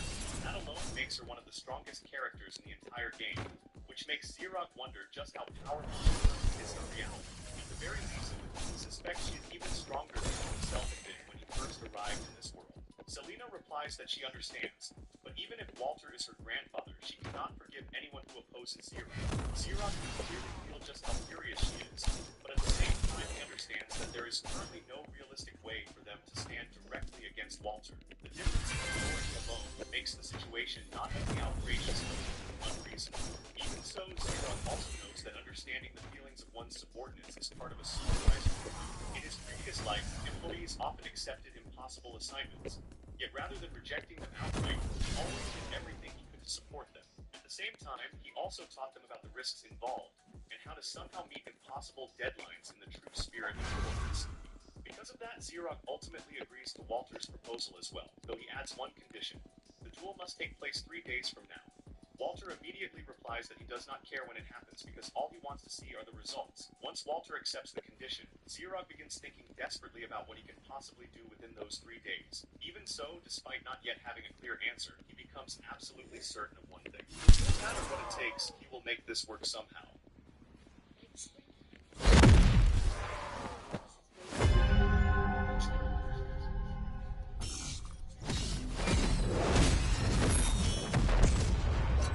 The story begins in a manner with the sound of footsteps and strange breathing echoes through the halls. The voice belonged to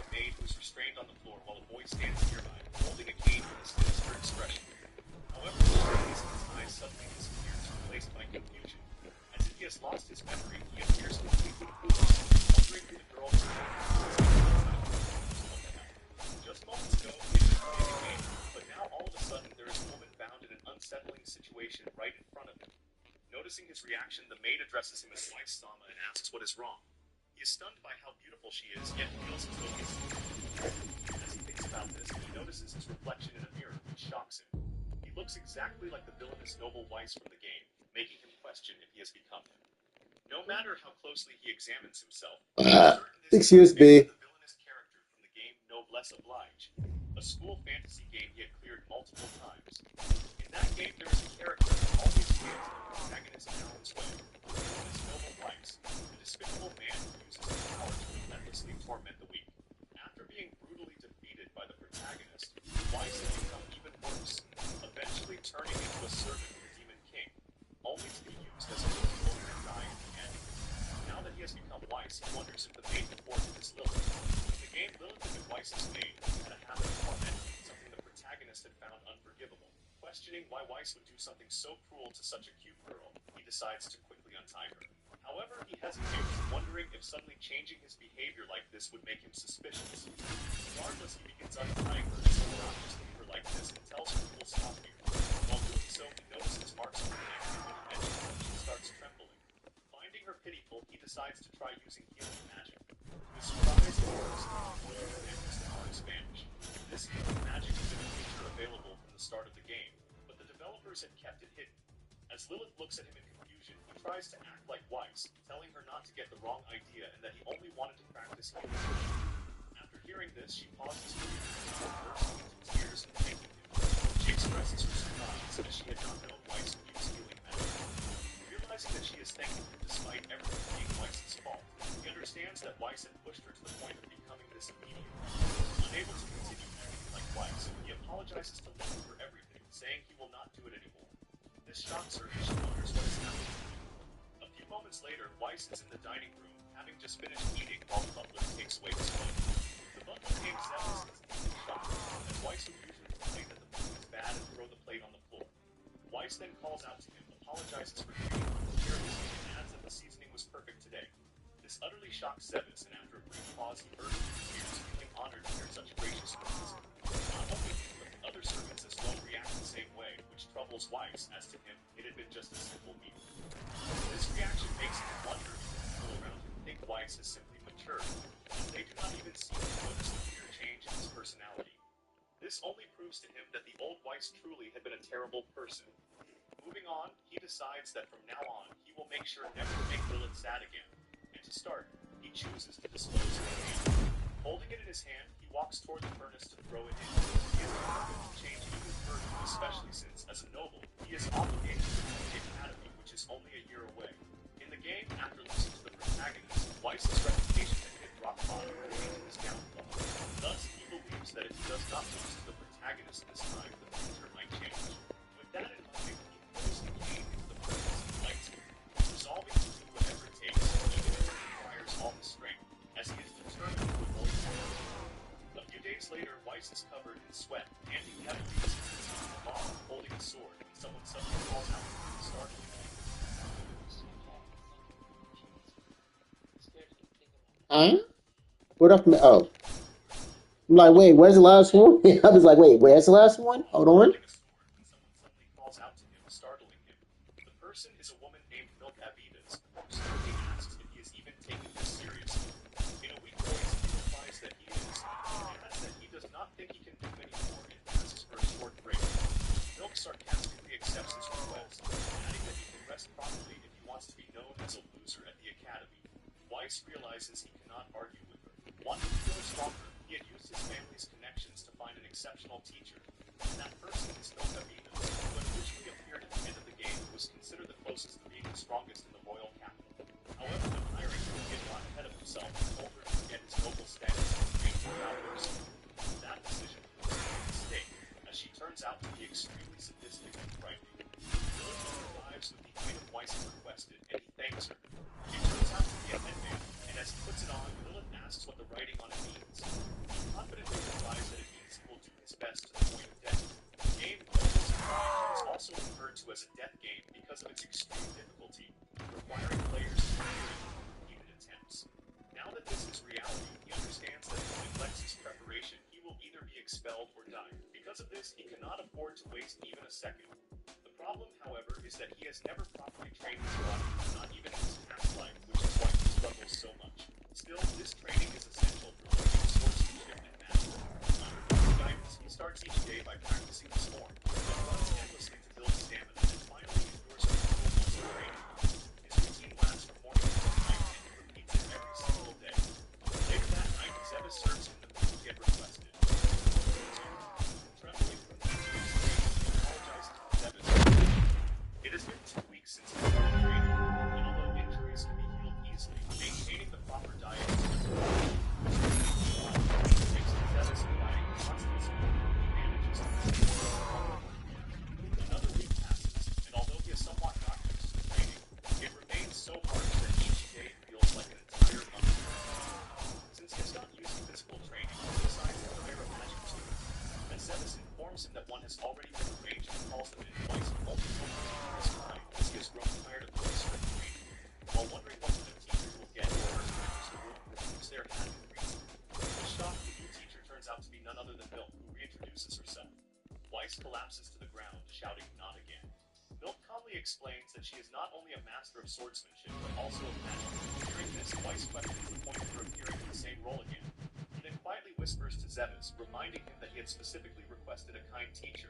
But Zebes explains that Milk is a genius magic swordswoman capable of using 2 of the 4 greatest magical attributes. Overhearing their conversation, Milk asks Weiss if he wants her to be gentle. She adds that she will teach him magic gently, and when Weiss asks if that is really true, she confidently confirms. However, it turns out to be anything but gentle, as Weiss soon finds himself standing beneath the waterfall while Milk instructs him not to close his eyes and instead channel his magical power. Completely exhausted, Weiss internally questions where her gentleness is, as this is even harsher than the swordsmanship training. Milk then tells him to keep going for another 2 hours, explaining that in order to use magic he needs mana, and the only way to increase it is through continuous training. She orders him to repeat this every day until he passes out, a demand he initially refuses, but ultimately succumbs to physical. From that day on, in addition to basic magic training, Weiss also begins practicing the swords. However, it feels less like training and more like a beating, as he is constantly struck down with Milk. Death. Lilith then steps in to heal Weiss, telling him she will support him with healing magic so he can continue giving his best. Grateful, Weiss thanks her while Milk watches with a mischievous expression, openly remarking that she has found herself good at punching back. Indeed, Weiss is relentlessly beating before the rain until his entire face is bruised. Yet even in this state, what he finds most strange is why someone as lazy as his former self is working so hard. In his past life, he had been like a living corpse, always running away from challenges and giving up immediately. Reflecting on that past, he wonders what has changed. He is now able to work so diligently, what truly separates his current self from who he once was. As time passes, 2 months go by since he began his training. After finishing for the day, he sits near the waterfall and Milk suddenly places her hand on his head. With a genuine smile, she tells him that he managed to endure for 2 hours, which is a significant improvement. Slightly blushing, Weiss points at her hand and asks if this is what she meant by teaching him gently. Milk confirms, explaining that every time he achieves his goal, he will receive a head pat as well. Hearing this, Weiss comments that the ratio of carrot to stick feels completely off, with far more punishment than reward. However, Milk insists that is not the case, which confuses him, until Lilith arrives carrying the basket, saying she has brought lunch. Milk explains that she is merely the one wielding the stick, while he has likely already been receiving plenty of carrots from others. She reminds him not to forget the support he receives, as it is what allows him to keep pushing forward and do his best. Weiss understands what Milk is trying to say, realizing that the reason he can do his best is because of everyone around him. Lilith always stays by his side. Zebes constantly helps him with his meals, and Milk hardens her heart for the sake of his growth. He comes to understand that he has made it this far because of their divine support. The real Weiss and his former self had only ever thought about themselves, which is why no one had supported them or even bothered to scold them. This realization leads him to understand that what he truly needed was a balance of love, both gentle and harsh. Now living as Weiss, he decides that he will no longer live solely for himself. Until now, his goal had been self-preservation. He simply wanted to avoid death. However, from this point on, he sets a new goal, to ensure that Lilith and the others would never feel sadness, and to show everyone a version of himself they can be proud of. For both his own sake and theirs, he resolves to avoid destruction and keep everyone happy. The next day, although his determination remained strong, the waterfall training is still too much for him. Regardless, Milk increases his training time to 4 hours and tells him to continue until he collapses, which he inevitably does, proving that the training is still overwhelmingly difficult.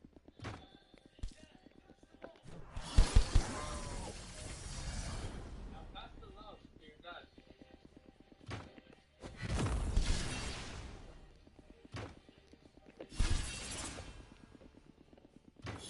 Never choose.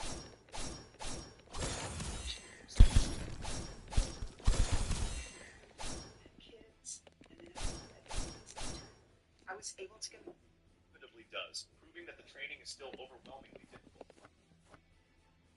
A few days later, Weiss arrives in a town called League Belt Town alongside Milk and Lilith. In the game, this is the first town the protagonist had reached after the prologue. As they walk through the streets, Weiss notices groups of men behaving aggressively, making him realize how poor the town's security is. Moving on, he calls out to Milk and asks who his opponent will be. It has been 3 months since he began training, and since the timing seems right, he has been assigned a practical combat test in this town.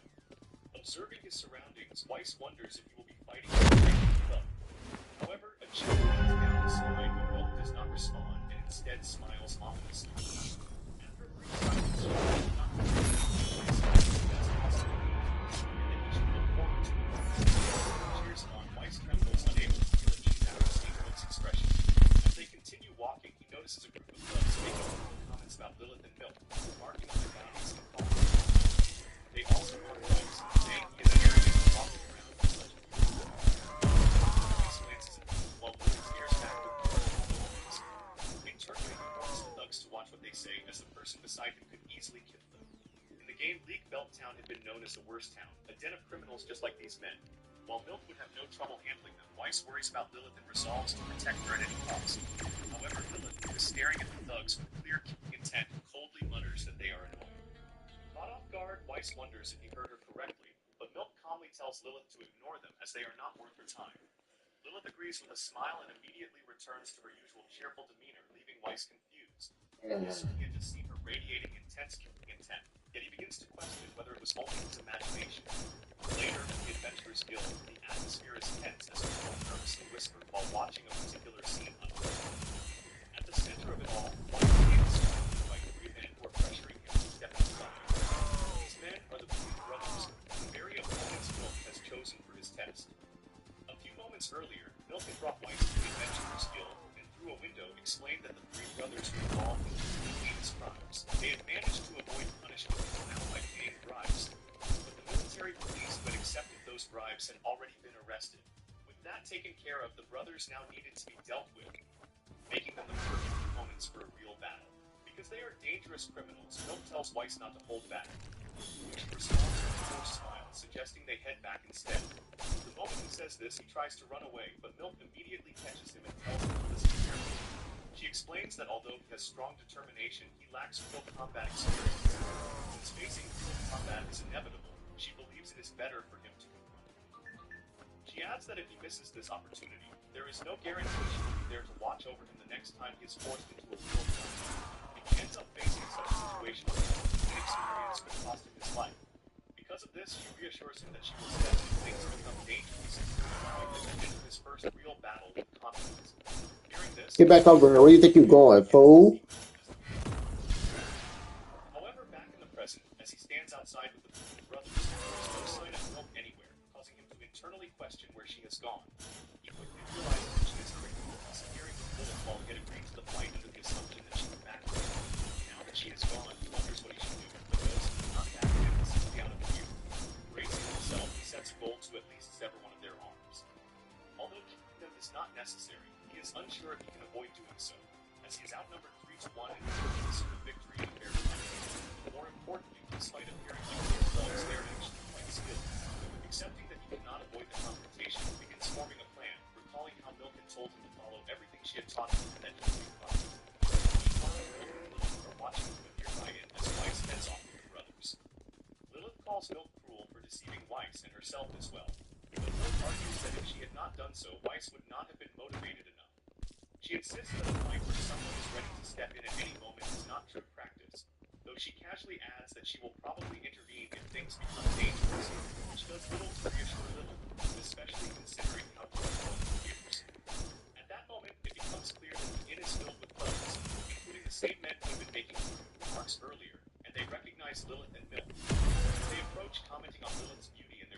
luck, she responds with a cold glare. The men surround them and introduce themselves as the band of thieves who control the area. One of them, wearing a sinister smirk, remarks that they are short on girls to entertain themselves with tonight. As they speak, Lilith notices 3 girls in terrible condition, tied up and gagged, and something inside her spins. Meanwhile, Max and Weiss, 2 of the Putin brothers, walk ahead when they suddenly hear a strange sound, followed by a spray of blood. As they slowly turn around, the 3rd brother lets out a scream. It turns out that Weiss has already severed Lilith's hands. It is then revealed that Lilith previously told him that the most important thing in her life is to catch the opponent. Listen up. Elton's microdiffusion mist offer long-lasting whole blood brush finish. Huh? Where'd these big fools come from? What the fuck?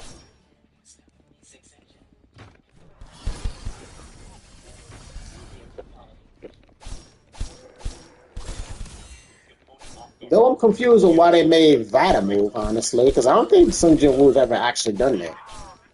What is that, a shank bar?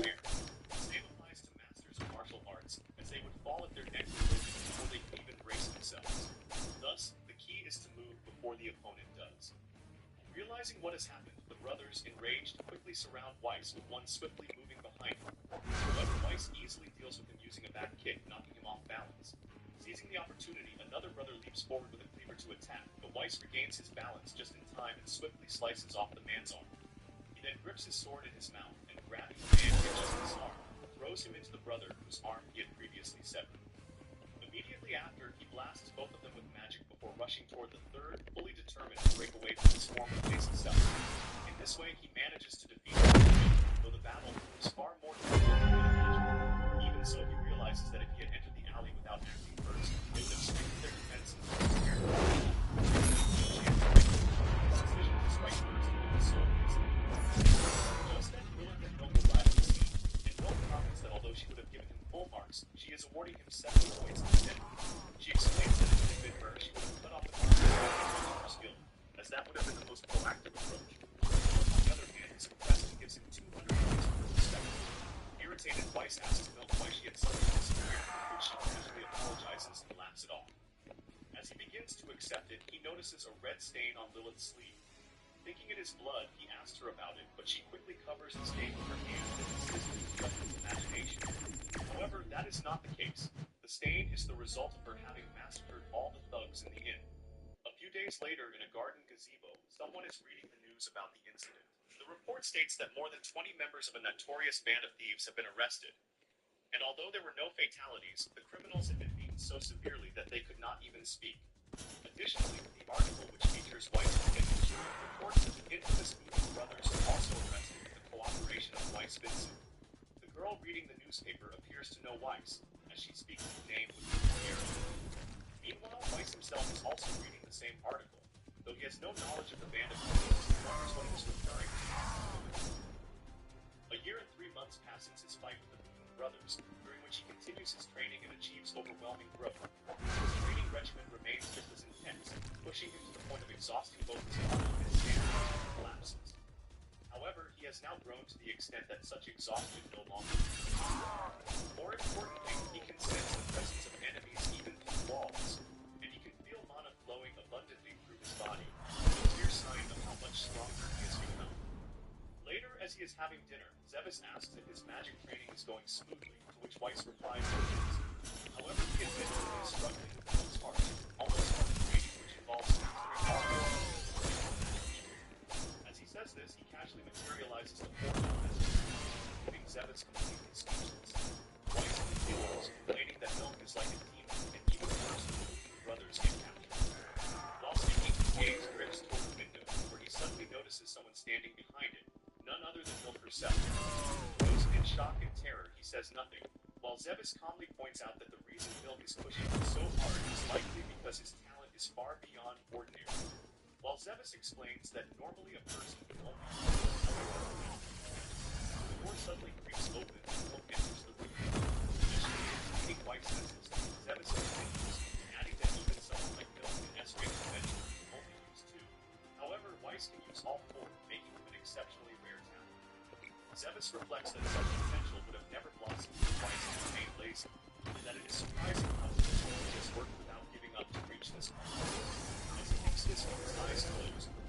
interrogates Weiss further, opens them only to find that Weiss is no longer there, having already been dragged away by Milk. Meanwhile, outside the jail, Weiss apologizes repeatedly, begging Milk not to hit him. Hurrying behind Lilith, he pleads for protection as Lilith steps in front of him and asks Milk to stop breaking his nose with a wooden sword. Milk then questions Weiss, asking if he has been practicing magic behind her back. As he apologizes, she tells him to show her what he has been hiding. She has already seen the 4 main elements. Weiss demonstrates 2 additional ones, light and dark. Lilith is surprised, even though he's taken that, realizing that in addition to the standard 4 elements, he can also use rare attributes like light and dark. She then asks why he kept this a secret, to which Weiss explains that he wanted to reveal it only after completing it, as it is still unfinished. Confused, she repeats the word unfinished, and Weiss confirms, admitting that he has not yet fully mastered it.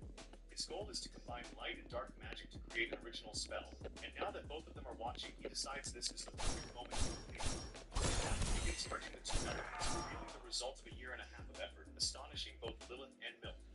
The following night, Weiss attends a banquet hosted by a noble, accompanied by Lilith.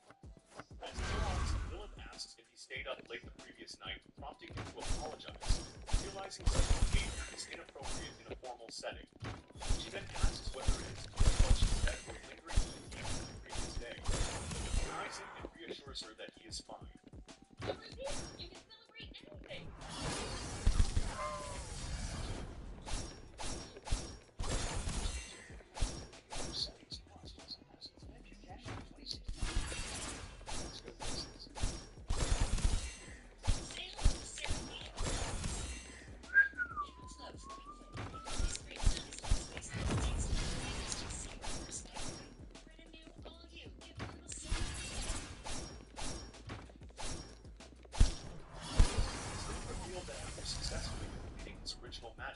Weiss had created a spell by combining light magic with light and dark magic, dark haze, resulting in a new ability called Dark Heal. The spell automatically heals all allies within a certain range while continuously inflicting curse damage on any enemies it identifies. Although he succeeded in creating such a powerful technique, its mana consumption is overwhelming, leaving him completely exhausted after using it. From this, Weiss realizes that he must train even harder to further increase his mana capacity. Noticing his troubled expression, Lilith suggests waking him up by bringing him some strong alcohol. Weiss tries to decline, but she moves too quickly for him to stop her. As she slips through the crowd without anyone noticing, he is left speechless, minding her movements as he is an assassin. He recalls hearing in the game that the Vincent family supposedly was guards, but he brushes the thought aside, thinking it cannot be true. Still unsettled, he is suddenly called out by a girl standing behind him.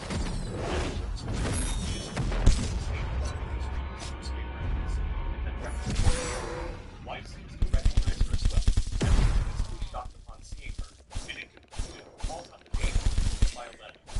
Shivering air and suddenly red eyes, he is certain of her identity, and is then revealed that she is none other than the main character of the game.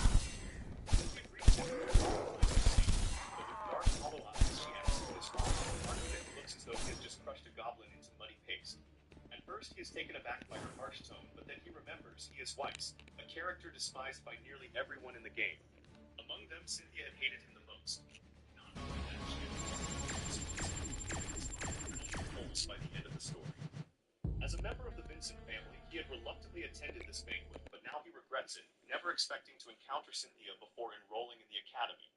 He tries to calm himself, reasoning that since he has not yet enrolled, he has not done anything to earn her hatred. Yet, however, just as he thinks this, a memory from the original Weiss surfaces. In that memory, Cynthia is present, making him question what exactly had happened to him. Then his eyes widen as he recalls the truth of what the previous Weiss had done. Cynthia steps closer, her voice cold as she tells him she has not forgotten what happened back then. She recounts how he had used his noble status to forcefully bring her into a room and attempted to defile her with his filthy hands. Still stunned, Weiss can hardly listen as she moves closer, and in an even colder tone, calls him a trash noble. As she questions how he can brazenly attend such a party, Weiss finds himself overwhelmed, realizing this is the worst possible situation. He cannot help but see the actions of the former Weiss, as her hatred is so intense that it feels suffocating. With no other option left, he decides to sincerely apologize. Bowing his head, he expresses her respect for his hatred for him, and admits that everything had been his fault, acknowledging that his actions had been unworthy of a noble and expressing genuine regret. He knows he may never be forgiven, but But Cynthia, he remembers, is not so cruel as to condemn someone who is forceful. After a brief silence, he softens slightly questioning remarks that she never expected, and lower his head in front of others. Hearing this, he cautiously lifts his gaze, sensing that even if only a little, her anger is eased.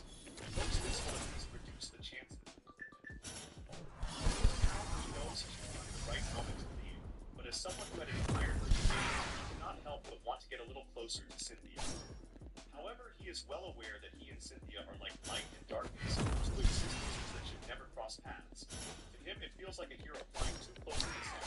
If someone like him, a disgraced noble, approaches a well-bred young lady, it ends badly. Thus, though it pains him, he has no choice but to withdraw. Just as he reaches that conclusion, he suddenly feels someone grab his hand. To his shock, it is Cynthia. Meanwhile, Lilith, holding a glass of alcohol, searches for Weiss and soon finds him with Cynthia clinging to his arm. Then, out of nowhere, Cynthia asks him if he would like to have a dance with her, displaying a sudden and drastic shift in personality. Weiss is completely shocked and flustered, while Lilith is equally stunned. Her dark, hollow eyes reflect her disbelief, and both of them react in sync. The next day at the gazebo within the Vincent estate, Weiss sits with her comments on how lovely the weather is, mentioning the soft chirping of birds. In a stiff voice, Weiss awkwardly agrees, remarking that the birds are indeed chirping, which an uncomfortable silence falls between them. It is then revealed that the person sitting with him is none other than Cynthia. Weiss is determined to scream, questioning why she is at his residence.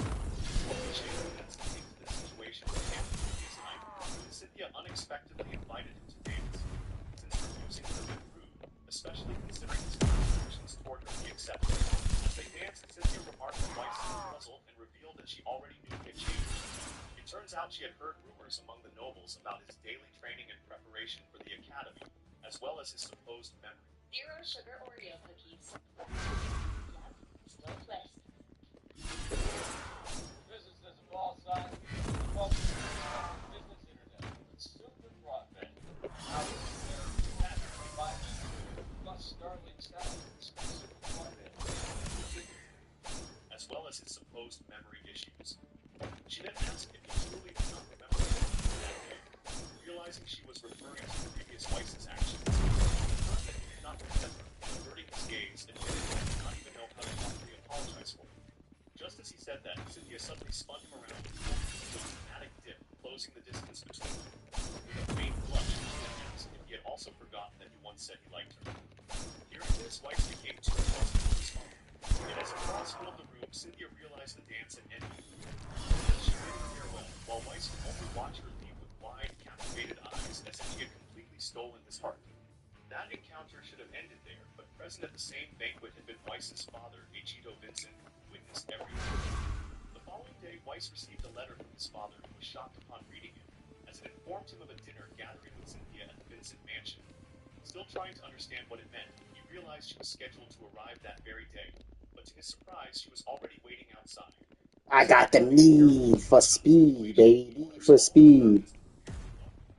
While Lilith notices that there is another letter inside the Fucking explosive ones are annoying to deal with. the situation leads to the present moment. Weiss feels himself deeply frustrated with his father, wondering what that man could possibly be thinking. Yet if he is honest with himself, not someone is come to his. Even so, he knows he will not afford to grow too close to her, as she was originally meant to end up with the protagonist now. Thus, if he gets close to Cynthia, it means no longer changing the future of his completely unpredictable. If that were true, then he would no longer be able to rely on his knowledge of the original scenarios to anticipate what his families. Although he is aware that even completing the Alchemy test would alter the future, he believes that taking away the main heroine would completely derail the entire plot. This leaves him in a lose-lose situation, being disliked as bad, yet being liked just as dangerous. Because of this, he decides to maintain a careful distance. Just as he is thinking this, Cynthia calls out to him. She reminds him that he once said he had fallen in love with her at first sight and asks if he has forgotten. Though shocked, he listens as she continues, explaining that at the time, it had been too sudden for her. Not only that, but the way he had acted had been somewhat arrogant, which had left her dissatisfied. She then adds that if he is now capable of showing such sincere remorse, blushing slightly as she speaks, she would not necessarily oppose his proposal. Hearing this, Weiss is completely stunned, wondering what she is even talking about. More than that, he is surprised to see such a soft side of her, which unsettles him, as growing closer to her would only make things worse. Thinking back, he recalls how, in the original game, the speed at which she fell for the protagonist had been unusually fast. That makes the current situation even more dangerous, as Cynthia is the type who, once she falls in love, becomes deeply devoted. Realizing this, he concludes that his best course of action is to somehow lower her affection for him. However, just as he reaches that conclusion, Cynthia giggles and comments that his shy side is rather cute. This troubles him even more, as he can tell her favorability is only increasing. While he is lost in thought, Lilith suddenly appears behind him with tea, startling him enough to make him let out an embarrassing yelp. He quickly thanks her, but then realizes how pathetic that must have sounded. At first, he assumes it might have worked in his favor by turning Cynthia off, but instead, it only seems to increase her interest further, making him conclude that she is completely hopeless and that he needs to act quickly. Soon after, Cynthia asks if he has heard about today's matter from his father. Confused, Weiss asks what she means by today.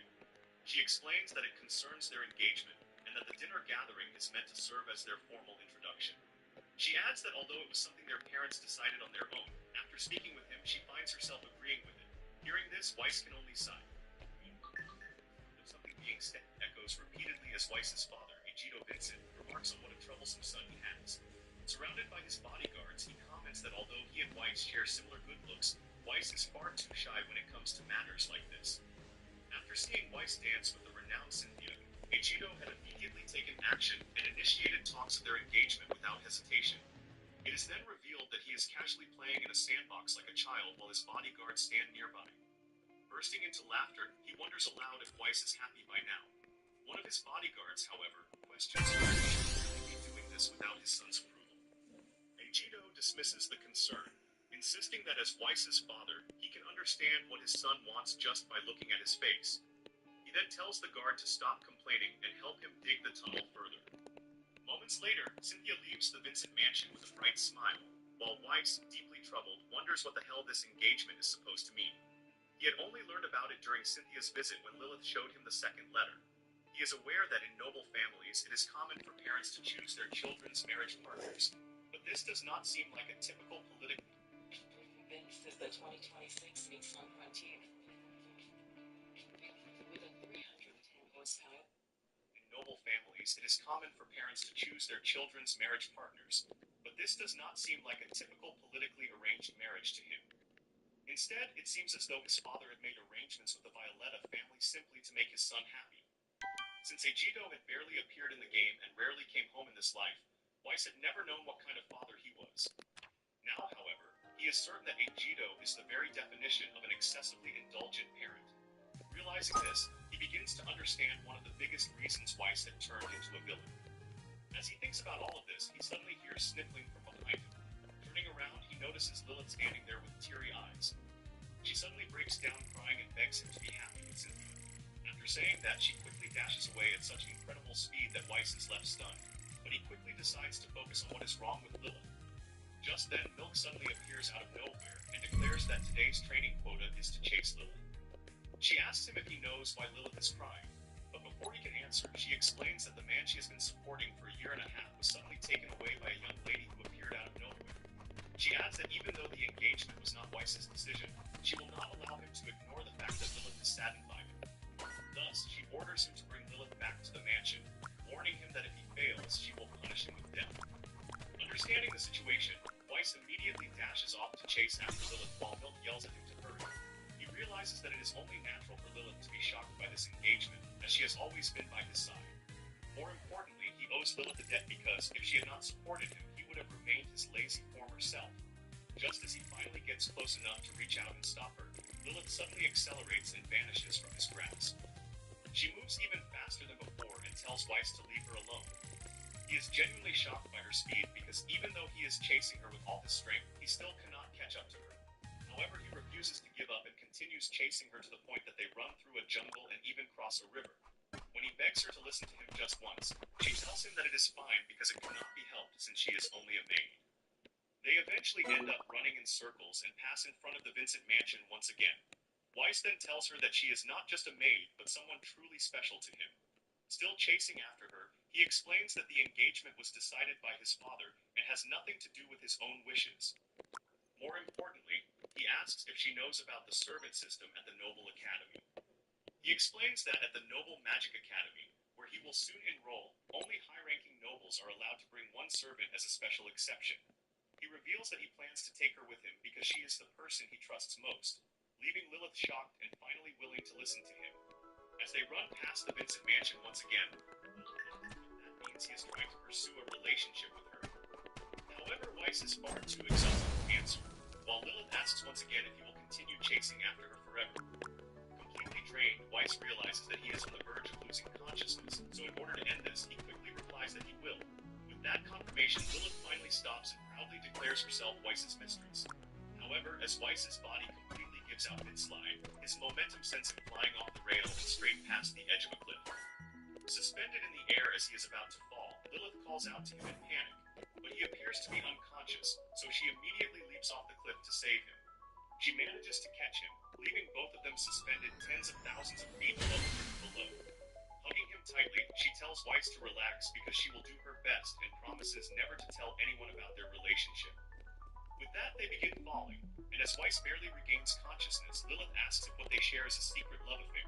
Moments later, the two of them crash into the river, and just like that, Weiss becomes engaged to Cynthia Violetta while also becoming involved in an affair with Lilith. Meanwhile, in a rural village, smoke rises from a massive boulder with a boy standing in front of it.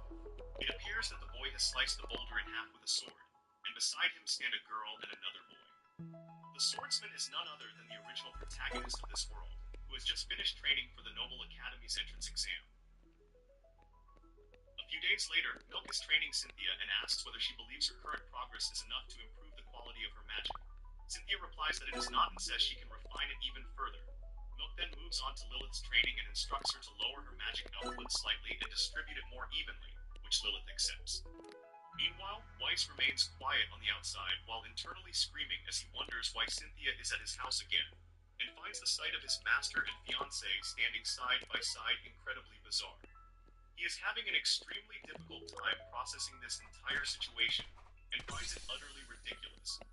Internally, he sarcastically thanks his father for making everything so unnecessarily complicated and promises that when Eiichiro returns from his diplomatic duties, he will have plenty of complaints waiting for him. Milk then calls an end to basic training and announces that they will move on to practical sparring. She asks Lilith and Cynthia if they have sparred before, and both of them answer yes, which surprises Weiss, especially regarding Lilith.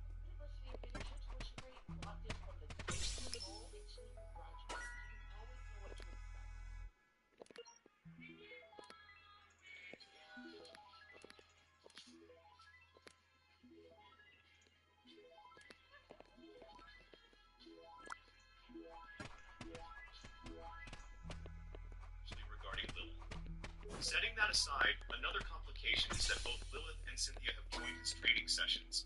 They both ask Milk to train them in preparation for the entrance exam, which is only a few months away. However, Cynthia already possesses more than enough ability to pass with ease. As for Lilith, Weiss had originally planned for her to serve only as his attendant, so she did not need to take the exam at all. However, because she wanted to support him academically as well, he allowed her to take the test alongside him. Technically, neither of them truly needs additional training, yet Weiss cannot help but wonder if Cynthia, who is already guaranteed to pass, might become even more formidable than she was in the game if she continues working this hard. Just as he is thinking that, Milk hands him a wooden sword and informs him that he will be fighting Cynthia first. She warns him not to get distracted and hold back simply because Cynthia is his fiancée. Hearing this makes Cynthia happy, while Weiss feels slightly embarrassed, and Milk cheers him on to do his best. With that, Weiss and Cynthia stand face to face with wooden swords in hand as Milk officially begins the match. Milk then asks Weiss if he understands what she meant even without her explicitly saying it. Confused, he asks what she means, but before he can get an answer, Cynthia suddenly leaps toward him and attacks. Although the sudden strike catches him off guard, he barely manages to block the blow. As he struggles to hold his ground, Cynthia smiles, and the clash of their wooden swords sends shockwaves erupting through the area. Milk then asks Weiss what she had taught him about the most important rule in a fight, and Cynthia immediately reminds him that it is to make the first move. Right after saying that, Cynthia suddenly disappears, shocking Weiss. However, he quickly realizes what is happening and activates a skill that engulfs his irises in dark flames. With this ability, he rapidly scans his surroundings and manages to locate her position. As Cynthia appears beside him and prepares to strike, he quickly attempts to retreat and dodge. He recalls recalls that Cynthia specializes in ice magic, and that her signature technique involves infusing her legs with ice, allowing her to move at incredible speeds as though she is skating. He barely avoids her attack and quickly raises his sword to strike her blind spot. The attack successfully lands, but he accidentally hits her far too hard, causing Cynthia to cry out in pain while Weiss immediately apologizes in panic. Milk ends the sparring match as both of them stare at the large bump forming on Cynthia's head. Weiss quickly explains that he had only intended to lightly tap her. Milk clarifies that because he swung his wooden sword while Cynthia was moving at such high speed, the strike effectively became a powerful counterattack. With teary eyes, Cynthia expresses her frustration, explaining that she has sparred many times before, but this is the first time someone has dodged her attack so easily. Just then, Lilith uses healing magic on Cynthia, causing both the pain and the bump to disappear. Cynthia thanks her, and Lilith calmly replies that it is nothing, leaving Weiss sighing in relief. Moving on, Milk asks Weiss how he managed to track Cynthia's high-speed movements, as she should have been far too fast to follow. However, when she sees his complete, she realizes she is not going to get an answer, and instead decides to determine whether it was pure luck. She announces that Lilith will be his next opponent. Weiss is immediately confused and asks why he has to fight again, but Milk simply asks if he is tired and tells him to stop whining. With that, both of them take their positions, and Lilith politely says that she is looking forward to their match, which Weiss nervously returns. He believes there is no way he could seriously spar against Lilith, who is supposedly just a maid. However, he quickly recalls seeing her perform actions countless times that are anything but maid-like. As he realizes that lowering his guard could get him killed, Lilith suddenly vanishes into thin air right before his eyes. Unlike Cynthia, she does not completely disappear. Instead, she moves around him at such overwhelming speed that he sees countless afterimages of her, making it seem as though she has created clones of herself. A moment later, Lilith launches an attack that Weiss barely manages to block with his sword. She does not stop there and instantly moves behind him to attack again, which he barely blocks as well. Watching from the sidelines, Milk is impressed that Weiss can keep up with Lilith's movements, confirming that his ability to react to Cynthia's speed was not a fluke. Weiss is completely confused by what is happening because, in the game, Lilith had been nothing more than his attendant with barely any screen time. He never imagined that she would be this powerful. Even though she has only recently begun learning magic, her speed far surpasses Cynthia, and on top of that, she appears to possess extensive knowledge of swordsmanship. Realizing that he will lose if he does not take the fight seriously, Weiss decides to use his original magic and releases his sword. Gathering a mixture of light and dark elements, he slams his hand into the ground and casts Dark Heal, creating a massive magic circle across the ground like an area of effect spell. Startled, Lilith pauses for a moment as she recalls that this is Weiss's original magic. From what she remembers, it is a skill that heals allies within the magic circle while continuously dealing curse damage to enemies. At first, she plans to quickly escape the circle to avoid its effects. However, she soon notices that Weiss had temporarily let go of his wooden sword in order to cast magic with both hands, leaving himself seemingly defenseless. More importantly, she realizes that even if she escapes the circle now, as someone who specializes in close combat, she would simply be attacked from a distance by Weiss while he remains safely inside the circle. Concluding that this is the only opportunity she will have, she rushes at him to seize the opening. However, Weiss does not move. Open a Chime checking account in 2 minutes, and we'll spot you up to $200. Apply now. Open a Chime checking account. However, Weiss does not move and instead smirks. Just as Lilith gets close enough and lands a strike, it is revealed that Weiss has surrounded himself with a barrier. Not only does it block her attack, but it also repels her strike, leaving her shocked as Weiss declares that he will no longer hold back.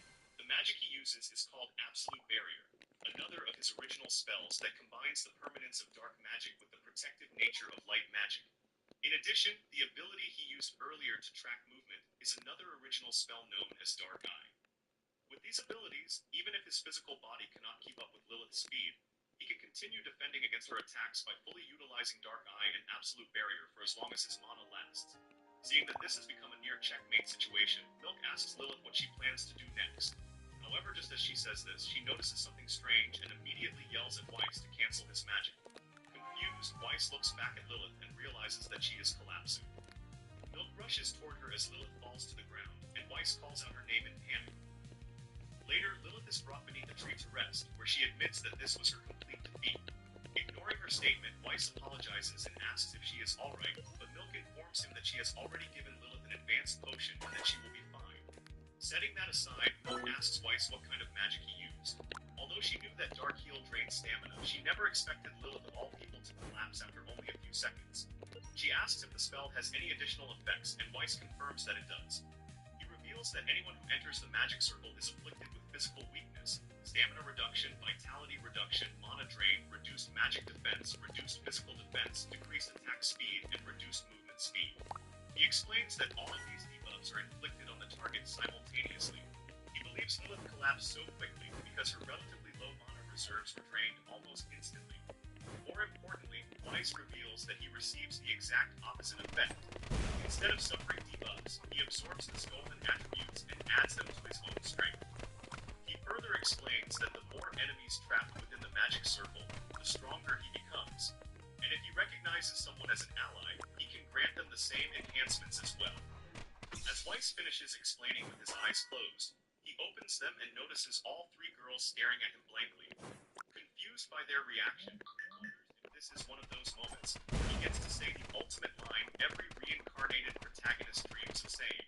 He has always wanted to say it himself, and wonders if now is the right time. With that thought in mind, he fixes his hair and begins to ask if he has done something amazing again, only to be abruptly interrupted by Milk, who demands a duel with him. She radiates a menacing aura, clearly excited by his growth, and declares that she needs to take responsibility for this. She tells him to use his newfound power to calm her down. Weiss does exactly that, but things go very differently than expected. After suffering an incredibly brutal defeat, Lilith and Cynthia rush to his side. As Weiss continues enduring Milk's brutal Spartan training every day alongside Lilith and Cynthia, the misunderstanding between the three of them remains unresolved. Before he realizes it, days turn into months, and the day of the Noble Magic Academy entrance exam finally arrives. Weiss, Lilith, and Cynthia arrive at the Noble Magic Academy, which boasts the largest campus in the world. It is considered the most prestigious educational institution sought after by nobles everywhere, and today, its entrance exam is being held. On the way to the school building, one student angrily asks another why he is staring at him. The other student quickly apologizes and explains that he did not mean to stare and simply thought the boy looked very large. Misinterpreting this as an insult, the angry student throws a punch. However, before the punch can land, Weiss effortlessly stops it by grabbing the attacker's fist while glaring at him. His grip is so strong that the student cries out in pain and demands to know who Weiss is. The students passing by instantly recognize Weiss as the infamous abusive noble. They also notice the girl beside him and speculate that she must be Cynthia from the Violetta family, as rumors about their engagement have already spread. However, they do not recognize Lilith and are shocked to see Weiss arriving with two attractive girls. Overhearing these conversations, the angry student trembles in fear after realizing that he had just confronted the infamous noble Vincent Weiss. He immediately begs for forgiveness, but Weiss simply tells him to leave. The student runs away in terror, and Weiss realizes from this interaction that even after all this time, his terrible reputation is still very much intact. Because of this, he decides to act as friendly as possible and gradually change how others perceive him. Setting that aside, it has been 2 years since he began training, and at long last, the day he has prepared for has finally arrived. Today, at this academy, he must defeat a certain person. As he thinks about this, the student he saved approaches him and thanks him for stepping in. When Weiss turns around, it is revealed that the student is none other than Alan, the original protagonist of this world, the very person he must defeat. Alan reaches out his hand for a handshake and says that they should both do their best today, hoping they both pass the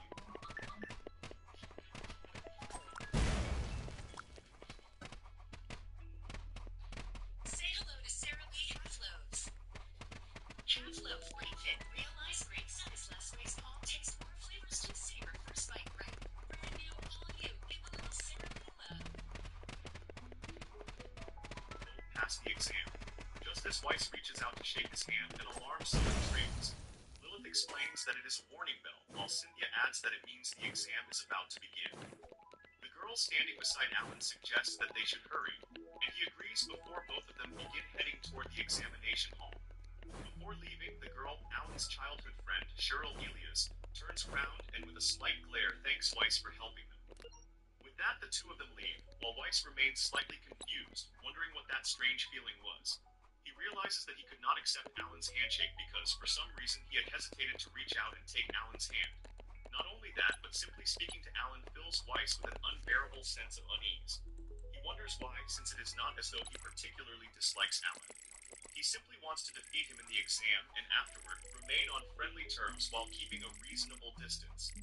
After the written exam ends, the teacher announces that the next test will be practical combat. For this portion, everyone is required to change into uniforms passed down from former students, which are designed to reduce damage from both magic and physical attacks. Although Weiss had a clear plan, his heart feels strangely restless, and he cannot ignore the unsettling throbbing sensation within him. Doing his best to suppress it, he enters the training grounds alongside Lilith and Cynthia.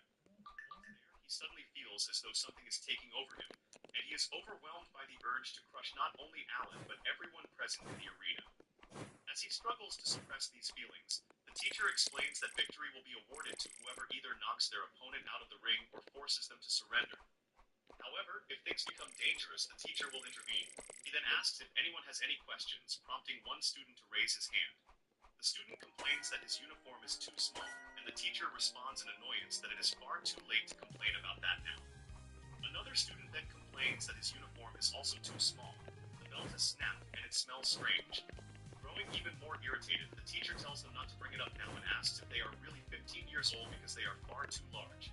He explains that if they pass, they will receive new uniforms that properly fit their size, so they simply need to endure it for now.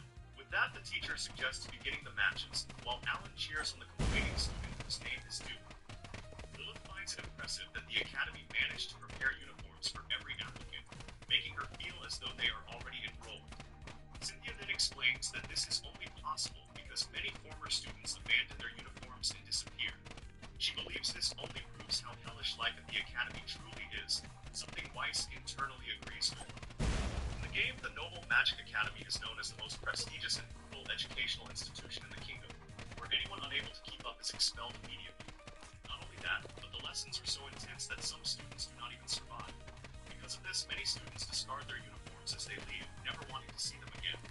That being said, getting accepted is not actually that difficult. Even the previous lazy version of Weiss managed to pass in the game. A few moments later, the examiner calls out contestant number 909, Weiss, and announces that he will be facing contestant number 907, Alan. While Alan is surprised that he will be fighting Weiss, Weiss already knows this was going to happen because it followed the events of the game. Just then, a student points out that it is pouring rain outside. Since it cannot be helped, the teacher tells everyone except those currently fighting to move to the spectator seats. This leaves only Weiss, Alan, and the examiner in the arena, while the other students watch from the spectator area, where the rain mysteriously does not fall on them. While Cheryl cheers for Alan, he expresses his surprise that he will be facing Weiss in the mock battle. Weiss, meanwhile, is being cheered on by Lilith, but remains completely silent as the examiner officially begins the match. The moment the examiner gives the signal to start, Weiss instantly rushes forward and strikes Alan in the face, sending him crashing to the ground. He then throws his sword into the air and uses both hands to cast Dark Heal. As the magic circle activates immediately, Alan is overwhelmed with immense pain and screams in agony, shocking everyone present. Hearing the horrifying scream, even the examiner becomes terrified, while Weiss realizes that the situation is spiraling out of control. Although he manages to prevent the spell's negative effects from targeting the examiner, he cannot suppress the overwhelming urge burning inside him to completely crush Alan. He is deeply confused and wonders why he has been feeling this way since earlier.